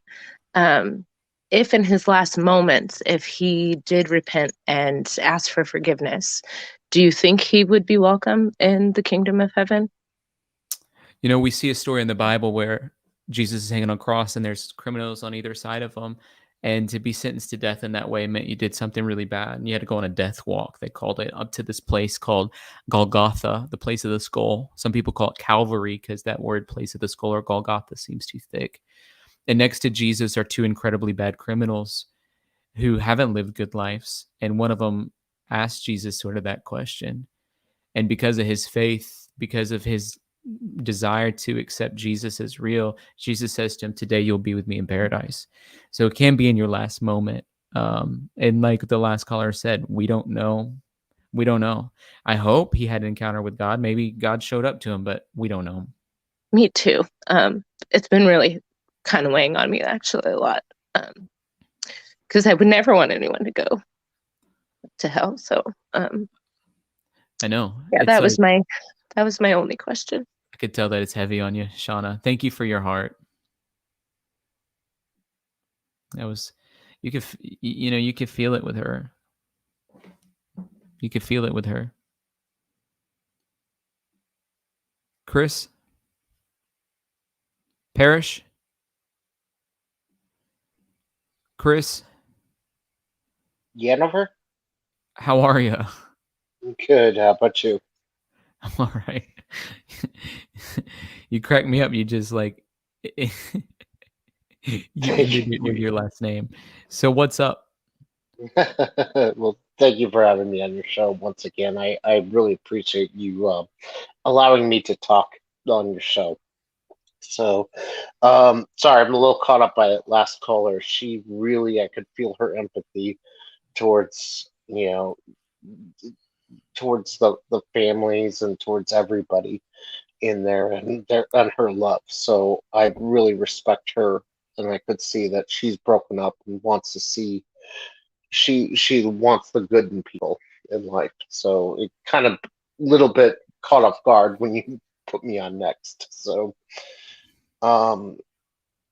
what I wanted to kind of piggyback off of her was that in the past 24 hours, I've seen a lot more people showing a lot more empathy towards the Laundrie family, and and not treating them quite like monsters like I've seen for the past couple weeks. And that's really caused it's encouragement to me to see that, hey, people are not monsters. But At the same time, and I have a question for you, is that I've seen a lot of people who, a week or two ago we're saying, oh, the laundries are hiding them in the basement or hiding them bunker or hiding them in the across country. They're still holding on to that. I really want to hate the laundries. I'm talking about the parents, and I want to know what makes you think people just hold on to that, like, and I don't know what. Can you tell me, as a pastor, why people just want to hold on to that? I spent a lot of time with people. I spent a lot of time leading people and working through different situations. And some people take a little bit longer to adjust to change. And so we've spent the past several weeks, and a lot of people, rightfully so, based on the information they had, being upset at the Laundrie family because regardless, Chris, of what happened, they didn't respond to the Petitos or Schmidts, and that was not okay. And you know that that's not right. Okay. From any perspective, whenever Gabby's missing, their son's home and they find out he's been home for 10 or 11 days, we all know that that's not right. And so when we have that information and then you go beyond that and there's just a gross refusal to have, from the outside looking in, gross refusal to have any public communication, you have 3 weeks of intense emotions attached to that. That's not going to be unwound in 36 hours. And so give people a couple weeks, 80% of that will subside. 20 to 10% of it is going to just continue on because that's just how people are. There's some people, I'm not going to get into it. There's politic debates about conspiracy stuff. There's UFO debates about conspiracy stuff. There's debates about if JFK is alive. You go down the list, you get what I'm saying. And There's people hold on to it. There's a percentage of people that's just what they're going to believe. But when you had 3 weeks of intense emotion one way, they're not going to come to your side, Chris, in 36 hours. So and I know you are, but grace is a good thing. Walking with people on a journey of them understanding is a good thing. And Tyler, can I say something as far as towards you? I've seen your change where you went for you didn't hold on to it. At one point you believed the laundries were hiding them in another country or doing whatever, and you've come to the conclusion, well, maybe I was wrong about this, and you've accepted that. I think there's a certain human where once we hold on to a belief, it's hard for us to admit, oh, I was wrong on that belief. Yeah, I would Does say that make like sense? my whole methodology, I never hold tightly to anything that I don't know for sure in any area of my life. And so I've been saying for several weeks since we started, I have 4 or 5 theories where he could be. Go back and watch the old Yeah. videos. What I was saying. One of them was no longer living. One of them was in Florida. One of them was in another country. One of them was on the Appalachian Trail. So like I had went down the list and made room for lots of things. I leaned at different parts based on the knowledge we had. I used it as like a formula in my brain to lean towards one way or the other. But I do appreciate you just making that statement about me. It's like we do want to hold to tightly to facts, loosely to theories. We should investigate those. But and I do appreciate your evolution on accepting maybe I was wrong. Maybe I uh completely thought that, and it gave me a little inspiration as like just maybe on some of my beliefs that I hold tightly to, even though evidence around me is showing I'm wrong, that maybe I should let go of these things, and not pertaining to just the laundries, right? Everything. And so I appreciate that, and it's been, and so I appreciate you for that. Thank you, Chris, for calling, and I appreciate you being a part of the Feller fam and just hanging out with us here. Pam, I want to shout you out. Thank you so much for the super sticker. It means a whole lot to have your support in that way. And I also want to shout out Lisa. Lisa and John both today made purchases of the Don't Stop book. Those are shipping out November 16th, maybe earlier. Maybe I might be able to get it to people who pre-order. I might be able to get it out to you earlier. And I'm thinking of doing this. I'm thinking of having a live on November 16th, a live Don't Stop book release party. Makes me nervous because I don't know if anybody, like, it's kind of a vulnerable thing. Like, does anybody actually want to come be a part of that? And so if you're interested in being a part of the Don't Stop book release party on YouTube or something on November 16th, let me know, because it's a big day for me. I've worked several years, hard work, and invested a lot of my time, energy into it. So if you guys are interested, I'd love to know. Casey, how are you? I am frustrated. There's so much to talk about. And I have been spending hours and hours trying to learn to use this new equipment. I sent you a note earlier today and said maybe you didn't have your volume on your iPad. I sent you an email because I am interested in the writing group. Yay. Okay, cool. But unfortunately, with all this news breaking, I have spent more time on YouTube trying to cope with the frustrations of learning to use my new iPad and not keeping up with all that's going on. I think, Oh my, there's a lot that's been going on. I know. I think tonight I'm probably going to spend an all-nighter rewatching because I did not see the interviews with the lawyer, which you've been referring to. It's a very interesting interview. Yeah. Bertolino has done an interview that was, he might have slipped up. I don't know. When you watch it, send me an email. Let me know what you think. I will do that. How is the transmission and the sound working? Perfect. Okay, because I even changed my internet service provider. I was so frustrated with how things were working, and you're all in. So anyway, I very much want to be a part of the group. It's been so frustrating because trying to get online and trying to work with this new equipment just has not been going easily for an old lady. Where there's a will, there's a way, and it looks like you got it figured out, though. Exactly. So let me know about the group because Yep. I am interested in that. I did see that they, by dental records, have definitely said that they have found Brian. I have very mixed feelings about that. You know, I hope that does not mean that the Petito family will not get some of the answers that they need. That was my biggest fear whenever, I mean, that was my second biggest fear, I would say. My first biggest fear is about his eternal life, but my second biggest fear about that was, like, my goodness, then is the Petito Schmidt family able to get answers that they are desperately probably wanting and needing in order to fully finish start a grieving process, actually. Exactly. Possibly the parents have some of those answers. I don't think they would willingly talk.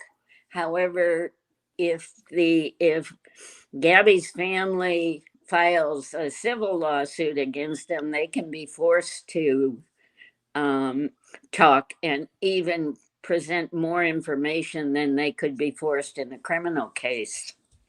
So maybe that's the method that they might need to get some of the answers. And that'd be really interesting if that happens. I think that the lawyers will try to fight against that, actually.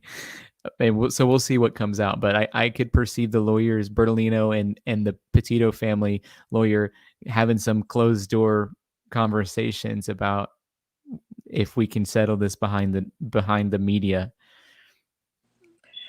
I just, for my own selfish reasons, I hope they don't settle it.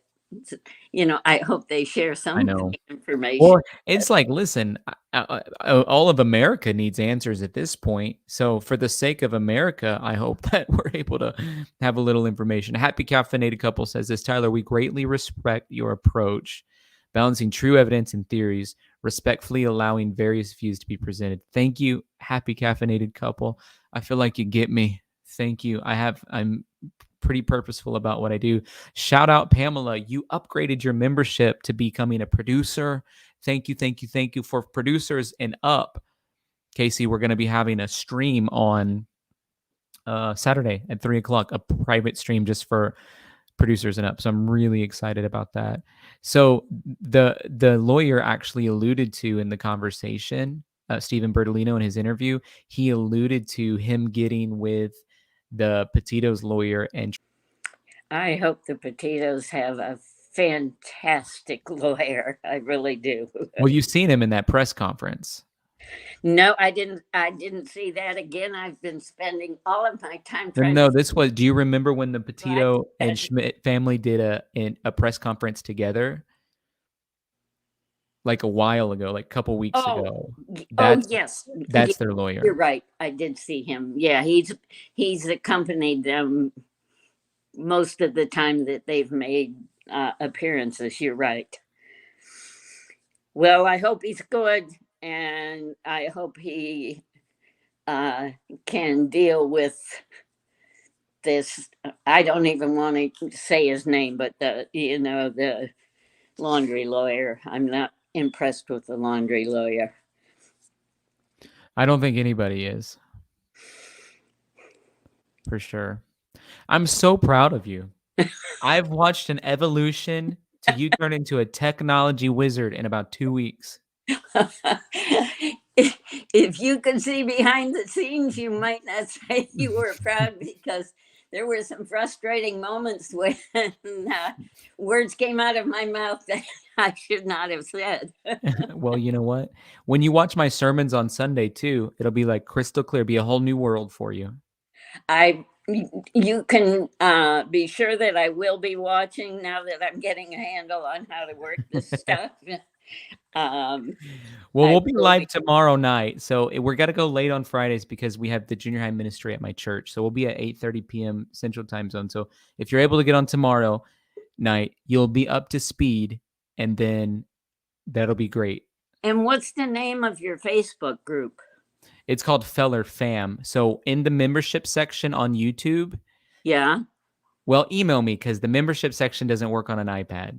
Unfortunately, I don't think. It might on your iPad, but it doesn't on my iPad fully. Email me and I'll send you the link. Okay. And then you can join you it. an email before I got online tonight. So okay. And so and I did ask about that. So yeah, let me know, please. I will send that. I'm going to send that to you tonight. So thank you for calling in. And it's perfect. It was like crystal clear. There's no lag. Amazing. You did such a great job. I'm so proud of you. Oh, thank goodness. Have a good night. I'm so glad the effort finally paid off.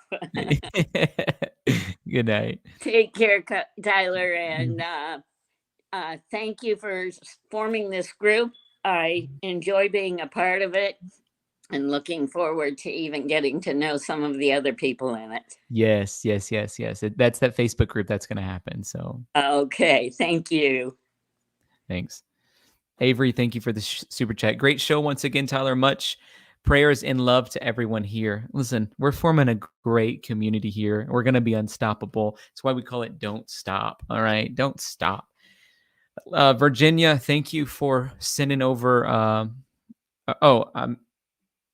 I meant to, you sent over super chat too, right? At the same time, I was going to say thank you for purchasing the Don't Stop book.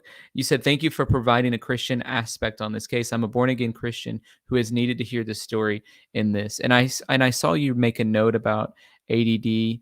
I'll tell you, I had ADHD, or I have ADHD. I said in like the most severe way. And when I was younger, I was even on Adderall. I just don't like, for me, it wasn't the right solution, but I'm learning how to cope with all of it. But I saw your note about that too. So thank you so much. And just really proud of you for being a part of this community. Maria, I love it when you said stuff in, Maria. And where the back seam ripped, it's not what it was. It's just the other end of the back strap to lock it. God bless y'all. Justice for Gabby. Thank you, Maria. Thank you for being a part of the Feller fam too. Jennifer, how are you? I am good. How are you? I'm trying to keep up with all the stuff that's coming out about Bertolino doing interviews. Obviously, we got the ID on Brian Laundrie from the dental records. It's like you go down the list of 10 major things. And then we went heavy on trying to figure out what was in that bag, because that bag is a clue. And I want to find answers because I think the Petitos need answers. So that's what's going on with me. I think there's a possibility that the Laundries need answers too as to what happened to their son. There's a possibility of that for sure.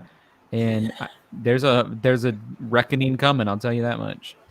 I wanted to say, I don't know. I'm not a doctor. I have no clue if I'm still ADHD. I'm sure all my friends would say absolutely. But I suffer from mental illnesses, and I'm still trying to find the right doctor and the right medication and all that stuff. And I agree with some of the people that have spoken that we don't want to have a fixed idea that all people with mental issues will kill you or will harm you or anything.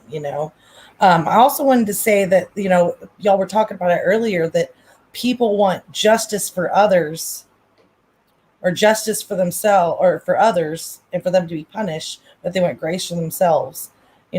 How we've talked about, the Laundries and how they're just monsters and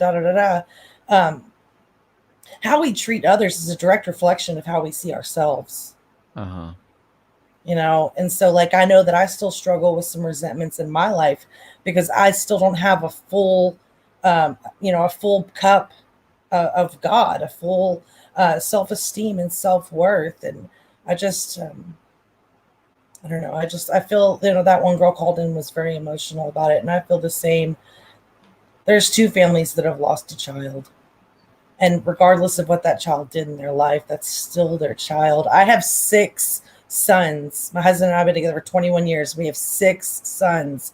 And I honestly could not tell you if one of them came home and said, I killed my girlfriend. I didn't mean to, whatever. I have no idea what I would do. Mm-hmm. I know that I would want to protect my child. I've been saying that. I've been like, all you guys are saying you know what you would do, but I don't think you really know what you would do. Yeah. Just a quick little insert, I've always been, against abortion, but then I got this open mind. I've never been in a situation. This is not a subject on this channel. I've never been in a situation where I've needed to make that decision. So who am I to judge? I have very strong opinions about that. And yeah. I just don't think we should judge anyone. Like you said, that's God's job, not ours. Our job is to love people through whatever they're going through. So yes. Yeah, well, our job is to love, and Holy Spirit's job is to convict. God's job is to judge. And in what you're saying about identity, if you say what God says about you, you'll see what God sees in you. And so you search through scripture and you find these things that God says. You're fearfully and wonderfully made. You're a child of the Most High God. You're the head and not the tail. You're the front and you're not the back. He has a plan for you, to prosper you and not to harm you, to give you hope in a future. You're more than a conqueror in him. You're a co-heir to the kingdom. You've been adopted into his family. And if you begin to say the things that God says about you, then you begin to see what he sees in you, and that becomes your identity. And so that's a really good perspective, because a lot of times people view others from their own lens of dysfunction. But when you're rooted in Christ, it gives you that grace lens. Matthew 10 says, to whom much is given, much is required. That grace lens, you've been given a lot of grace. You understand how important it is to give it out as well. Right. I think right now we all just stay right now, right here in the present, not worry about what's going to happen or what has happened, but just enjoy the present. It's a gift. And if we're continuously worried about what might be, what could have happened, we're not enjoying right here, right now, and taking advantage of the time that we have to pray for these people that are going through this pain. Absolutely. Well, thank you, Jennifer, for calling in, and I appreciate absolutely. Chris says one additional thing. Just like the people were convinced that the Laundries were hiding Brian, maybe the Laundries realized the mistake in handling the media. I think that could be a situation. Or maybe they might say, like, hey, we should have had the conversation with Nicole Schmidt. We should have came out and had some public statements. We were listening to our lawyer. The lawyer, there's a lot that went wrong. Kathy, Stephen, so true, Tyler. Love that if we see ourselves the way God does. Yeah, very, very, very true.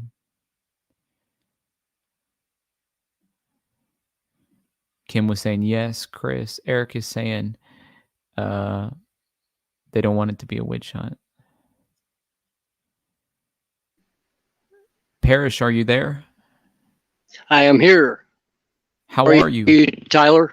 Yeah, I'm doing Doing all right. well. My wife and I want to thank you for your show. Such a well-structured and respectful platform that allows so many to actually come together and express their opinions or suppositions in a way that, again, I have to reiterate, is really respectful. So thank you for that. Thank you.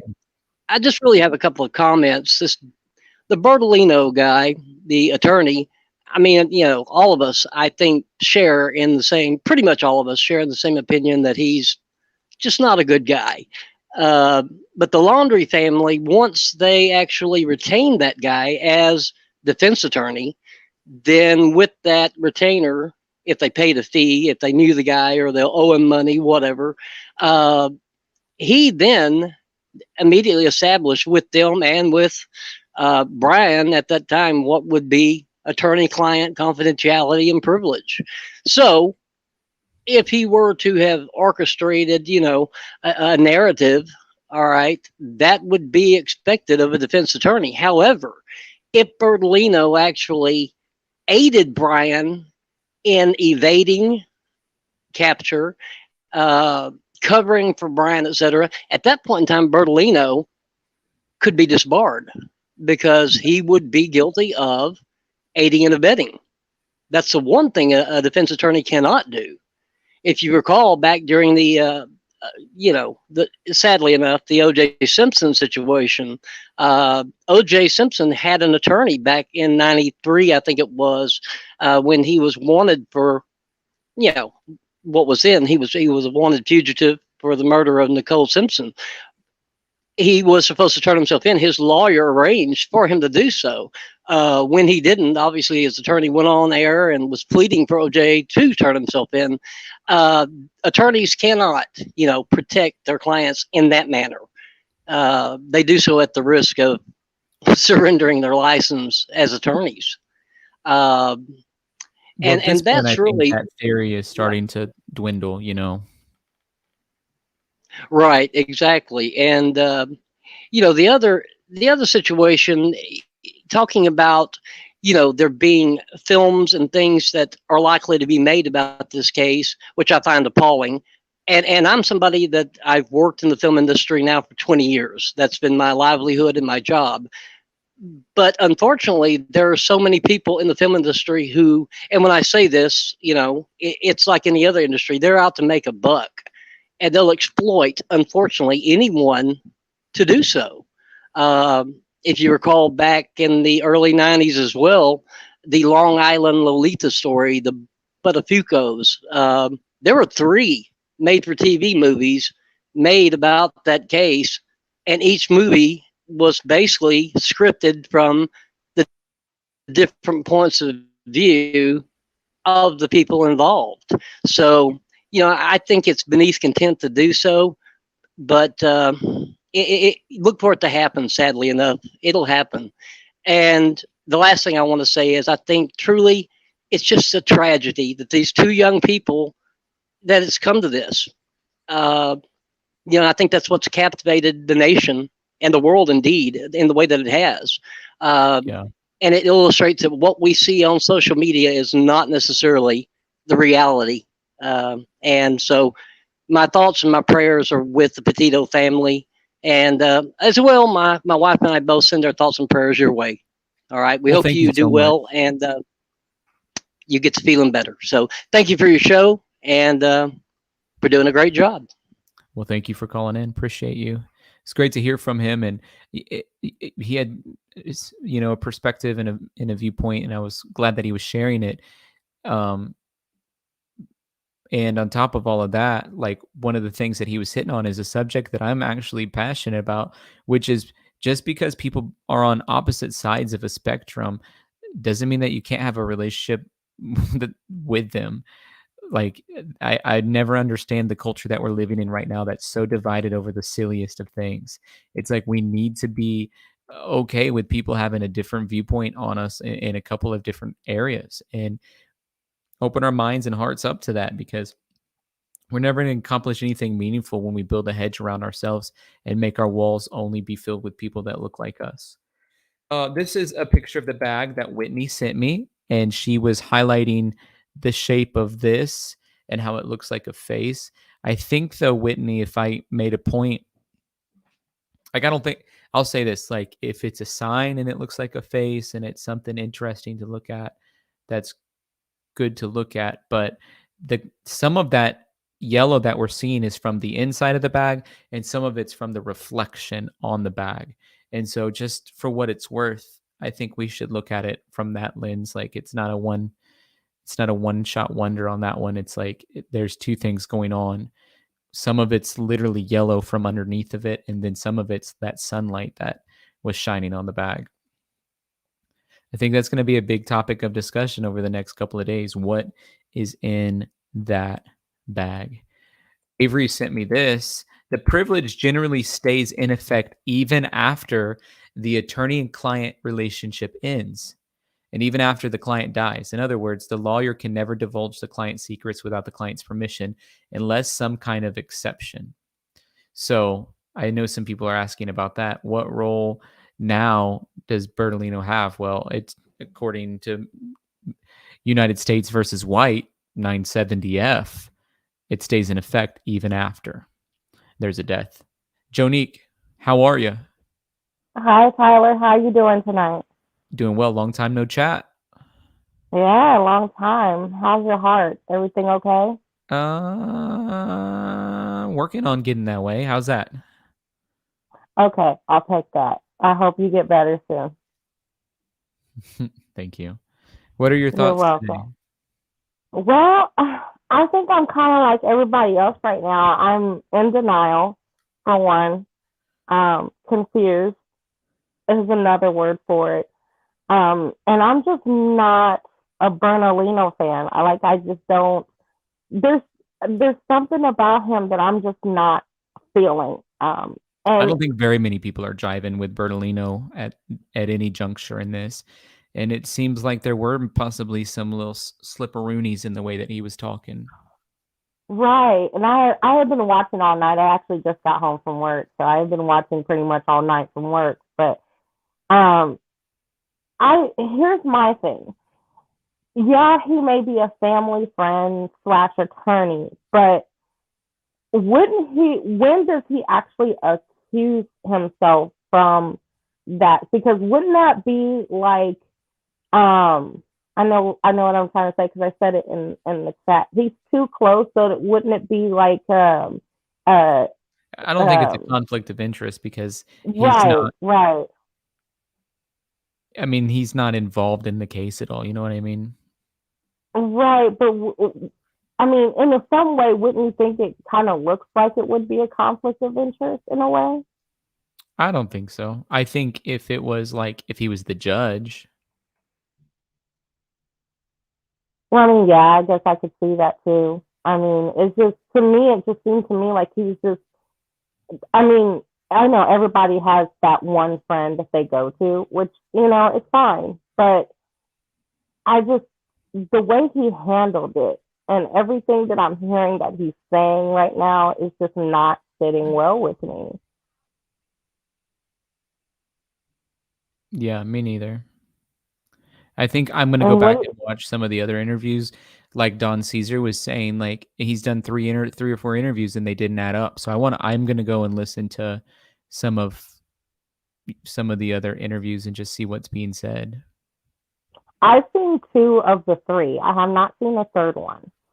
And the second one I saw was actually on your show tonight. The first one I saw earlier. And no, they don't add up. They don't. Now, like I said, I haven't seen the third one yet. But yeah, the 2 that I heard just don't add up. The same question is being asked, but there's different answers. Mm-hmm. So I'm like, what is he really trying to say? What is he hitting at? Is he backdooring? Like, what is he trying to not indulge? It's kind of like where I'm kind of feeling like he's trying to do, because he's avoiding the questions. at all times. Yes. But at this point, I think there's a lot that's left unsaid that he's trying to be careful about. And I think along the way, he's having some mistakes in dealing with it. So I think this whole thing is a complete mess. Truthfully, I do believe that mistakes have been made all across the board. My personal opinion, but I don't know. I'm puzzled. I'm puzzled. me too, Jonique. Thank you for calling in today. And thank you for watching while you're at work. I hope you don't get in trouble for that. Oh no! I have my own little cubicle and I got earbuds. Good. Well, have a good evening. You too. Stay safe and take care. Yeah, bye. Renee says, I'm praying that the Holy Spirit comforts all of the parents, even though the Laundries did not handle this well. I can't imagine how alone they feel right now. They need to get rid of him. My heart hurts. Renee, thank you for the super chat. Thank you for your thoughts. Marlene, thank you for sending in a super chat. Means a lot to have your support. Means a lot to have your guys' support.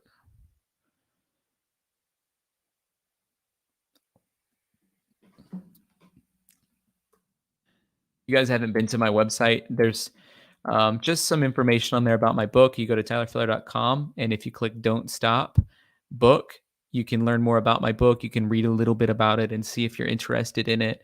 And then I also have some merch, some Don't Stop merch, like the shirt that I'm wearing, hoodies that I've been wearing. And then we have Feller Fam merch on there as well. If you hover over the shop thing, men's, women's, kids, babies, and accessories.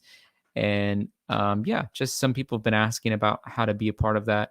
You can learn about the work my nonprofit does as well if you click on our work. And you can learn just some different writings that I have and different things on there. And if you're interested in being a partner with our nonprofit, you can do that on there as well. And people ask about that sometimes, so I wanted to make it available. Avery says this, but we have to remember the lawyer is doing his job, and defense attorneys' morals aren't usually in the equation. That's a good point. And I don't think, I mean, it's like their job, their job is to defend whoever's paid them to do the job. So for sure, Avery, good point. Fun size lady, how are you? Hey Tyler, I'm good. How are you doing? I'm doing well. So what are Hanging your in thoughts there? today? It's been a wild day. There's some news that came out we were not expecting. So Oh, I know.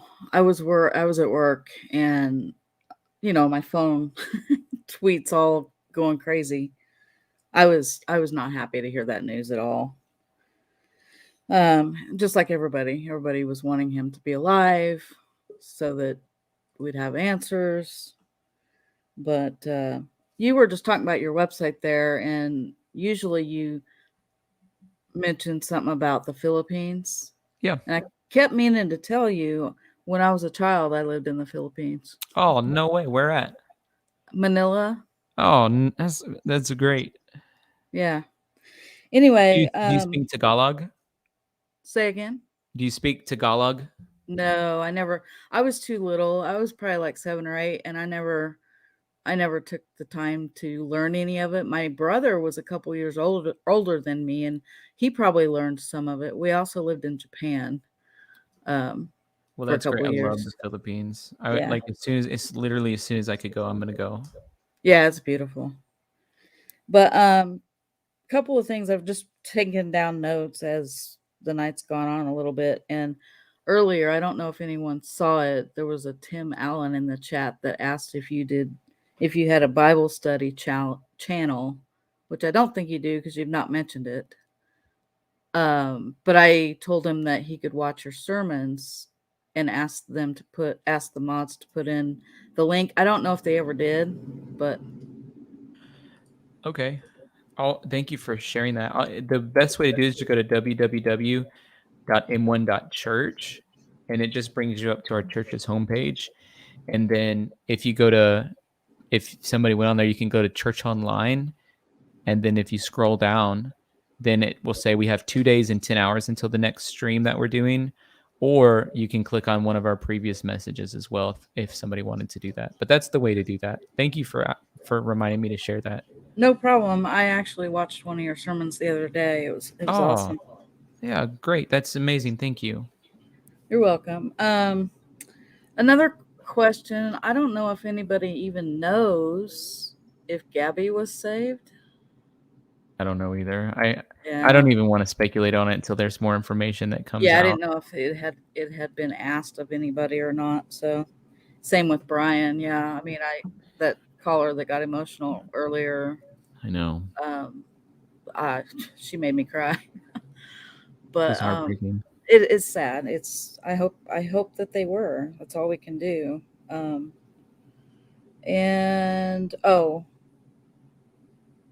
The book release party. Yes, let's do it.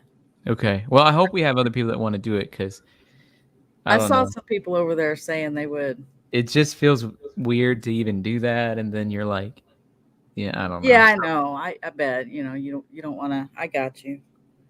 One more last thing that was on my list here. I'm sure you're gonna go back and watch Bertolino interviews and stuff. I watched News Nations with Marnie. Mm-hmm. I watched that one earlier. That's a Yeah, good hers one. seemed good, so I can't wait to watch it. Yeah, she doesn't give him any breaks. Did he? She Oh, she I don't doesn't want let to. him like dodge questions and stuff. Yeah. That's great. Was it in person or was it virtual? It was virtual, but it was video. Okay. Yeah. That's all I had. Keep doing a great job, Tyler. I love your channel. I love being a member. I love the Facebook. The Facebook group's awesome. Like people, we only had Pamela become a member today. I don't know why. We usually have a lot more become members, and then she upgraded. But that becoming a member is really good. Get you in the Facebook group. It's a great community. Yeah, I want to do the producer, but it's a little.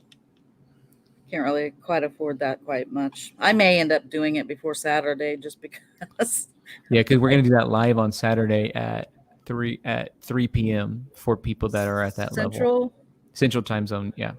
Okay. Just on that note, I hate to even ask this question, but if I do it for a month for producer, can I downgrade to regular member? I think so. Honestly, it's my first month even having members, so I think you can do that. But I don't know for sure. I would assume you can. You probably can. I'm only a member of one channel, and it's Grizzly's channel, and I am a new member. So I don't know either. I'm learning how it works, but I'm going to be on her channel tomorrow. Also, if people wanted to go be on that, I think at 2 p.m. Central Time Zone, I'm a guest on Grizzly True Crimes channel. Okay. All right. Well, take care of yourself. I'm still praying for you. Thank you so much. Thank you for calling in. Thanks. Bye. Bye.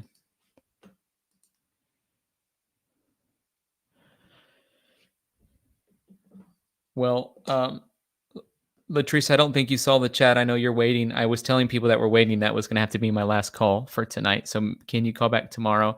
And I would let you on, but the other people who are on already got off. So I feel bad about that. So I'm sorry. And I don't want them to be upset at me either. But I put it in the chat a few minutes ago that was my last call for the night. And then tomorrow we'll do more. So thank you guys for tuning in today. I'm going to be on Grizz's show tomorrow. Next week, I'll be on Popcorn Show. Red, White, and Bethune's going to be on there. He told me Ikemel was going to be on there, but he didn't say that today while he was talking about it. But so next week, I'll be on Popcorn Planet. Tomorrow, I'm going to be on Grizzly True Crime. And listen, we're all just trying to process this together. We're all just trying to process this together. And if you need prayer in any area of your life, email me and put prayer in the subject line today. Anybody who emailed me yesterday, I sent them a prayer today that I hope I didn't miss any, but I was literally, especially if you need healing, I feel a calling over my life and an impartation from heaven to pray for people who need healing. And so if you need healing specifically, email me what your prayer request is. Okay, let's pray tonight before we get off here. Father, we love you. Oh, Lord, everybody that's just entwined with difficult emotions, I pray you wrap your arms around them. You wrap your protection around them. You let them know that you're there. You give them supernatural peace. And right now we pray for the Petitos and the Schmidt family, Father, that they would have an encounter with the Holy Spirit that's so real that they sense love from heaven. Even right now as we're speaking, you'll invade their dreams. You'll take away nightmares and you'll give them peaceful sleep right now in the mighty name of Jesus. And Father, I speak to even the Laundrie family, that your comforter, your wonderful counselor, Prince of Peace, comforter will be there with them right now, Jesus, that even in the midst of whatever they're dealing with, they can turn to you. And for everybody watching, Father, I pray you bless them with your power, with your grace, with your healing, with salvation, and with a heart that's connected to yours for their destiny to come to pass in Jesus' name. Amen, amen, amen. Write amen in the comments if you guys believe it with me. Thank you guys for tuning in today. What a great night. What a great night. What a great night. Love you guys.